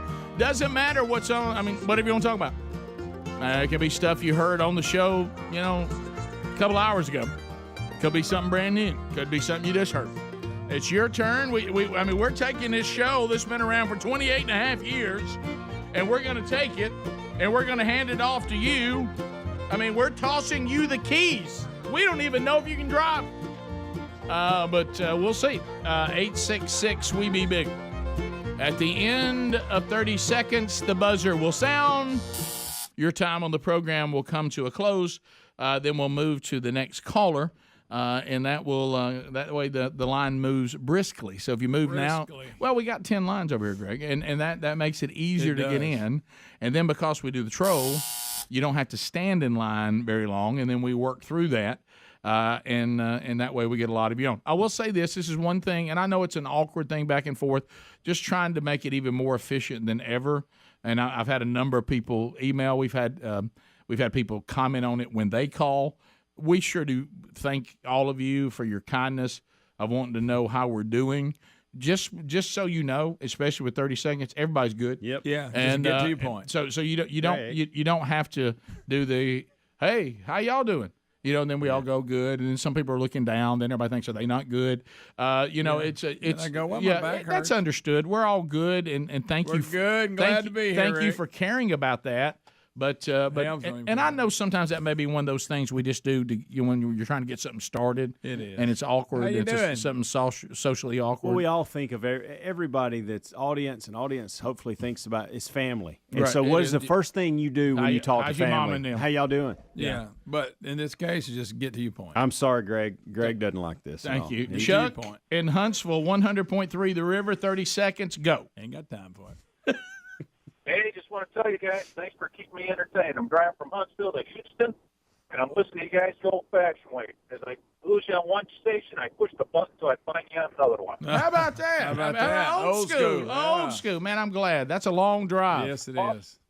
That's right, man, old school. I got the app, but hey, it's fun trying to find you on another one, which I've been doing so far. I'm in Mississippi now, so you guys have a great day. Thanks, Oh. man. We're going old school, Greg. How you like That's that? right. You remember them days. Let's go to Scott in Huntsville as well. 100.3 The River. Scott. Rick and Bubba. Man, I hadn't talked to you guys since about 2006. You were at Red Mountain, Red Velvet Lounge. I came down for my birthday, and I've been retired since 2015 and don't get up till 10 a.m. Understood. I got a knee shot today, so here I am listening to you. Speedy, pass that clip. I got to take a dip down here. Oh, he got it all in. Kathy, South Carolina. Kathy. Hey, you didn't sleep in today. Greg, 30 seconds. Go ahead. Hey, guys. I just wanted to call Rick and tell you you're going to love the air fryer, but I would recommend starting out instead of not using any oil at all, just use a little bit of oil. A little oil. And you can use just a little bit, and everything will taste great.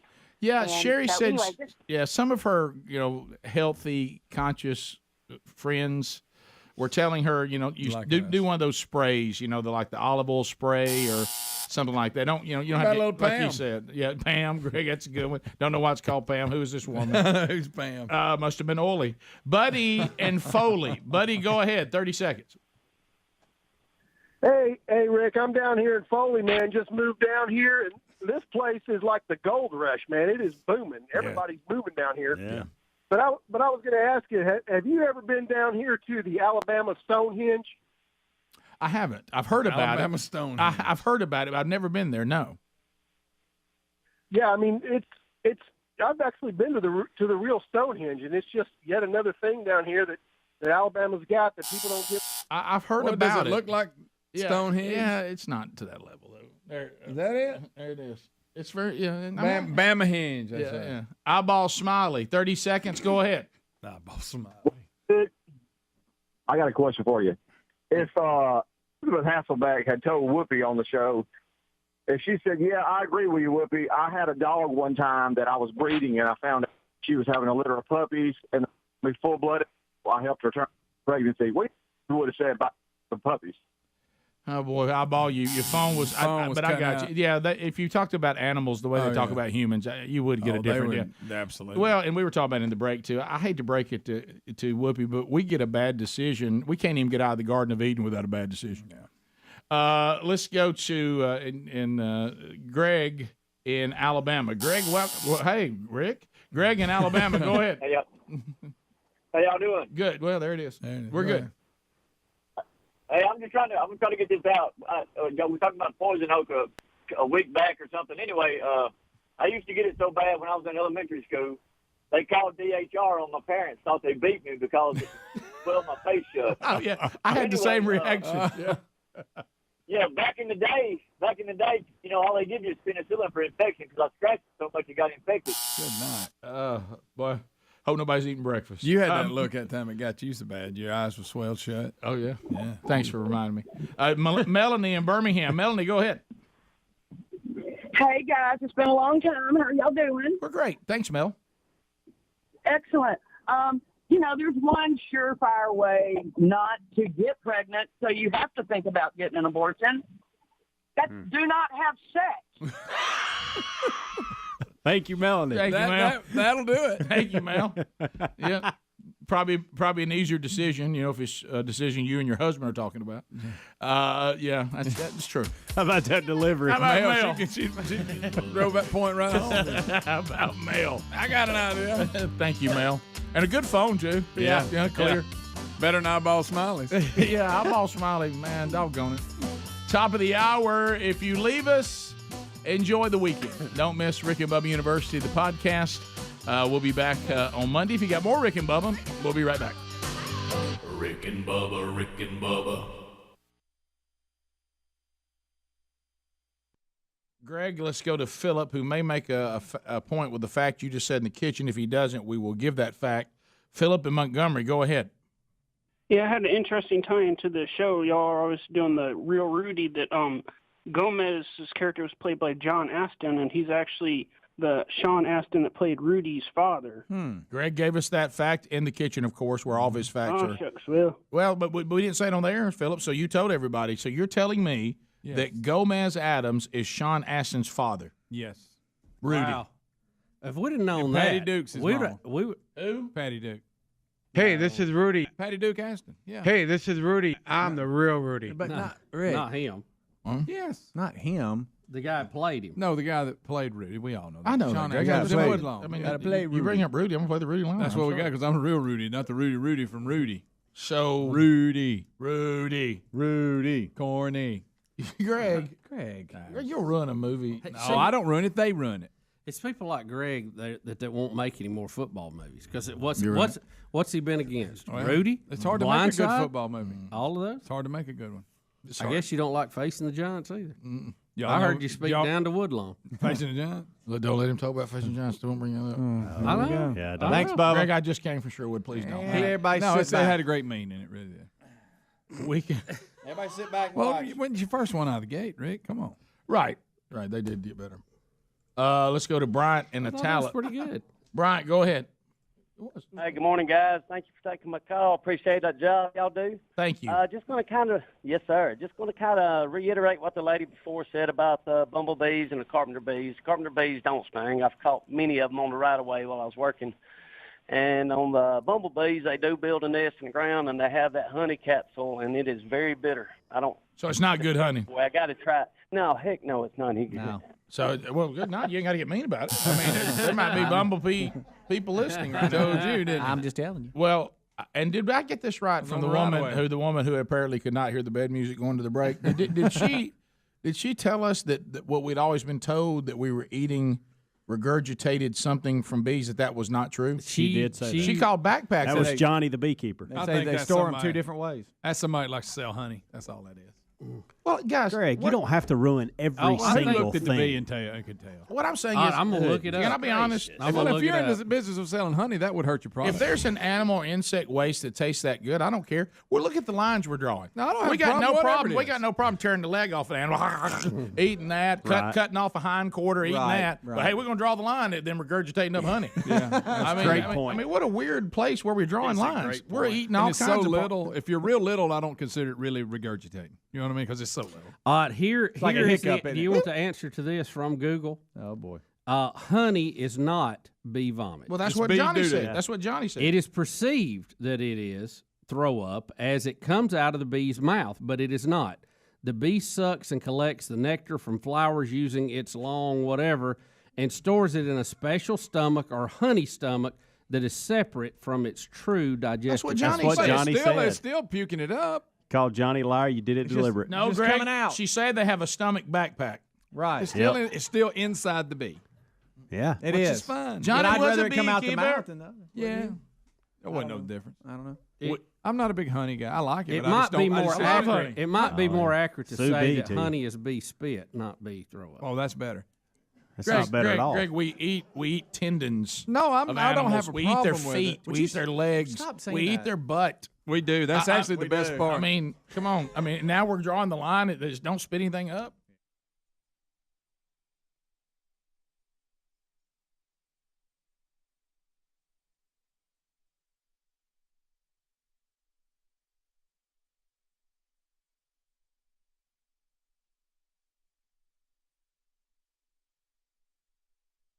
A chain.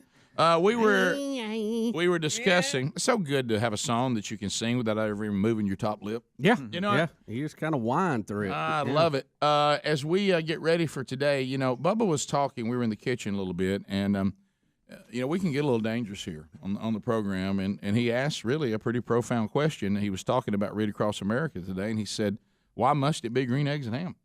We got a Seuss library out there that just will rock the world. Oh, and, yeah. And all I could really come up with is it's short.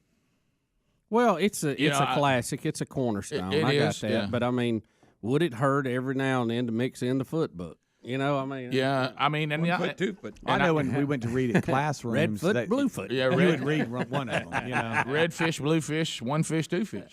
And of course, the places we could go. Oh, I mean, there's a ton of them. Yeah, There's a you ton of them. go. But anyway, I really think it came down to, hey, it's just short. What did our and I know not everybody. There'll be more people watching in their classroom that didn't sign up for whatever reason. But what did we end up with, Hams? About 300, 400 classes. Over 300 classes representing. Come on. So that'll be probably thousands 12 of kids. states. Oh, yeah, that's neat. Oh, that's it's neat. it was the world's largest classroom. Yeah, absolutely. When you have the world's That's what largest, that is. that's what that is. So, we look- And if you can get a picture of like whatever you're watching out from behind the the kids in the back of the room where you see the kids and the monitor, send that to us. I love those pictures.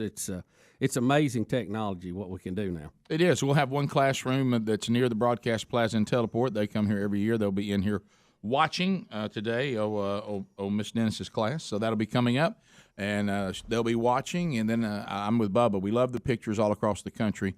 12 states represented, 300 and something classes. And as you said, no telling how many students. So yeah, we'll bump some of those back out on social media.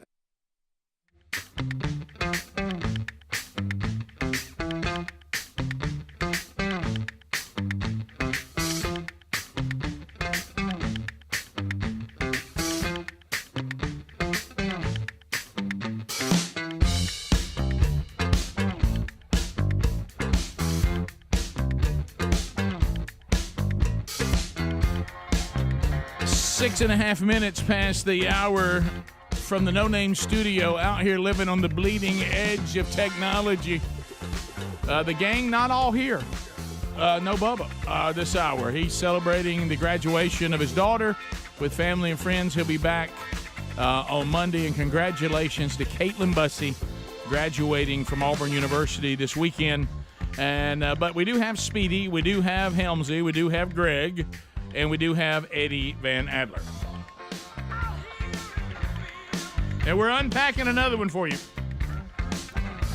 Okay, so also coming up this hour, the giant game of Rick and Bubba Knowledge. Ooh. Yeah, we're going to have two listeners play against each other. Good questions today, too. All right, let's talk about this. We're socially struggling here because we're trying to get. I've about had enough. We're trying to get accustomed to it. And I know this may sound silly, but I want to make the case again. And some of you are going to hear it for the first time. Some of you are going to go, is he going to do this again? And the answer is yes. Okay, Greg, am I going to do it again? Yes. Yes, I am. But anyway, so for 14 years, we lived in a studio and office setup, though not perfect. Okay. No. And there's things about this place that I like better. Yeah, okay. We don't have gnats in here. Yeah, we don't have fruit gnats yet. We don't have a dumpster that smells like urine. That honestly gags you uncontrollably on your way to the studio. Mm-hmm. But Adler's office doesn't get flooded. Right. No. Adler's office does not get live sewage on it. Brown water. But the thing that hurts us, and if you can actually do construction in this building and not everybody hear it. Yeah. But I will say this. We had at that broadcast plaza and teleport, not one, not two, 3 private restrooms. Yeah. 3 restrooms for 6 guys. That was, and a girl one for Adler. Greg. That was a glorious. Yep. That was a nice perk. Okay. Yeah. I've even talked to a lot of new friends that I've got to know over the years, going around and speaking. Did you know that pastors consider that the day that they have finally been kind of acknowledged as from this point forward, whenever you decide to retire, you'll be emeritus status is when they get their own bathroom. Yeah. They said if you got a church that your office has its own bathroom, that's huge. That means you've arrived. Okay. And so we share a restroom or two, because sometimes you may have to go to another floor. Mm-hmm. It's a big office building. We have a portion of the office building. We do have our own space, and we love it. Oh, nice. But we share a bathroom. It's just your public restroom setup, okay? And all the other people that work in this building, we all share them. And I will say that these people use the bathroom a lot. Mm-hmm. To go in and have an empty bathroom it's almost a never. And even if you do, you won't be in there by yourself long, And we've covered some of that for you. But there's things that you just have to get over, and there's things that I just don't understand. And then we've got some other social things here that we don't understand. Who in the world is the grown man who is throwing paper towels in the urinals? Who is this person? I'm going to tell you. I'm stamping it out, by the way. I'm done with it. Or who are these grown people? Rick, I don't see children anywhere in here. No, not one. No. Not one. And being a former janitor, there was nothing worse than going in the restroom, in the urinal, and somebody's either put a napkin in it, put gum in it, and even spit tobacco in it. That used to make me so mad. And now y'all right. There were two different ones yesterday. Well, they're in there again they're today. Still there. Yeah. So they've done it again today. Yeah. All right, now And it set me off because I saw something else. Where and do I'll they get think to that in a that minute. it's going to go? If you throw that in the Komodo, you go a little get flushed. Even though why'd you not throw it in the trash can? Why would you? Where do you think it's going to go? Exactly. Well, Adler made the point. It may be Adler doing it. No. Adler he doesn't use the urinals. Well, the Yes, short I do. one Just doesn't not have when anything y'all in are it. in there. I don't use the urinals when y'all are in there. Because because Greg will mess with me, as he did just the other day. Yeah, I saw it. Touched my shoulder and then was like, "Oh, I'm on this side, buddy." Okay, great, thanks. I'm looking straight ahead, friend. He's really in a bad mood when he's peeing. I don't know why it makes him so mad. Well, he hates all that kind of This stuff. is y'all. Oh, here's y'all. No. Okay, here we go. Oh, he's acting it out. This is y'all in the bathrooms. This is how y'all act in the bathroom. Yeah.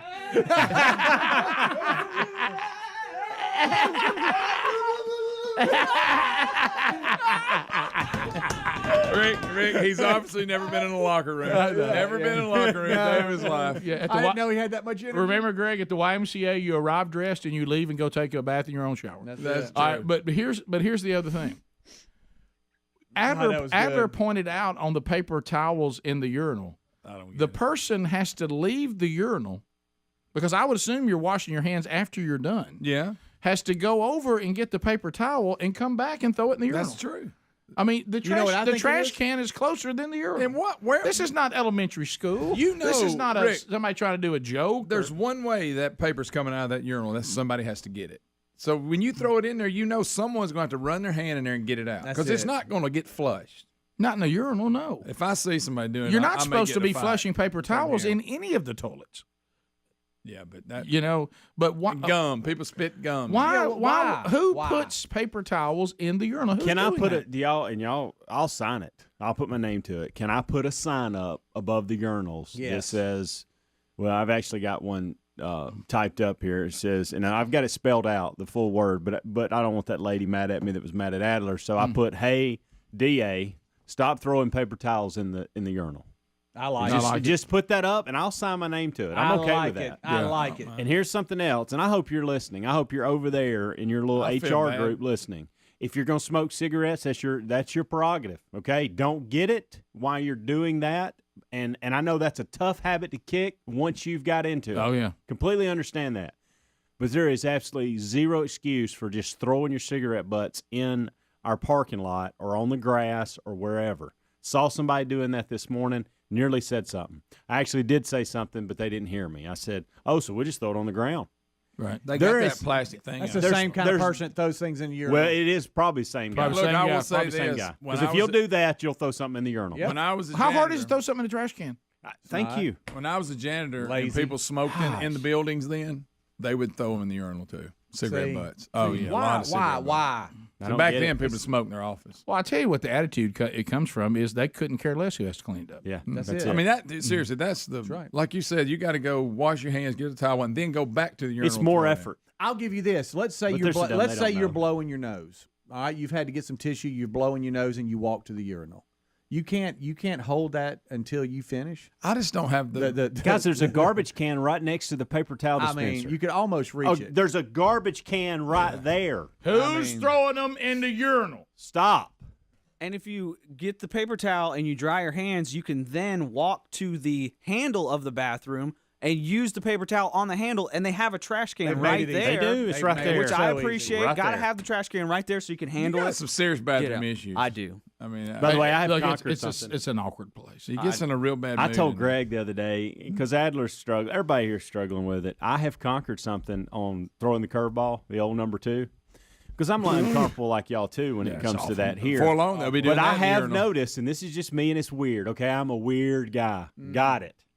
But as long as I can get that the furthest stall and no one sees me go in there, I'm good. I saw some things in there, and I won't And- go but in if they that see way. you, but if I walk in and they see me going in there, I can't. I Right. can't That's do crazy. it. And I got to have Any- space. I any- need somebody no. at least a urinal down. Any noise around me, anybody in there, and if you don't get the handicap accessible one, Yeah, that's I the don't- one I'm talking well, about. who are these tiny people? These stalls were made for. I know. Yeah. I mean, I can't even hardly move in there. I mean, Yeah. one way or the other. I was Right, thinking right, about Adler? getting, I was thinking Yes. about getting some Raycons just for the bathroom Right. and play music going in so I don't hear anything. With the sounds. Helmsley, I saw something in that last stall, and the man that came out of there, I won't go in there because I know with that A toilet lot of spit people, through- well, a lot of people will think they're flushing that commode, and it doesn't work. You got to really hold that I know handle it. They down leave it. and to an angle. You do. Yes. And people don't realize it. They hit it and they think they're good, and they're not. I found that out when I tried to do a courtesy. Yeah. Rick and Bubba, Rick and Bubba.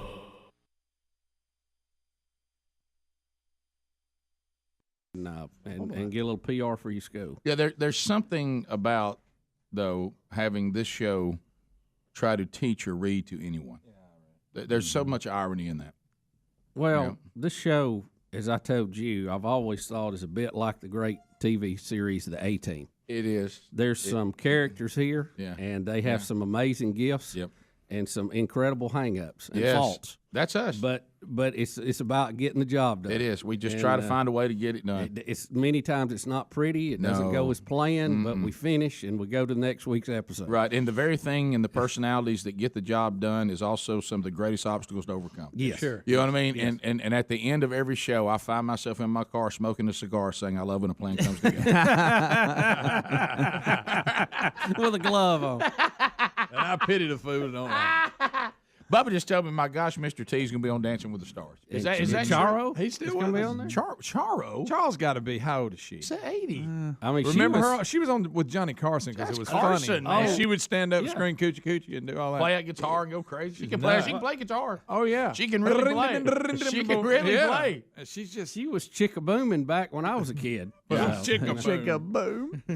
Well, you know, she got out there and did something. Coochie coochie and all this Greg, weird for some stuff. reason, I'm not sure that's Is that exactly what she would say? said. It's a She would Spanish say thing. that. I'm uncomfortable I for know. some Yeah, reason. well, I somebody don't know took that why. and made it None of bad. us That was like just it. her battle cry. Bad. She had that heavy accent. You La could hardly cucaracha? understand her. She's but- definitely on there. Now, she was a Tonight Show staple. Oh. I mean, yeah. Remember he'd be yeah. talking to her, she'd just stand up and start Yeah. acting a fool. So, but she's old. Yeah, she's got to be, Rick. No, I mean, we've had old people on Dancing Johnny with the Carson was very funny. The weird one was going to be David Ross. I'm sorry? MLB World Series, won the title in 2013 with the Red Sox. He's on there too, a former MLB guy. How about that? When did they announce that yesterday? I think so. I didn't see believe the so. story. So not that I don't know. I don't watch that show. I'm not Betty very watches confident it, Mr. so. T's dancing ability. There I he don't know, is. maybe That, it's just that me. can't be T. What is That's he done not with his... him.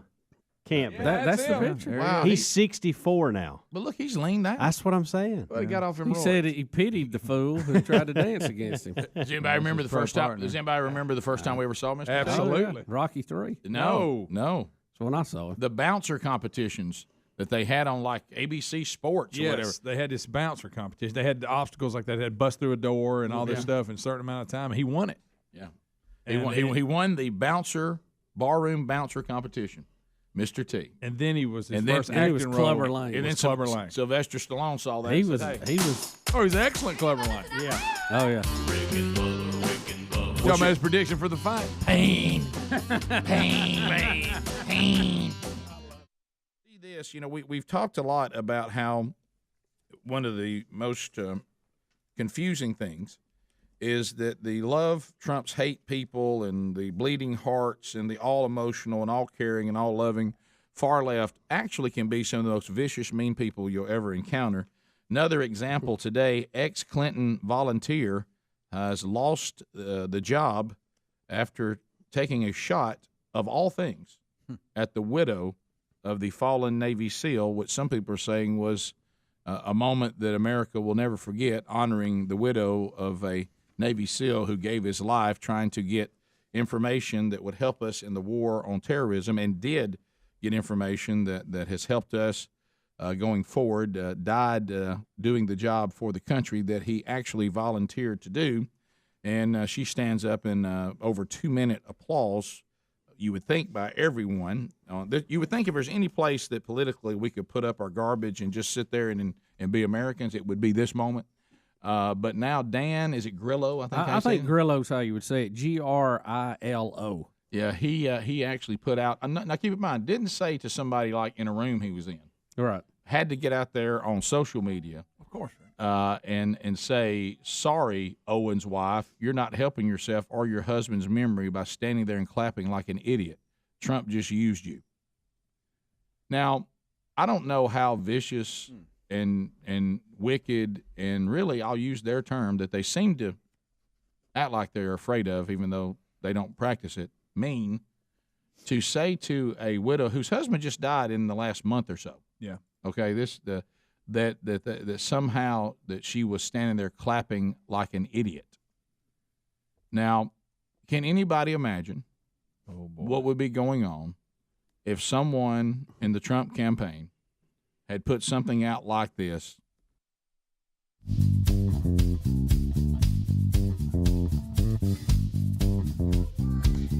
"21 minutes past the hour, the Rick and Bubba Show. Thank you for being with us today. No Bubsy. He'll be back on Monday. Well, an opportunity for you to win something nice out of the Rick and Bubba store. It'll be your choice as we play the Rick and Bubba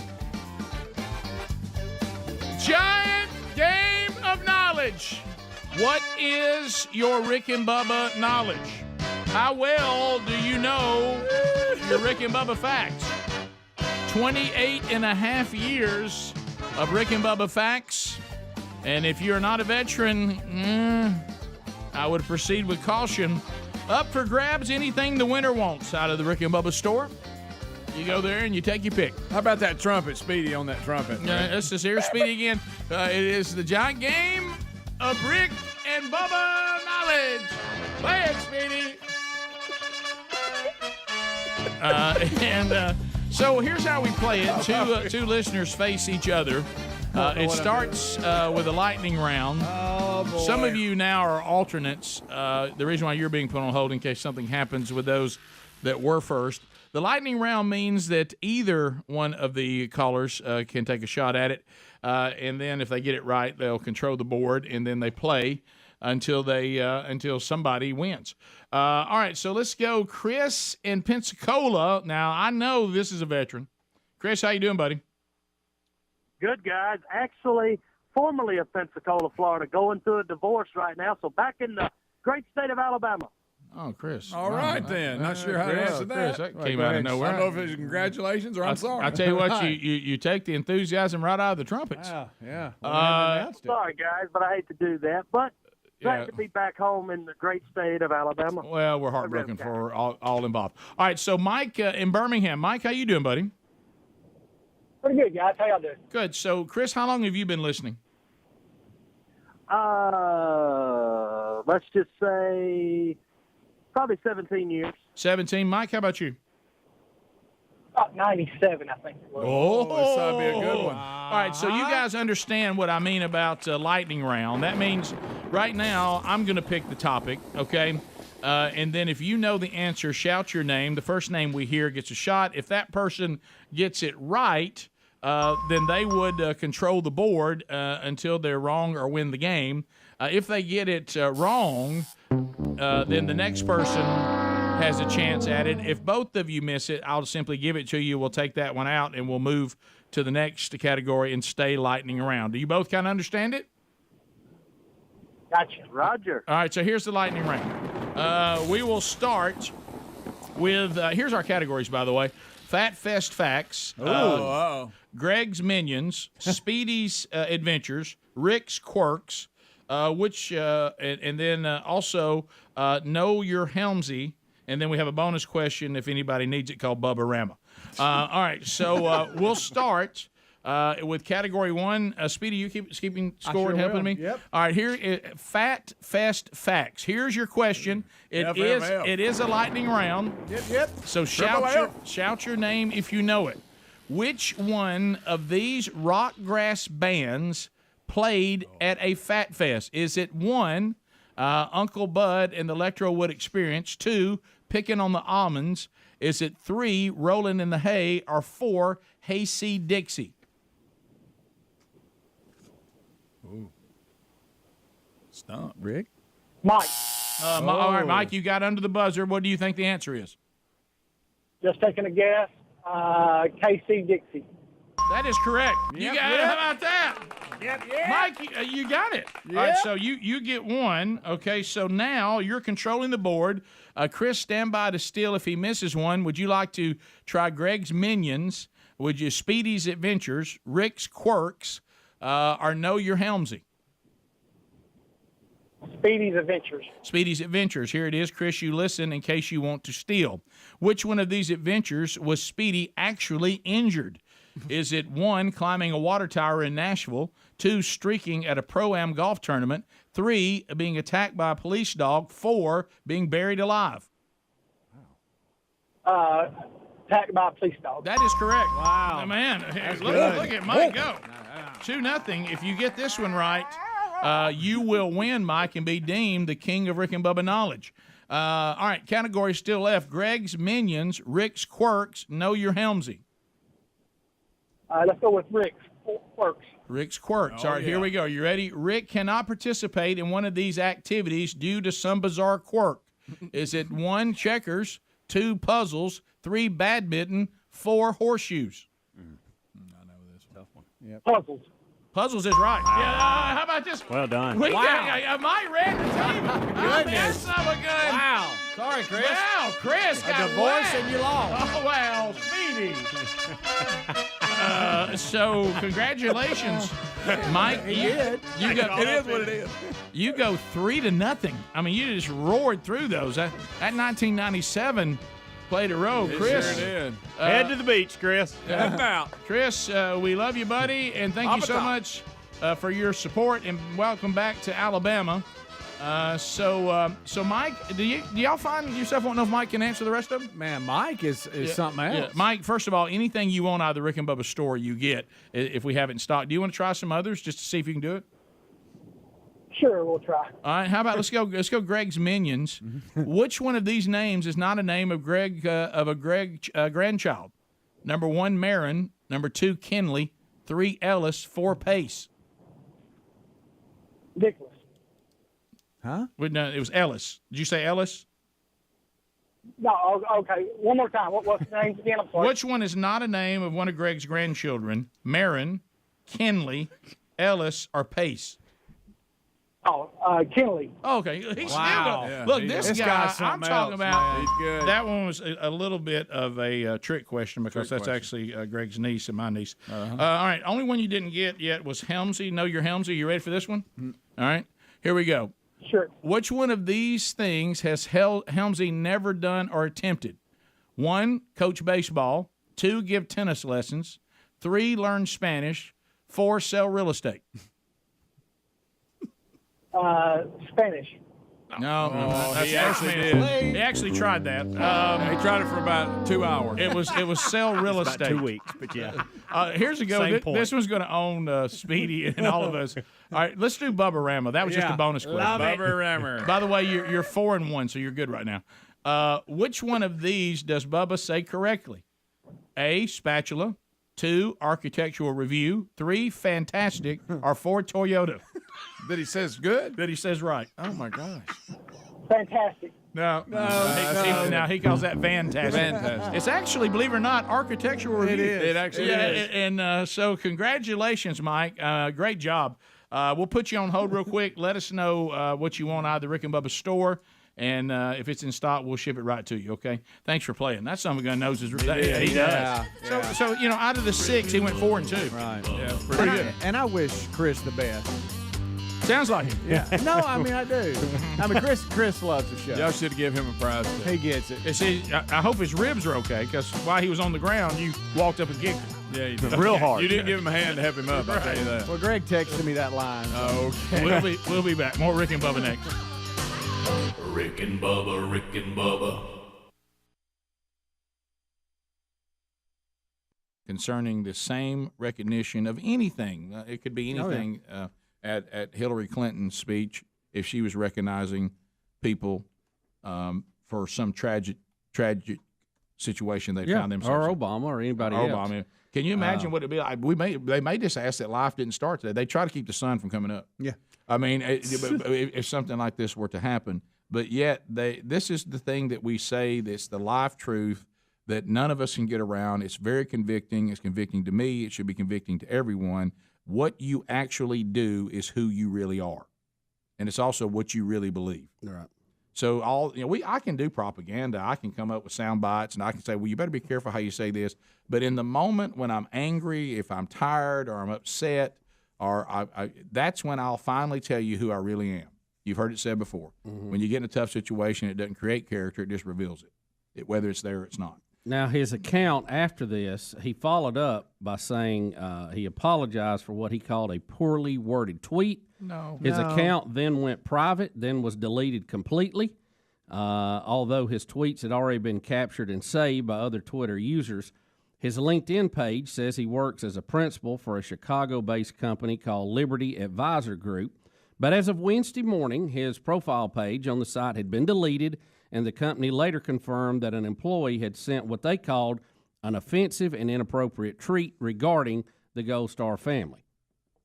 So, and then Donald Trump Jr. Called the tweet an example of what we just said of hatred from the other side, meaning, once again, here's another person from this political point of view that shows you how mean they can truly be. And I will tell you, we've experienced this ourselves. It is vicious. I mean, it doesn't even matter if it's true. Well, do you remember? I mean, because he basically was saying that Trump's rolling all this out to take advantage of the situation and whatever. But do you remember during the political season we had the Muslim family? And Trump even got into a deal with them about it, and they tried to make a big deal out of it.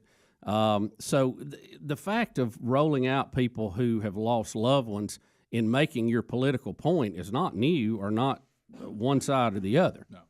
Well, and I think really, and now it would be bad, but it wouldn't be as bad. This is the thing that you have to remember when you see how they vilify and how angry and wicked some of these far left people get. This person couldn't even control themselves by simply saying, right. I really hate to see Donald Trump use a military wife's tragedy to try to somehow advance his speech. Okay. Well, that's still kind of bad, but see, they don't do that. Clapping like an idiot.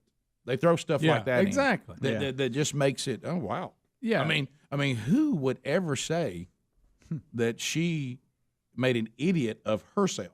Now, if you want to say you don't like, of course, now back to Bubba's point, you're being inconsistent because both parties always use examples of people's personal lives being affected by things to make a point. They've all done that. Mm-hmm. And if you don't like that, then you can say, I don't really like when they do that. Okay. Well, that's still. But both sides do. Yeah, both sides do. But also, she chose to be a part of it, so she wasn't offended. No, I don't. I don't agree with that point. What I'm saying is, I know what you're saying. You don't have to do it the way he did. Yeah, if you just make that point, you're kind of offensive. But when you start using terms like standing there clapping like an idiot, No, if y'all really want to be disgusted about this entire thing, go watch what Michael Moore did on Chris Matthews' show yesterday. That'll make you sick. I'm gonna tell you that son of a gun. What did he do? Same type stuff? So, he's talking about this. I mean, it's his exact words. That's why she's there as sort of an FU to the people who are criticizing him for this. And this poor woman, this widow who lost her husband, she is in desperate grief right now.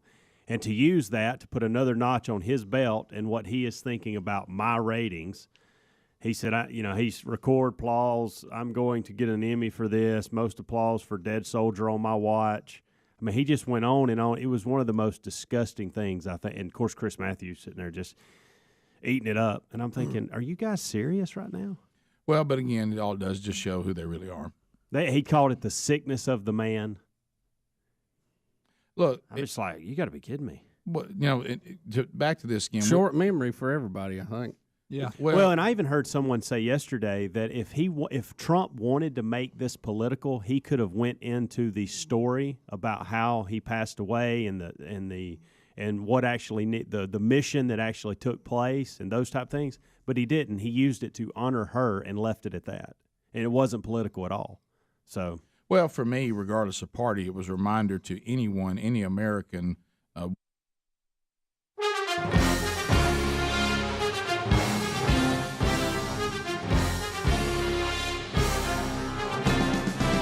"35 minutes past the hour of the Rick and Bubba Show.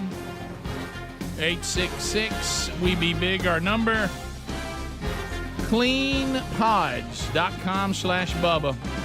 Man, I love when a new product shows up and decides to lock arms with the Rick and Bubba Show, because I know that you, the outstanding audience, the most powerful, most influential, best-looking listening audience in the world, how you're going to respond to their product, because they've got one that is worthy. And this is going to change the way you do all your cleaning before you start the weekend. Get in your order now, so next week at this time you'll be thanking us through email or out on social media showing us pictures of you using the products. It's based right here in Dalton, Georgia, right here in Rick and Bubba land. Stop wasting your money on cleaning supplies for your windows and your glass and your bathroom, kitchens, and your floor. Instead, check out cleanpods.com/Bubba as you will fall in love with their smarter clean philosophy.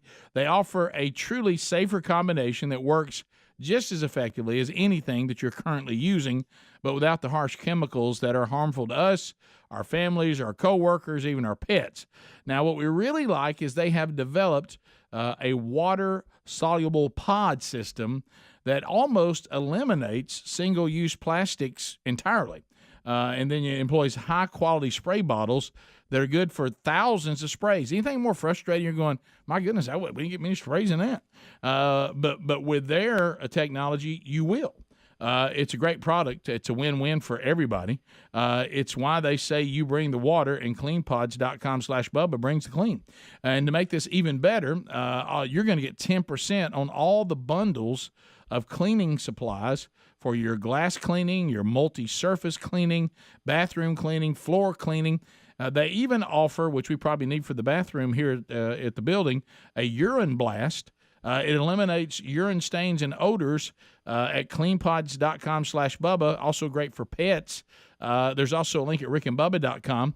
Get 10% off right now on this terrific new product. That's cleanpods.com/Bubba. Now, Speedy, I know that you have a history here on the program of making sure that Bubba and I get every single story that the world has ever produced concerning eating foods that are bad for you. Right. Or eating, or being overweight, or... Well, I know y'all like that. It's in the news. And snakes. Yeah, and if Bubba's here, it's going to be snakes and ticks and everything else. This study here, it kind of lost me about halfway through it, reading a little bit more on it because of the things they based their decisions on. But University of Michigan is who did this. They calculated the health burden of different foods becoming the first to put concrete scores, this is their words, on your favorite snacks. Now, what they did is they went into a number of different categories. One was the overall, health benefits. But this is where they kind of lost me, like environmental burden that the production of whatever said product has on the environment. I didn't like that part, but it basically was how eating various foods affects your lifespan. Okay, and they gave us a list. Let's jump in, and then Greg, you and we'll tear it apart. Sure. All right. So what they're trying to say is, instead of this food, eat this food. Mm-hmm. One takes away minutes of your life. The other will gain minutes to your life. And they figured this out. Yeah, you're right. Smart people out there, Greg. Give it a chance. A little surprised by one of them. They did find, though, that portions of nuts can add almost 26 minutes to a person's life. Yeah, nuts are good for you. Yeah. So you went right to that. Well, it jumps right out. It's not in this breakdown that they have that I know we like to see this. He'll give you a nut story, too. I didn't even see them. I didn't even see it listed. It's right up under there. I think he made that. It's right up under there. Yeah, I do see it in the story. Yeah. But not here on my What graph. kind of nuts? Right. Well, it just says a variety of. Kind of like the other day was just a handful. I like him peanuts that Here he goes. brings. Greg, I actually talked. Got it. I talked to Don makes some peanuts. I talked to Don Day, better known to you as Mr. Peanut. Boy, good. And he's in the Wednesday Bible study. And I tried to explain to you that his wife has had some health issues, and all you kept saying is he's not going to bring you peanuts. I back. was not. And I reached out. Kinda. I reached out to him yesterday. You didn't have to do that. and I said, I know. First, let me tell you, we're praying for your wife. Yeah, let's get that. That's right. And he said, thank you so much. She's feeling a little bit better. Mm-hmm. We look forward to when I can be back in the Wednesday class. And I said, missed you Wednesday. Wish you could have, but you were where you should have been. That's taking care of your wife. Greg will just have to deal with no peanuts until she feels better. Yeah, I agree with that. To what Unless he's got somebody who wants to bring what him he back. sent back, he said, tell Greg I'll do what I can to get him his fix by next Wednesday. Attaboy. Okay. Old Don. All right. Old Dandy Don is what I call him. Yeah. Could you at least say, I hope your wife's doing better? Oh, I said that first. Okay. All right. So looking at this, and this was a shocker, by the way. Yeah. It says if you are going, let's just jump to some of the biggies here. We've all heard, some of these don't surprise, but the one that gets me is the number one food that is killing you This is bad. This is the bad. Top of the list? Yeah, you lose 36 minutes.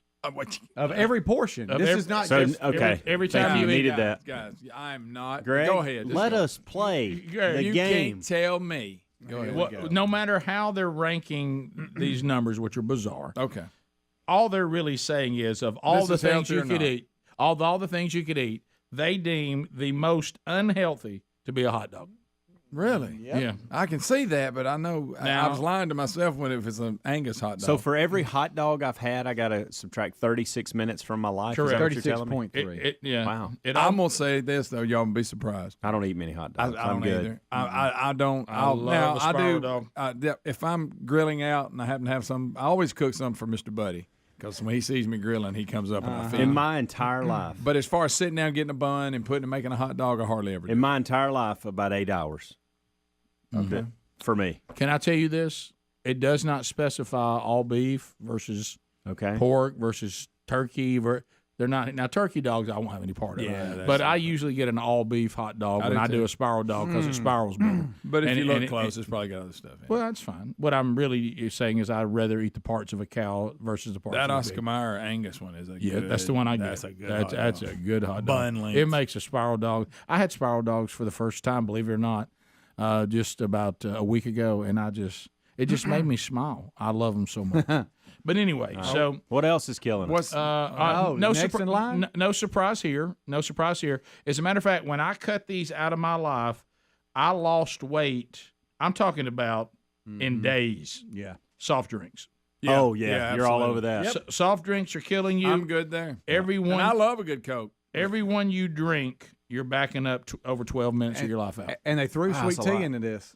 They did not. Yeah, sweetened drinks. It says. I used to drink sweet tea a lot. I don't drink. I don't either. I don't drink. I drink a lot of water. I do. My new thing now. I'll grab me a Coke Classic on occasion just for good times' sake. Do you know what, Greg? And I get this from you, and this is just that. I think, Greg, this is just that hassle factor. I went to the part where I was doing unsweet tea, and of course, I really thoroughly believe in my own research that the false sweeteners are killing us. Oh, that's 100%. Yeah. So what I did aspartame headache. What I did was I just got to the point where I'm like, and now I'm just drinking when I want something different than water, and I mainly drink water. I drink water 9 out of 10 meals. I agree. And now if I go unsweet tea.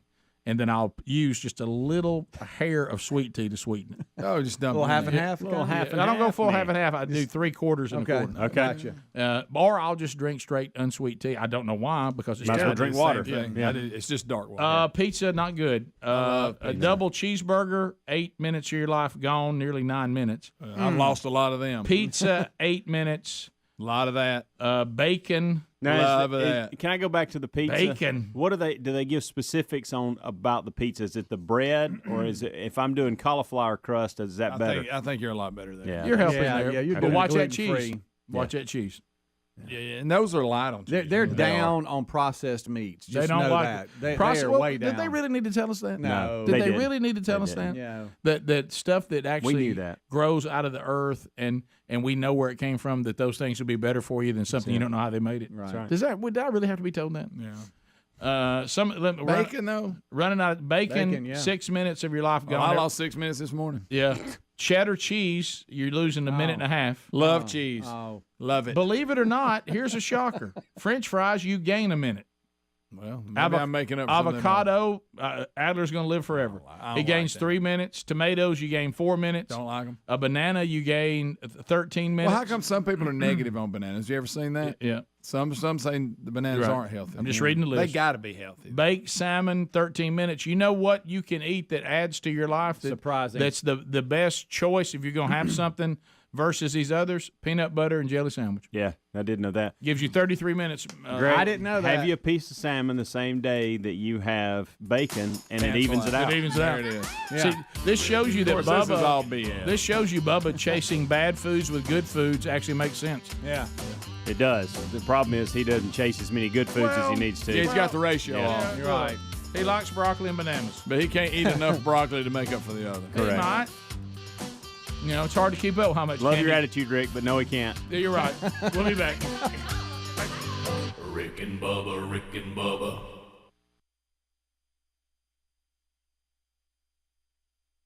really happens when people go out and put their life. And Trump even quoted the scripture about that the Bible says, and Jesus said, there is no greater love than he who lays down his life for his brother. And that's really was the point of it. Now, if you want to say, and I don't really have a problem with this, I really wish that these types of things wouldn't be done by any politician. Right. Been fine.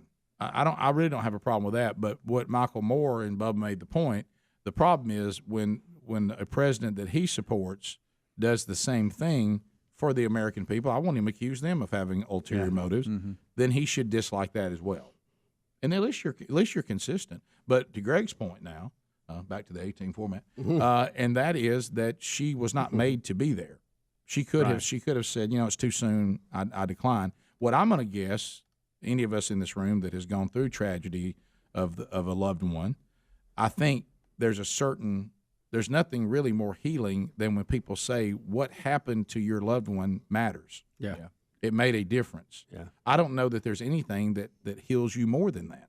So she probably took the invitation for that reason, because as difficult as it was for her, you saw her looking to her husband, and the applause that this fool made fun of was her saying, here, I want you to see your country appreciates what you did, and I love you, and you're being honored. Your death was not in vain. Now, most people could figure that out if they weren't so mad and angry and more concerned about vilifying a political party than actually looking at what's really going on with a real human being involving her real husband.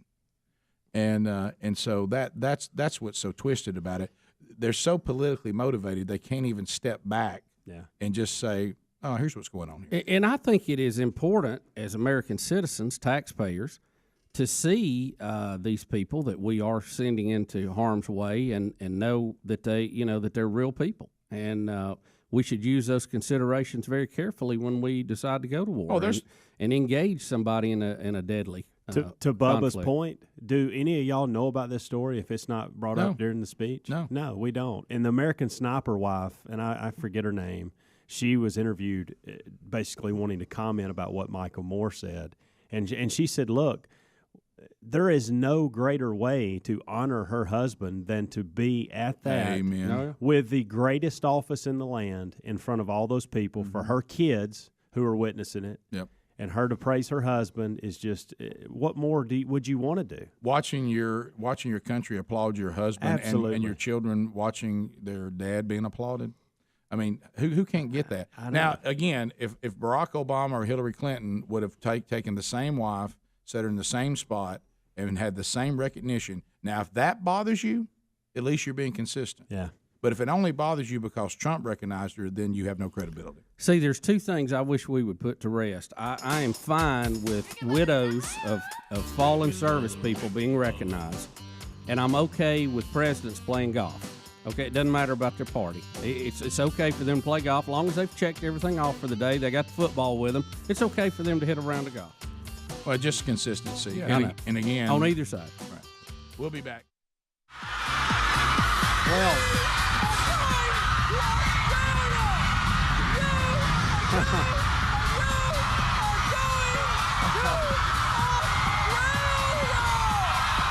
wow, that's hard to hear. Well, they were losing it, wasn't they? I call this the Trump effect. It's going to cause a wave of people, and we're seeing this not only nationally but in local elections too, and to some degree I think it's good that you're going to see a lot of people who are celebrities who think they can be president now and will at least toy with the idea of running.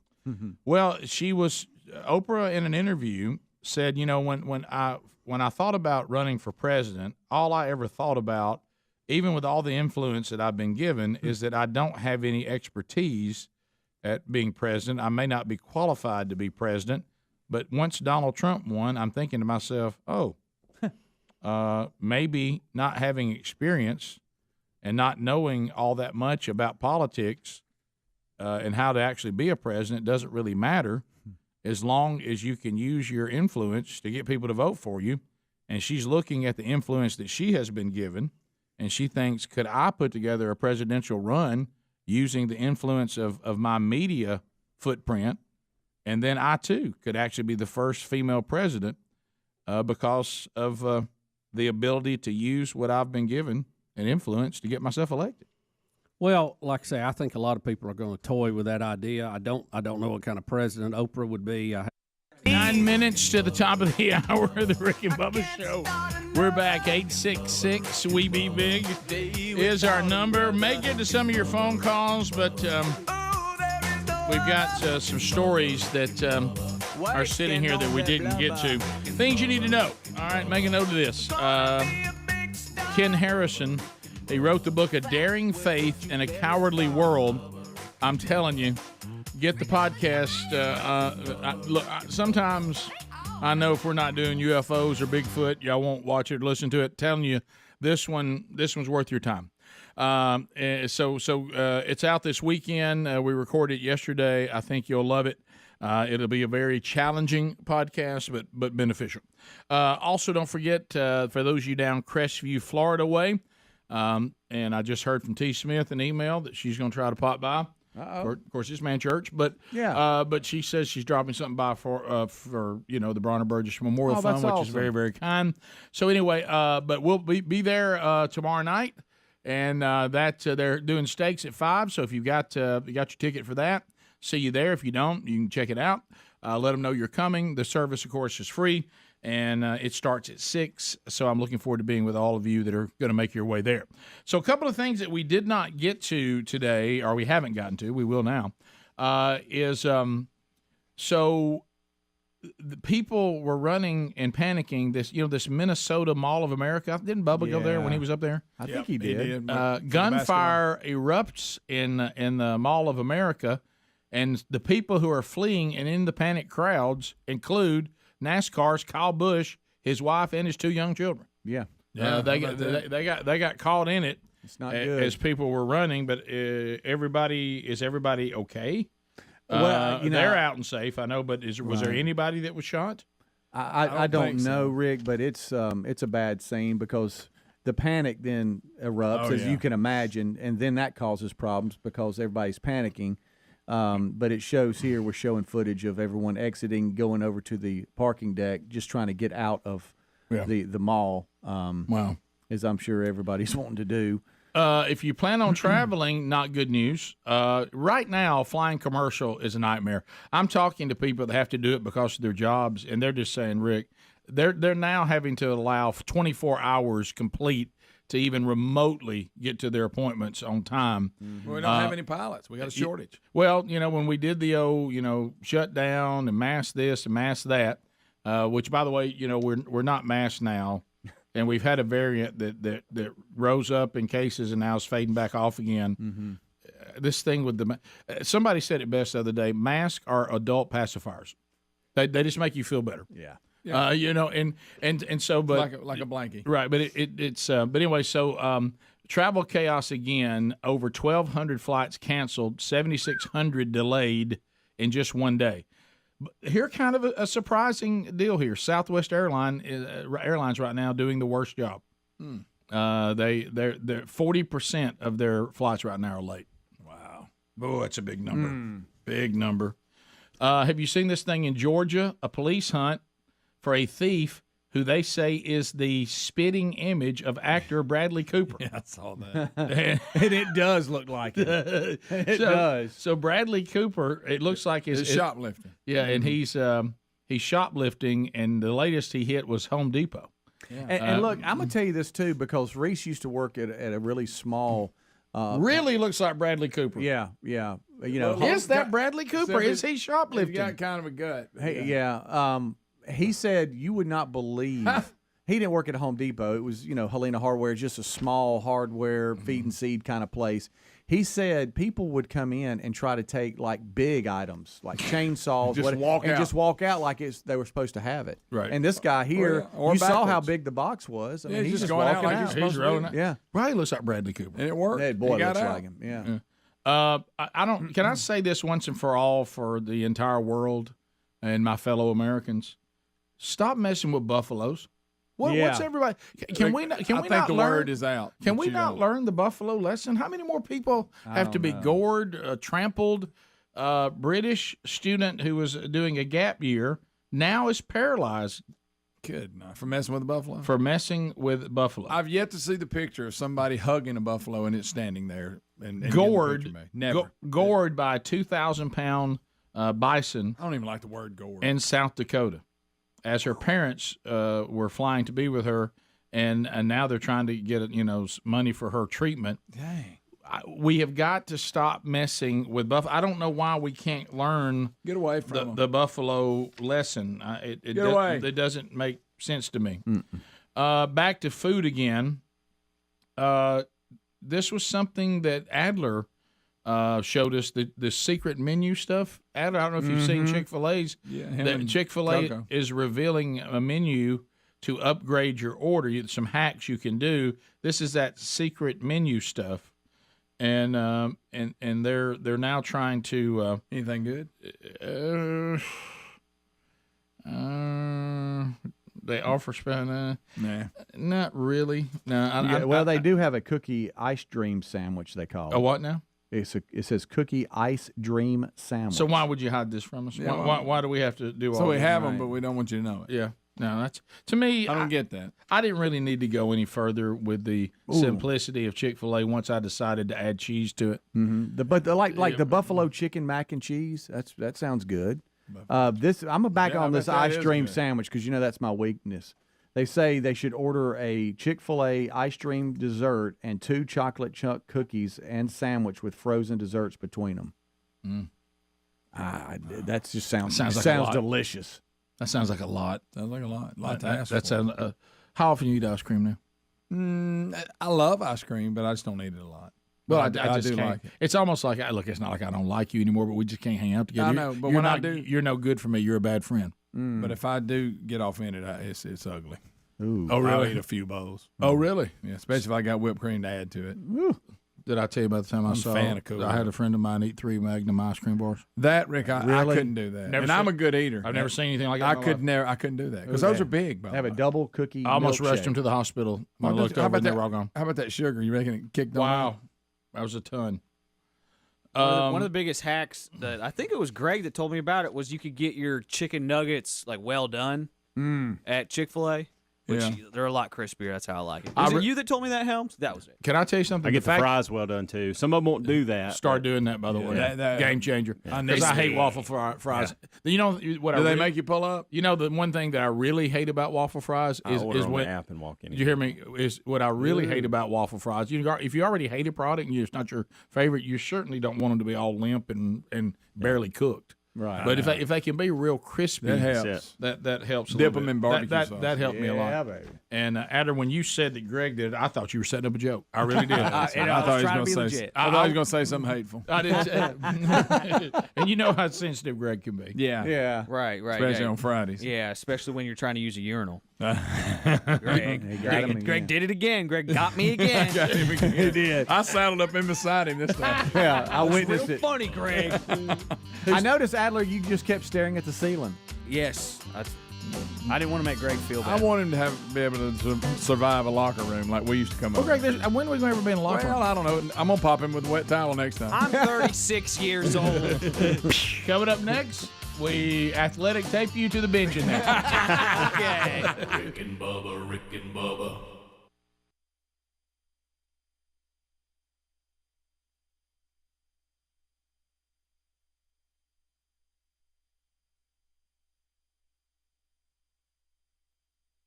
Hey, thanks for watching Rick and Bubba live on YouTube. We're here live at 5 with a kickoff hour, bright and early, Monday through Friday. Don't forget to subscribe and click the bell for notifications on our YouTube channel. And catch a commercial-free Best of Hour on Blaze TV every day. Rick and Bubba, it's must-see TV. Or radio. Well, yeah.